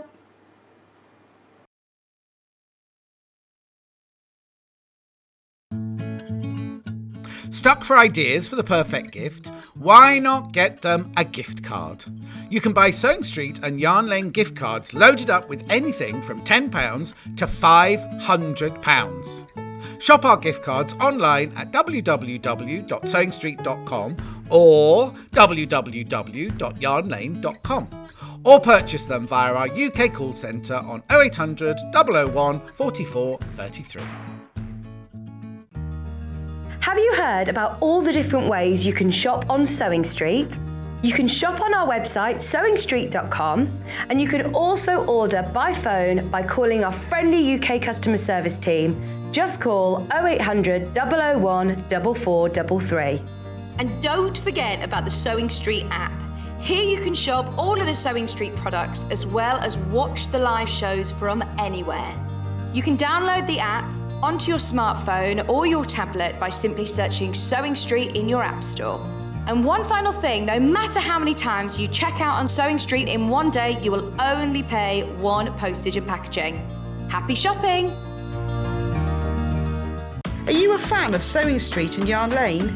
Why not join our growing Facebook fans pages?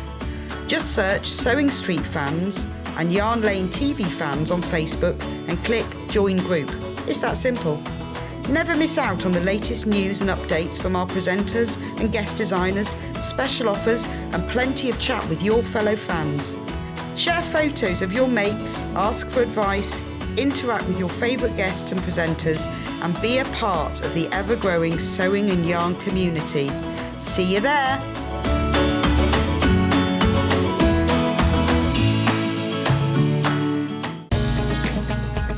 Follow Sewing Street and Yarn Lane on Facebook and Instagram to keep up to date with what's coming up on the show, as well as being the first to know about our amazing offers. Get involved with our competitions that are exclusive to social media, and pick up some top tips from us too.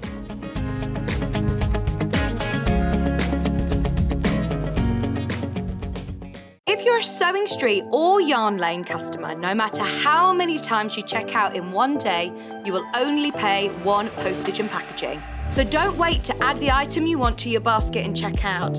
You will only pay one P&P even if you check out multiple times in one day. Sewing Street have our very own app. You can now watch and shop from anywhere. Simply download the app from your app store onto your smartphone or tablet, then log in or create an account, and you're done. You can watch us live from anywhere, browse all our recently played items and pre-orders so you never miss out on any show deals, and message the studio to say hello at any time. And remember, you can check out as many times as you want and only pay one P&P all day.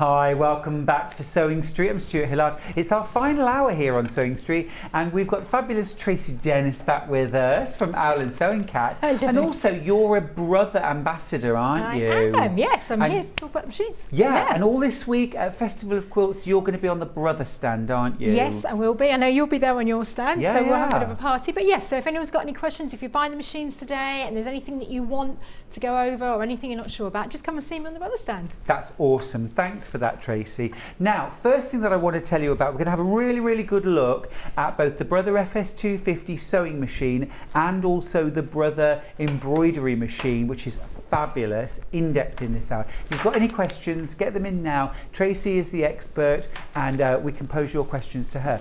But before we go any further, we have got a bundle of fabulous craft patterns from Owl and Sewing Cat that I want to share with you first of all. Now we're going to start off with the paper versions. So these are full-size paper patterns. They are printed on really heavy-duty cartridge paper that you're going to be able to cut out and use again and again and again. You've got a great big envelope for storing them in, which means that they're going to keep well and you're going to use them time after time. Great value. So you have got your nautical boat patchwork cushion cover pattern. You have got your beach huts doorstop patterns. Next up, you've got the Sally shopper bag pattern. Love that, love those pictures, gorgeous. You've got the Millie bag pattern, lovely sort of messenger bag, really like that. Next up, you've got the reversible apron pattern, that's in child and adult sizes. Really useful one. You've got the car organizer pattern, so you've got pockets, you've got a flat pocket, you've got a pocket here for a drink. This will all go on the back of a car seat, but would also work really well hung on the wall in your craft room, perhaps with your craft items in it. And then last of all, you've got a freebie. You've got the quilted cushion. This is really nice, quilted cushion pattern. And all of that for an amazing price of $49.99. That is for the 7 physical patterns. These are all printed on heavy duty paper, full size, with instructions for each one of them. And they come in these lovely sort of really thick manila envelopes with a nice little sort of tied back to them. So that's one option. Now we also have, very, very clever this, from Owl and Sewing Cat, a USB version of all the patterns. Now this, you get the same 7 patterns, so 6 of the craft patterns plus that 7th pattern for the patchwork quilted cushion, which is a freebie. You get all of those on a USB. The USB is inside this little box. Pop that into your computer and then you can print off the instructions for each thing, you can print off the pattern, and you can print off those patterns and instructions as many times as you like. So you never have to worry about losing the instructions or losing the pattern. $38.99 for that. Now, Tracey, the main focus of today is about these fabulous Brother sewing machines, isn't it? Yes. So where do you want to start? So we've got 2 machines that we're bringing you today, which is great. So you've got your regular sewing machine here. So regular, nothing regular about this machine. It does 250 different stitches. Okay, you've got a whole wide range. They're not all decorative stitches because you've got lots of practical stitches in there. You've got things like your overcast and stitch, so you don't need an overlocker. You can swing the needle from the left to the middle. You've got decorative stitches, you've got lots of different buttonhole stitches. You've even got fonts. So if we lift this one at the top here, you can see on the top that we've got the letter in as well, so you can really personalise your work. You've got, obviously with Brother, you're going to get your 3-year warranty. We do that with all machines, which is brilliant. So you know Brother's logo is Brother at your side, and it really does feel like that when you're buying a machine like this. It's really intuitive, so all the stitching and all stitch guide is all on the machine, and there's a little flip thing, if I can feel it. Oh, can't find it, going upside down, there you go. That's your reference guide there. So although it comes with a brilliant manual, if you don't want to use the manual and you just want to work off the machine, you can do that. You know what, Tracey, that's a feature I can't believe hasn't been copied by every other manufacturer, because it's such a clever idea, isn't it, having that stitch guide in a flip chart. Exactly, and especially now we buy products and you don't even get a manual with it, you have to look it up online. So it's so reassuring to buy a product where you've got a physical manual with it. Whether you're buying the embroidery or the sewing machine, you're going to get a really good physical manual with it, but also the machine's really intuitive to thread. It's got a needle threader, built-in needle threader, so if you struggle to thread the eye of the needle, I know I do, the machine will do that for you. It's got a drop-in bobbin as well, so the bobbin literally drops straight in here rather than all that underneath fiddling with bobbins and bobbin cases. If you've got a machine like that, it's time to upgrade. They've come on so far, so this will really help you. Needle threader and drop-in bobbin really, really helps. Got to say, Tracy, the needle threader on the Brother sewing machines is the easiest one I've ever found to use. Some of the other machines, I find them a little complicated, whereas the Brother is very straightforward. Yeah, exactly. And to thread, they've got the number guide on there, so as long as you can count to what's the last one, 8, you'll be fine. You'll be able to thread the machine. So when I used to do a lot of teaching, so before I started becoming an ambassador for Brother, I used to do a lot of teaching, and I would only ever teach on Brother machines, only because they're so intuitive. I found that people didn't need to ask me questions, they could find their way around. When we're sewing with them, it even tells us what foot we need for what job. So, you know, it just takes all that hard work out for us, so that we can focus then on having the fun of enjoying the sewing project that we're doing. So yeah, you've got a really good machine at the core of this. Then on top of that, it's got loads of additional extras. Got loads of feet that have been thrown in with the machine. You've got things like a hard carry case. You know, you don't normally get that with a machine at this price point. Got a hard carry case. You've got an extension table as well, so you can really make your workspace. So rather than getting one of these big cabinets to put it in, you get a really nice extension table to make your working area bigger. Now, can I drop the feed dogs? You can drop the feed dogs. Fabulous. Drop the feed dogs on the back. There is a very simple lever on here. You just flick that one and the feed dogs drop. Very, very simple. Drop them there, push them back up, and then they're ready to go again. Perfect. Everything has been made very simple and easy, which is what I like. I don't want to be getting a manual out to be sewing, I just want to sew. Absolutely. Loads and loads of beautiful stitches. There's even more than this. These are just some, just to give you an idea. You can do twin needling with that. So you've even got the fonts as well. So you've got your regular here, you've got your italic, and then you've got your outline as well. So that means that you can really personalise your work. So maybe you're making it as a gift for somebody. It's really nice to write maybe from grandma, or the date that you've written it, or to put the baby's name and weights, things like that. You can really personalise your work. And of course, if you're making and selling, then this is going to really enhance what you do and add value to it. So this is our sewing machine here. Fantastic machine. We'll do a bit more of demonstration on it as well, so you can see that going, but just give you a quick idea of the embroidery machine as well, because we're bringing you both today. Now, Tracy, just before you go onto the embroidery machine, just want to mention that if you buy the sewing machine, the Brother FS 250 today, we've actually got a little bundle of freebies that comes with it. I think we've got a little slide that I can show you that shows you what you'll be getting as free extras. I mean, as if you weren't already getting enough for £399. You get £49 worth of value. You get a bag of toy stuffing, you get 2 beautiful printed panels, exclusive printed panels. You also get a couple of solid fabrics. You get a lovely ivory and a lilac-y blue solid, both Rose and Hubble fabrics included. So you can get straight to some fabulous sewing. And that's on top of things like the hard carry case, the extension table, all of the utility feet, the regular feet that you'd expect with a sewing machine. But then on top of that, you have got things like a bias binding attaching foot. You've got a fully adjustable zipper and piping foot. You've got a 5 groove pin tuck foot, a gathering foot. You've also got a special straight stitch foot, and one of my favourites, which normally any of these you would have to buy as an extra, you've got a non-stick foot. So if you're going to do things like bag making using oilcloth or PU or any of those sort of more difficult, sort of slightly sticky fabrics, you know what I mean? Your non-stick foot is going to make it a breeze. Such amazing value machine, isn't it? It really is. I mean, if you think all those feet on their own, I mean, they're between, you know, 15 to 20 pounds per feet, would not come standard with a machine. No, you get 7 extra feet on top of the normal. And it's not even mentioned in the write-up, is it? It's as if they come as standard, but they don't come as standard with a sewing machine. No, they're all don't. Extras, so much value. Yeah, an extension table, that's going to be another £80, you know, but it's coming free with this machine. Hard carry case as well. So it's perfect if you're going out and about to craft clubs. It's the kind of machine that you could take with you to do all of that. It's my go-to machine. It's the one that I will put in the back of the car when I need to. Tracy, I've got a £2,000 sewing machine at home that comes with a soft case. Yeah.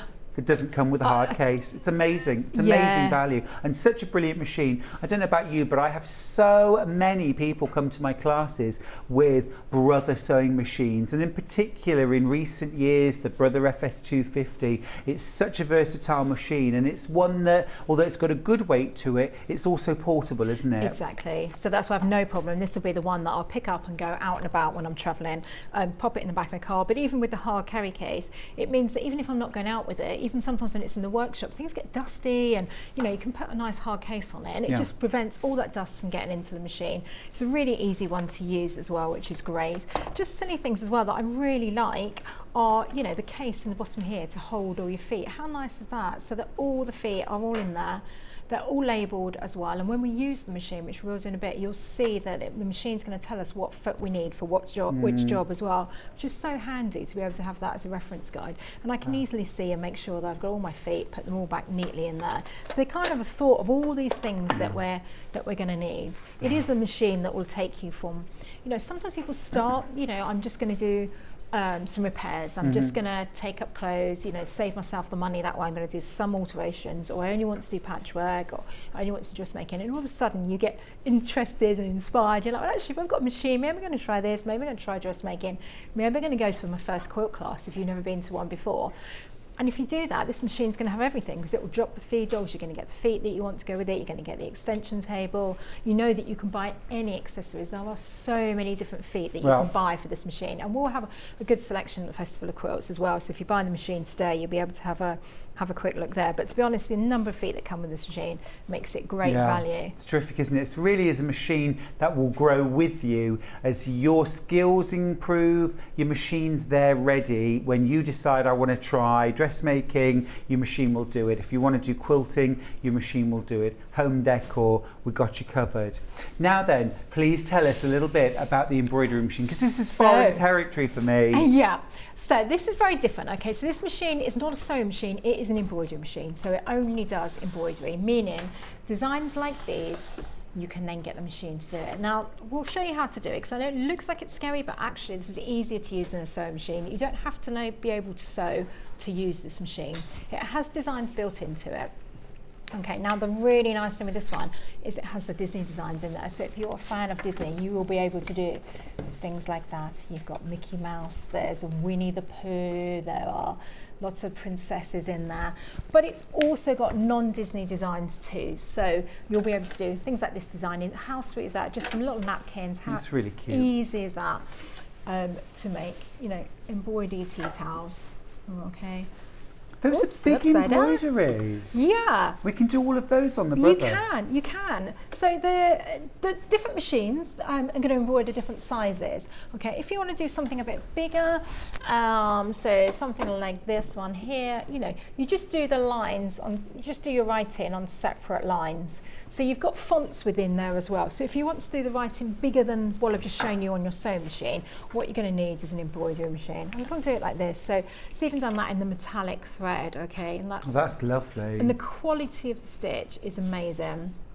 How professional does that look? So if you're making and selling as well, or doing things for charity, or doing things for your family, you can then really, you know, imagine that with your grandson's name on it, or the charity that you work for, or your pet's name. You know, it really is adding lovely value and sentiment to your personalising is a great way to add value to things you make, isn't it? And you think if you do charity or commercial craft fairs, often if you can make things which can then be personalised in situ, personalised things like Christmas stockings or bibs, babies' bibs, things like that, or little bags, absolutely fantastic. Yeah, and a machine like this is not too big to take out and about, so it won't do your sewing, but it does all your embroidery, so you can focus on that. So what you can be doing together, brilliant combination. You can be sewing on this, and then this one will do the embroidery. Do embroidery first and then sit there and make, because while it's embroidering, it's actually just going to do the work for itself. You don't need to do anything, just keep an eye on it, make sure the thread doesn't break.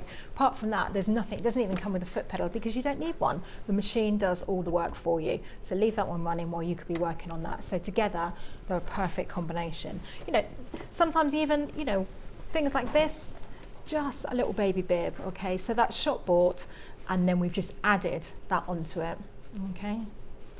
Onto there. So how cute is that? So sometimes you don't have to be making the whole thing yourself. So the quality of the stitching is amazing. The really good thing, if you are a Disney fan, you need to note that you cannot buy additional Disney designs, okay? You have to buy a machine like this that has the Disney designs built in. It's not something that you can buy another brand or a different machine, or if you've got an older brother machine that hasn't got Disney in there, I'm afraid you can't add Disney to that machine. You have to get one with the licensed designs within it that this one has, okay? So the thing you need to think about is the hoop size. Okay, this one here, you can see the size of the hoop on there, but you can do that in different stages as well if you want to go a bit bigger. So this one will cover your Disney, non-Disney and your fonts. You've got all of that to go in there, and it's very easy to use too. So, shall I talk you through the screen? Shall I start going on that one? Yeah, let's have a quick look on here. There's so much to cover on the show, but just to give you an idea, if you can see the screen, can you see it there? There That's you go. Perfect, thank you. So if we touch this screen here, it will start going. It wants to it's telling me it just wants to move the embroidery carriage. This is because I've literally just taken it out of the cart and plugged it in. It's asking if I want to recall a previous design that I was doing, because it's got a memory. It's actually got better memory than me, but I don't want to, so I'm just going to press cancel. Okay, and now I come to my main menu. So within here we can see all the different designs. There are some reference guides that we've got over there that we can have a flick through later on and show you, but click on Mickey Mouse. Within there you've got those different menus. So if you wanted, say, Winnie the Pooh, you can flick through and see, oops, that's all there is on that one. And then you've got the Mickey Mouse one, and then you use these arrows just to flick through. You've got Donald Duck, you've got traditional, you've even got the mini sewing, which I love. In here we've got Cars, Toy Story, just a variety, Nemo, of different designs. But it comes with a really good quick reference guide, which you can then take out and about with you as well. Maybe you're going to someone's house and asking what they want. Maybe it's your grandchildren, you're going to embroider their jumpers for them. Okay, so that's your Disney one, and then we've got 2 non-Disney designs. Now the other thing, as well as all these built-in designs, the other thing to remember is that this machine now has a USB port on the side. So because it's got a USB port, that means that you can download the designs yourself.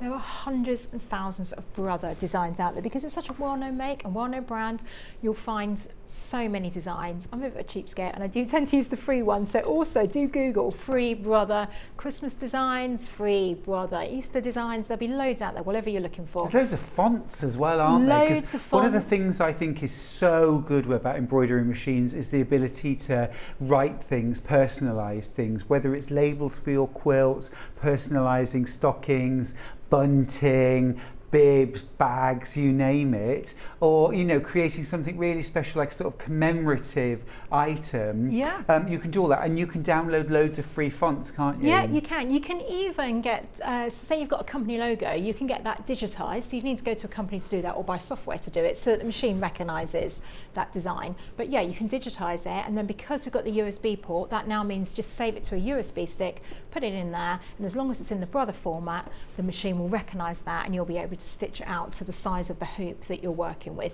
You can't get bigger hoops in the machine, that is the size. Well, there's one that's slightly bigger, but it doesn't give you a bigger embroidery area, but you can do one thing and then do your writing underneath, so you can move it down and around to get the different sizes.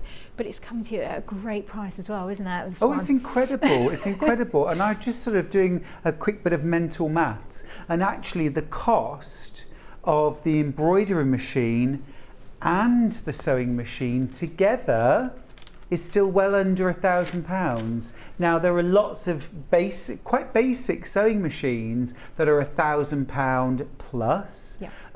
There are far more embroidery machines that are well over £1,000 than there are under £1,000. Just incredible value, either separately or together. Now you do get some freebies with your embroidery machine. You actually get a pack of free stabilisers and some fabric too, but the stabilisers you get 12 different sorts of stabilisers. You're saving £19.57 there with those freebies. Now Tracey, can I just ask you about stabilisers? Why are there 12 different kinds, and why do I need a stabiliser? Stabilisers are a bit like interfacing. So whenever you buy, sometimes you buy shop bought t-shirts, they've got the embroidery and there's that little bit of white behind it. What that does is it keeps your fabric stable for us, literally what it says. So you just need to put one layer of it behind here. So there are lots of different ones on the market. You want a different, the only reason you change them is depending on the type of fabric that you're using. Find one that you like. I use a general one called Stitch and Tear, and I use that all the time. But there are lots around. There'll be lots at the shows. There'll be lots on your website. So just find one that suits you. But yeah, a Stitch and Tear. And when you've done your design, then you can just pull that paper off the back. What it does is just keep everything nice and flat and consistent when you're doing it. Some dissolve away, don't they? There's actually some designs loaded onto your Brother embroidery machine that you stitch out on a wash-away stabilizer. No fabric, you stitch it out on the wash-away stabilizer, and then when it's all stitched out, you soak that in water, the stabilizer disappears and literally just leaves the thread behind. But what they look like then is almost like beautiful lace. You can cut them out, you can use them as Christmas decorations, or you could use them on bridal accessories. So as if by magic, I have some. So yeah, it comes like this, click, this one's got a bit warm, but click, like that, and you embroider onto it the special designs that are in there. So this one I think is in that actual machine. You stitch that out, put it in water, and then it will become like that. So you're left with just the threads. So there's all sorts you can do. The jewelry pieces there's built into this machine. Obviously, say you can download. So there's hundreds of thousands of different designs that you can download. Could you use that as an embellishment on something? Yeah, of course. Yeah, lots of people do. You know, you could even have things like this. If you did it with a fine thread, you could have it on, you know, a wedding dress. I've seen it on veils.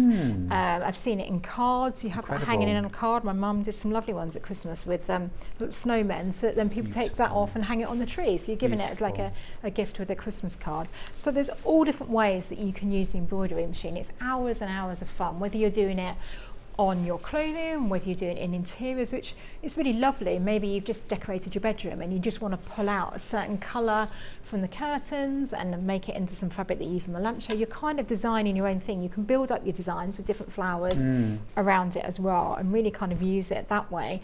And you can also, say, do the fonts as we were looking at earlier, and because you can get the nice big lettering on there, we've even had it's even got a big monogramming one, which is perfect. So maybe you want to do it on towels. Yeah. I do a lot on towels because that's great for kind of gifts for people. You can do it on the back of dressing gowns. So if you've got someone who's getting married, you know, this machine really comes its own, because you can make bunting, you can make the napkins, you can do the bridesmaids, nice dressing gowns with the names on them or initials on them. So yeah, it's really it really takes your creativity to the next level. Yeah, it's fabulous. And the fact that you've got that USB port in the side of your machine means you can constantly change and update your embroidery designs. Tracey, can I ask? The designs that are loaded onto your embroidery machine, do I have to delete them? Do I have to give some up to free up space to download new ones? No, the machine has its own memory. So you can you put them on a USB stick and then you're going to pop that into the side. You can work it direct off the USB, so it just recognises it and it will see it and it will bring up the design on the screen for you. Or if it's something you're doing all the time, say it was your company logo, your local football team, something like that, you've had it digitised, you've loaded it onto a USB, but you know you're going to be doing that time and time again. Maybe you're going to a craft fair or whatever. You can load it, you can then, in addition to having the USB, you can load it into the machine, so you can save it. So the machine has its own memory as well. So you can save it in there, then you don't need to keep taking the USB with you. You can transfer it direct onto the machine. Can I accidentally delete the Disney designs? No. Don't I'm just panic. asking, because it's the kind of stupid thing that I would do. I would press a button and go, oh, where have they gone? But I can't do that. You can't do that. No, you can't. They're in there, they're built in. You can't take them off the machine in any way. You can't take them on a USB to take them back out of the machine either and use them. You have to get a machine that's got those designs built in, and you can't do Can I just ask, in terms of, we always like to know what the angel policy is in terms of embroidering and then selling. Can we, can't we, are there certain circumstances? Yeah, with Disney, you cannot sell your product once you've made it. That's the same for anything, whether you're buying the fabric or anything like that. Obviously, it's a big corporation. You know, they've been very kindly and allowed us to use the designs on here, but you cannot sell with them. You can gift them to friends or whatever. I think it's up to 10 times per design, but you can use them and enjoy them for yourself. But yes, you can't sell from them. But the other designs you can, and certainly, the writing and the fonts and any of the other designs that are out there when you buy, sometimes I might need to buy them. If I'm looking for, say, a beach scene and it's not in the machine I might need to buy it in, it's normally American dollar dollars, like a few dollars, so the equivalent of £2 or £3 for a design, and then that will then allow you to then make and sell with that usually. Just check the policy with that. Fab. Good question here. Hi to both of you. I have this machine and love it. I'm sitting here knitting, very good, I approve, and I'm just wondering if it sews on wool. That's from Pat, who's in the West Midlands. Yes, the sewing machine.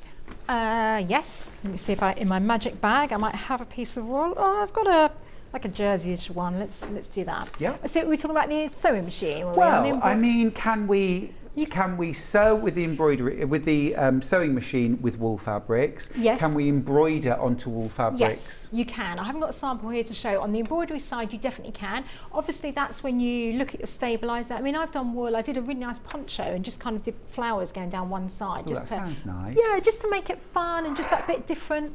And I just use a regular stitch and tear behind it. The needles are going to be the same as any sewing machine needles, so you might want to change the needle for your fabric. So thicker the fabric, the larger the size of the needle. Just a regular thing that we do on all, you should be doing on all sewing machines. Yeah, and just put the stabiliser behind it. So yeah, no problem. Sewing machine again, sewing machine will go through so many different layers, and it will certainly go through wool. If you saw the show that I did at 10 o'clock, we were doing a really fine viscose fabric, went through that without any problem. So yeah, I mean, these are, you know, these are machines that are going to take you on whatever your sewing journey is. I never have a problem. This is my go-to machine because I know that I might be sewing leather, I might be sewing oilcloth, I might be dressmaking with stretch fabrics like this, fine fabrics. This machine is going to do all of that without any problem. Fab, fab. Now, if you've... Oh, let's do the message first, sorry. Come back. Come on, sorry. Hi, Stuart and Tracey. Do you need a specific brother USB to download designs, or will anyone do? Fantastic shows this morning. Thanks from Alison in Leicestershire. Oh, thanks, Alison. Yeah, no, you just need a normal USB stick, anything. The cheapy ones they've got out there. All it's doing is transferring the design for you. It's just taking it from there to here. You can either then keep it on the machine or keep it on your USB stick. So no, any high street USB, no problem. Awesome. Now then, I just wanted to mention, if you've bought the Brother sewing machine, Brother sewing machine in the past, and you weren't able to get the darning foot or the walking foot for it, we have them in stock. Or if you're buying the sewing machine today and you're thinking, well, look, I love the sewing machine, but I want a walking foot, darning foot combo or one of those, well, we've got you covered. Let's start with the walking foot. Now, a walking foot, this is a Brother branded walking foot, so you know it's going to be absolutely perfect for your machine. Now, excuse me. Now, just to put the price in context, I bought a walking foot for one of my sewing machines at home, different make, £110. Oh. Painful, Tracey, painful. £39.99. I'd be very happy paying that for a walking foot, actually.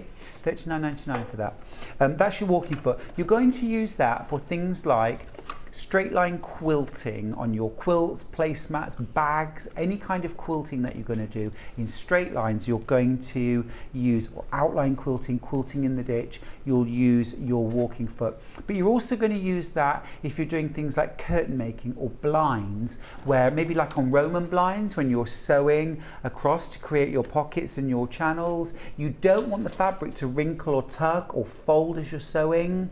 Your walking foot's going to eliminate any of that. If you're making curtains and you've put two widths of fabric, of patterned fabric together and matched all your pattern up, if you use a regular foot when you're sewing that, the fabric will shift and your careful matching will be for nothing. Use a walking foot and you will get perfectly matched patterns. It's also brilliant if you're sewing through very thick layers. So for example, if you're dressmaking and you're sewing maybe a coat or something like that, those thicker layers, a walking foot will really handle those layers very, very well. So that's the Brother walking foot. Really, really useful for all sewing. Walking foot, sold out. Well done if you got yours. Now the other thing that we've got, which I think is also extremely useful, if not essential, is the darning foot or quilting foot. This again is Brother branded. It is a closed toe foot. So if I just hold this up so you can see, you've got this little kind of perspex ring. Okay, And you've got those little red markings, so if you want to do outline quilting, you can line up one of the lines with the outline of, say, your applique or your patchwork, and then you can quilt, and then you can line the next one up and so on, and do echo quilting. This is the foot that you're going to use for free motion quilting, for darning, and also if you do things like lovely Janet Clare does a lot of applique, and then we'll kind of draw around the applique several times with a black thread to sort of outline it. The darning foot is what you'll use. You drop your feed dogs, you attach this, and you can sew in all directions. It's $17.49. It's a real essential for so many different applications. Yeah. Tracy, back to you. So I was just going to show you on the front of the machine here, because I know it looks like it's got a lot on there, but we can break it down very, very easily. So, as we saw earlier, this is our stitch guide here. Okay, flip it up, flip it down, and that's going to show you all the different stitches that you can do on the machine. Other things we've got, which is brilliant. So this one here, this arrow is our speed control. So you can set it to go whatever speed you want. Brilliant if you're doing very slow applique work, or sometimes when people do free motion, some people find it better faster, some people find it better slower. Or if you're learning, this is an ideal machine to get you going on your sewing journey. Maybe you're buying it for someone who's going off to university to study. You know, it's a great thing like that. And then if you're learning, you might want to slow the speed down. The other time that comes in great use is we can unplug the foot control on this machine. So literally just pull the foot pedal out of the back, okay, and then I can press start and stop using this button here. Okay, and control my speed here. So you do not need to use the foot pedal. I find 50% of people use the foot pedal, and the other 50% don't even put the foot pedal in. So, you know, sometimes I've had it where you've had a back issue, problem with the feet, and it prevents you from sewing. Well, a machine like this, it doesn't now, because you can just take the foot pedal out and use your hands instead. Dead easy. Yeah. So that's your speed control. I love the speed control as well.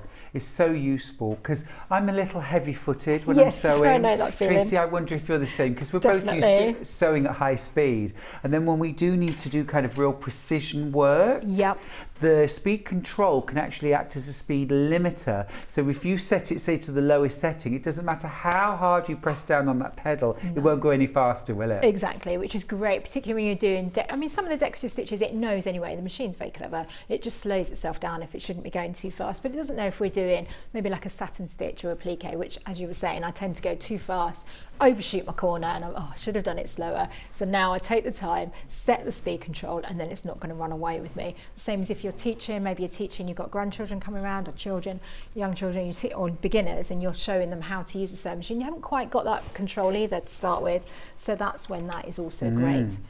Saying you can take the foot pedal out as well.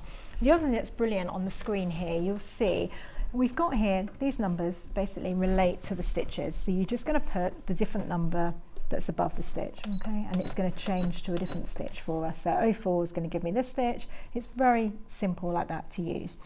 The other thing you might notice is at the moment it's got a J here, and that's the foot that we need.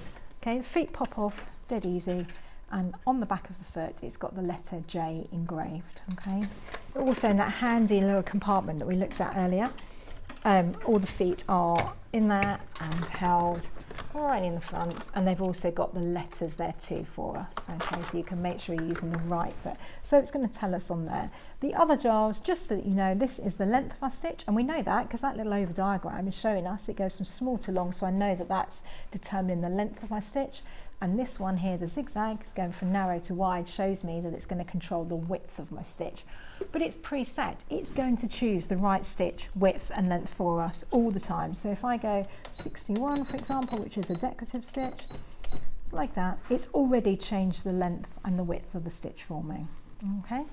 The other thing, I think it's great to show, I'm going to have to turn around to do this because I need to just sew through this fabric, so excuse seeing the back of the machine. So we talked about the needle threader, very easy needle threader on there, a drop-in bobbin as well, which is great. So with that, you just pop the bobbin in this little hole here, you follow the arrows that are on the machine, so there's no need to get the manual out even though it's got one. You follow it around there, there's a little blade that cuts the end off. Okay, so you can get rid of that piece, and then you're starting sewing with just the one thread, which is all you need.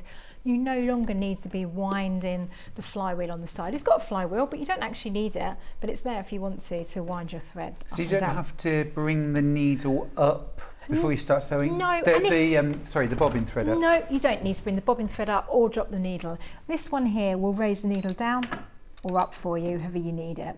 So in theory, you don't actually need the flywheel on the side at all. There's never a need to touch it, but it's there if you want to. They've kept it there for you. So basically it's eliminating all the things that we used to have problems with. Personally, I did, you know, things that when I speak to people and they're like, oh, I used to be good at sewing, but now I can't thread the eye of the needle now. I find the bobbin fiddly. I find I have trouble with the tension. They've eliminated all of that. There is a tension dial on the top. I have never needed to change that. I've just keep it on 3. Fine fabric like I was sewing earlier to heavyweight fabric. It's going to make no difference. The machine can feel that fabric and take it through. We've got one here. Let's try the denim. So if I show you, because the other thing that people want to know is, you know, how many layers can I go through? So we've got 2. If I fold that in half, let's do it 6 times. Like 6 layers of denim. 6 layers of heavy denim. I don't know why you want to, but let's just let that machine. I'm going to just put it back to straight stitch. Dead easy on the machine to do that, and just let the machine take the fabric through. I'm going to speed it up a bit. That's amazing. Yeah, now I'm not even guiding the fabric at all, okay? Just not even holding it, just the machine is just taking that through. It's not struggling, it's not pulling, it's that same needle, it's the same machine that I was using for the viscose earlier, so we don't have to worry about that. I know we used to in the older machines, saying if you have got one of those older ones, it really is, you know, nice to upgrade. You won't believe the difference when it comes to sewing on a machine. Like it's taking the hard work out of it. You know, that's going through 6 layers of denim, so you can imagine when you're going through your quilts as well, it's going to do exactly the same. It's going to take and feed that fabric through, especially if you go for the walking fur as well. Now, can I ask you about what maintenance do we need to do? Because this is a good reminder for us all. What do we need to do to keep our brother FS250 happy and sewing well? I mean, needle is the most important thing, whether you're doing it on your sewing machine or your embroidery machine. The needle is the thing that's doing all the work. Whatever you pay for a machine, the needle's the thing going up and down through the fabric. So do change your needle. I say every 6 to 8 hours of sewing. You know, it depends on what kind of fabric you're sewing with as well. If I'm suddenly going to do a fine georgette top, then I'd put a fine needle in there so my fabric doesn't pull. So the needle, 9 times out of 10, if you have any issues with the machine, it's the needle. Apart from that, it's just cleaning and maintaining it. You don't need to oil these machines anymore. They are self-lubricating, so there isn't really a lot of other maintenance. Oh, no oiling? No, and this bobbin bit comes off the bobbin case, so you can take your bobbin out. This bit actually on this machine, if I pull it up, I've got a screwdriver on me. No, okay. Okay, but generally that bit does just pop off. Okay. And then you can just put a little brush around that. I very, very rarely do I ever do that. Maybe if I'm sewing fur fabric, we've got a little hedgehog and you end up getting a bit of fur caught around there. But yeah, just it comes with a brush. I tend to use the horsehair ones there, like the artist brush. They are a bit better because I find that they collect the dust sticks to it. So do drop that around in there.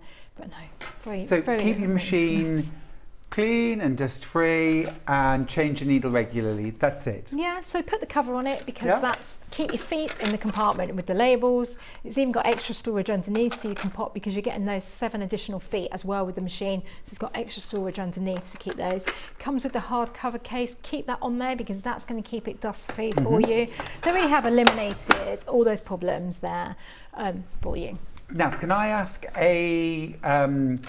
would you mind showing us how to combine elements? So, for example, if I wanted to write Noel, how would I do that? On the embroidery one? No, just on the Brother Sewing machine. Let's go back to here. So, what you're going to do on here is you're going to switch to the font here, and then we're going to go here. And then, let's see if there's one built in. So let me just take those back down, there and there. Okay. Right, so when you go on the top here, you've got 3 different fonts here. So when I press it, if I press it once, I've got number 1, which is going to give me the regular font here. If I press 2, it's going to give me the italic. And if I press 3, it's going to give me the outline. So if we go back to 1, and then you just select the number that's above each letter. So if you wanted A, we're going to go 0, 1, and then we can add that here, okay? And then we can go 0, 2, and then we add it there, and then I want See what I mean? And you just build up your design like that.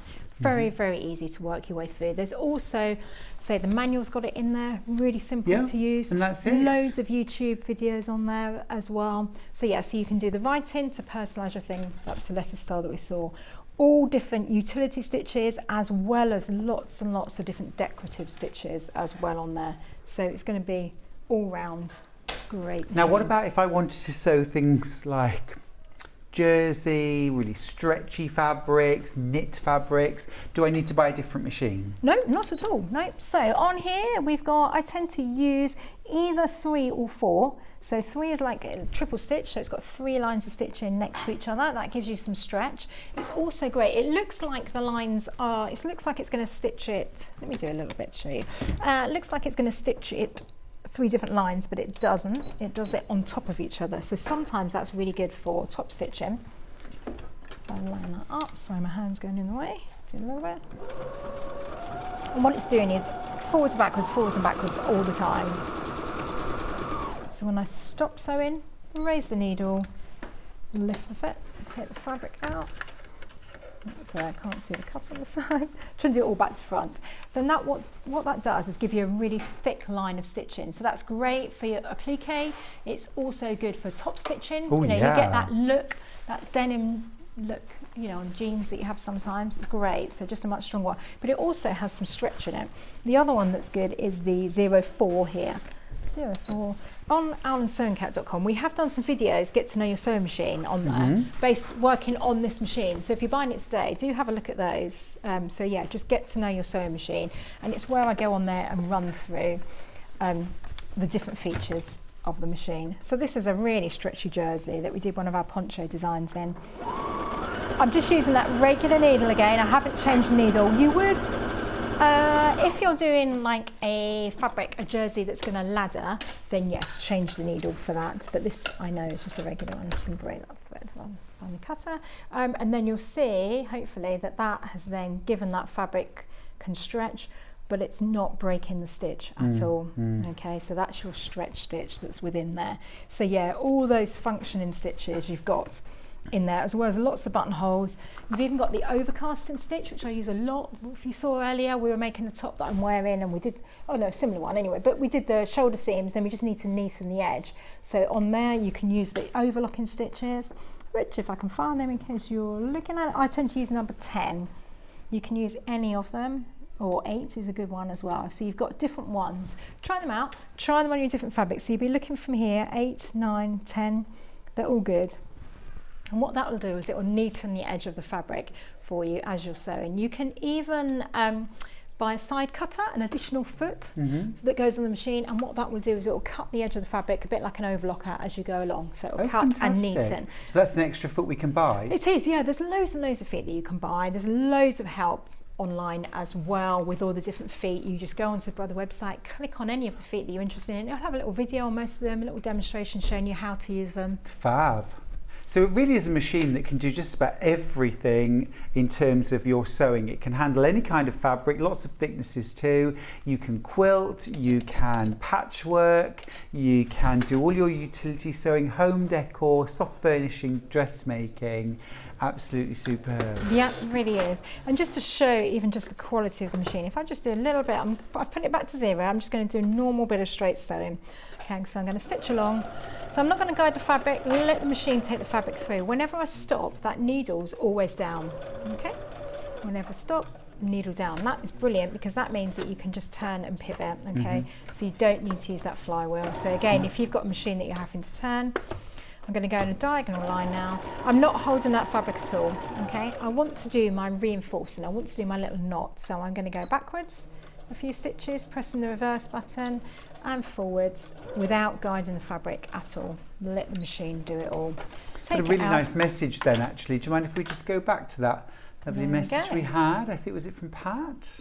And that just shows. Yes. So who said the Brother sewing machines are such workhorses. I've had mine for 6 years now. It's never let me down. I take it everywhere. Pat, thanks for that. It's lovely. Yeah, which is brilliant. That just shows you, you know, the kind of quality machine that you're getting. So what that did there was just show us that it's going in a perfectly straight line. So again, for all those people who say, oh, I can't sew in a straight line, don't need to worry. This machine, I can't sew in a straight line, but the machine can. The machine can. So with this machine, I can go in a straight line. You just let the machine trust it. I didn't even have my hands holding the fabric. Sometimes it is, isn't it, Tracy? You know, you might recognise, I don't know, at home, sometimes the pulling the fabric through. Yeah. Have you ever done that where you've got one hand one side, the other, and you're pulling it through? That's not good, right? It's not good. So we used to have to do that. On older machines, you would have to pull it through your quilt, and we've all done it, and you're hunched over, and one, it's obviously very bad for your posture, you're going to do a backache. But this machine now, you saw with the denim, it took whatever it was, 6 layers of denim, it just took the fabric through without me even holding it. So you do not now need to pull your fabric out of the bag, you don't need to push it, it has taken all the hard work out of it. Just let the machine do the work, let the machine take the fabric through for you. It's a great tip. You know, it's interesting that you mentioned about leaning forward, hunching over. You know, we started this morning with Rose Parr, who's over from Canada, talking us through her book, So Healthy and Happy. And her book is all about making sewing, crafting, knitting, making comfortable and pain-free. Having the right equipment is one of the keys to that, isn't it? Absolutely. I think we change our mobile phones all the time, and yet sometimes I see people and they're struggling to thread the needle, they've got fiddly bobbins, or they're like, oh, the tension's not right on the machine, and they're like overcompensating. But you know, they've come a long way. So you know, if you've got one of those older machines, it's time to invest. Now, may I ask you a question about the Brother embroidery machine, please? So I noticed earlier on that there are some Disney princesses. Yes. Love that. Yeah. And also I noticed that there are some non-Disney frames. Yep. And I just thought, well, wouldn't it be nice to put a Disney princess in a frame? Am I just fantasising, or can we do that? You are not fantasising, you can do that. Now what they have built in is they have, for the princesses, they have their own frame already in there, but you can change the frame. Oh. Okay, so that one does have it. So if I show you on the screen, we'll see how you can access that. So on here, I've just plugged it back in again, so it's just going to take a second. So you would select on here, press that one, you would select your Disney character that you wanted. When you're happy with it, you press set. Now if we want to add something, you press the add button. Very that's simple. nice and straightforward. Very simple. And then we go back to the princesses, and if we go along here, they've got their own frame there. Huh. But let's have a look now at, if I do, let's do something non-princessy. So maybe let's just do some writing. If we wanted to do here, so we're just going to do some regular fonts. So we're going to go A, B, C. I'm going to press set because I'm happy with that. If you want to delete you had it, the opportunity to do STU. Come on, sorry, it's still three letters. Sorry. Tracy. Do you want me to do that? No, ABC will do. I can't think at the same time sometimes.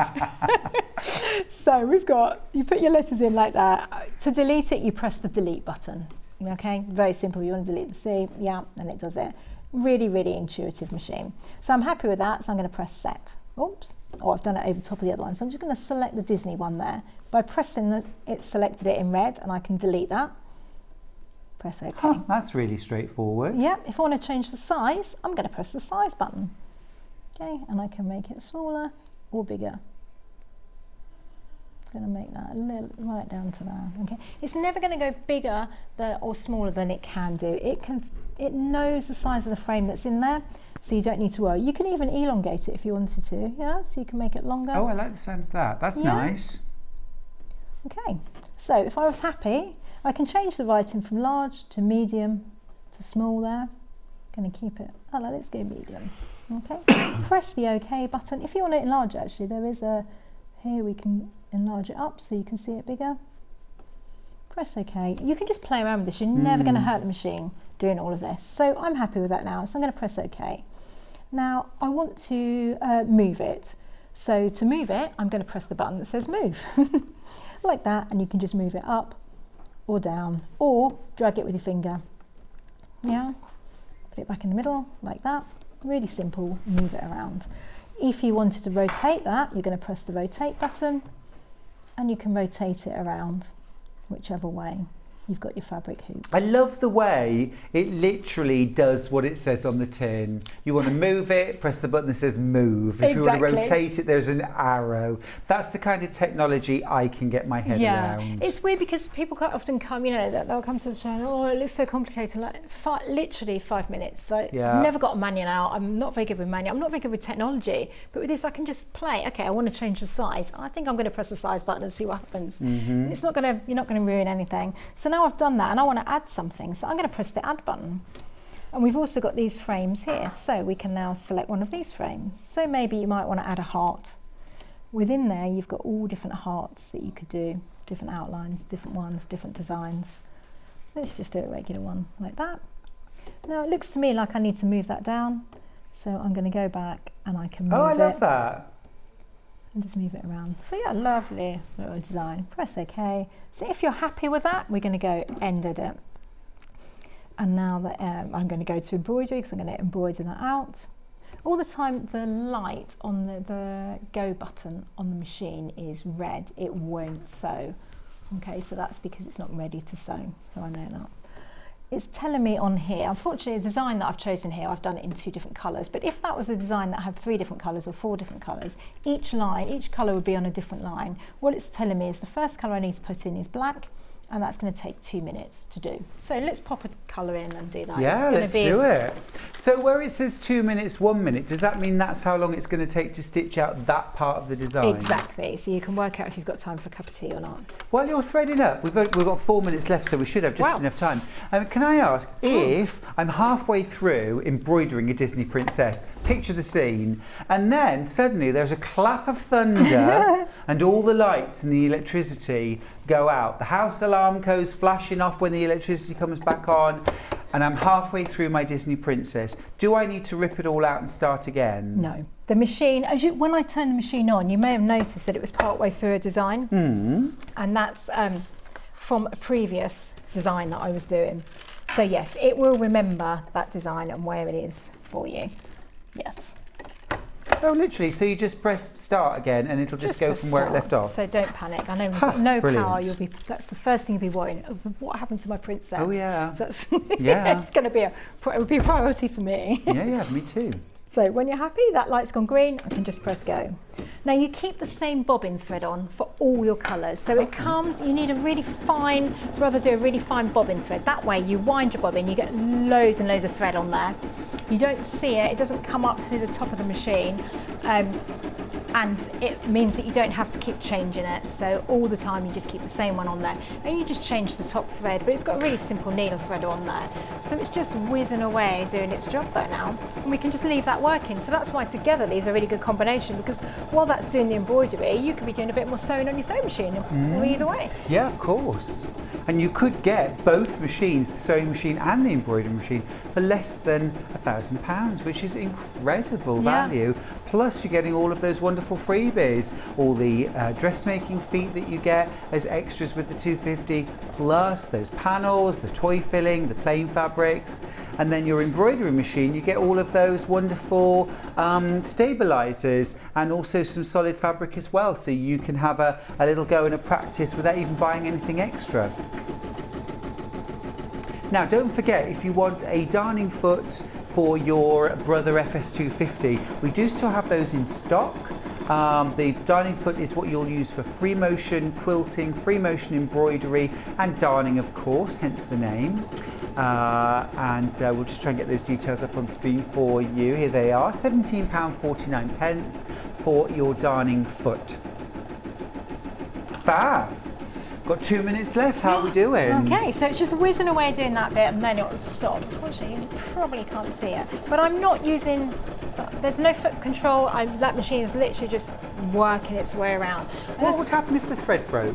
It will stop, it will know, it knows, and it stops and it comes up on the machine saying thread's broken, change the thread. You can use, I'm using Brother embroidery threads today, which are great, but you can use any threads in the machine. I mean, with anything, I don't put cheap threads, in an embroidery machine. Make sure it's something, a quality thread rather than a cheap one, but make sure it's a quality thread that you know and trust.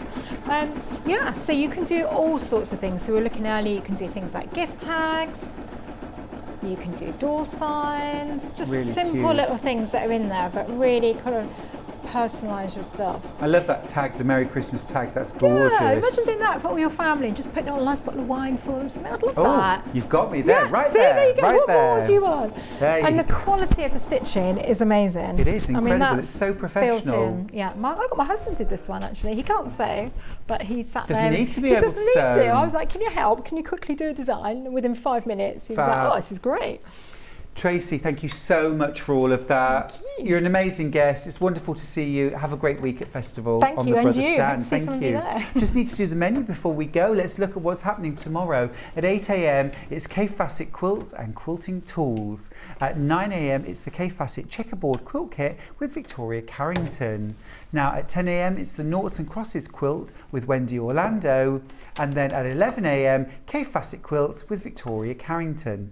At 12, Quilt As You Go Quilt with Wendy Orlando. And the presenter for tomorrow is John Scott. I'll be at Festival of Quilts tomorrow, so if you are going to Festival, make sure you come along to stand G74, I think. Sorry, I'll put something on my social media later. I'll see you there tomorrow. If not, I'll see you on Sunday morning. Take care of yourselves and each other. Goodbye.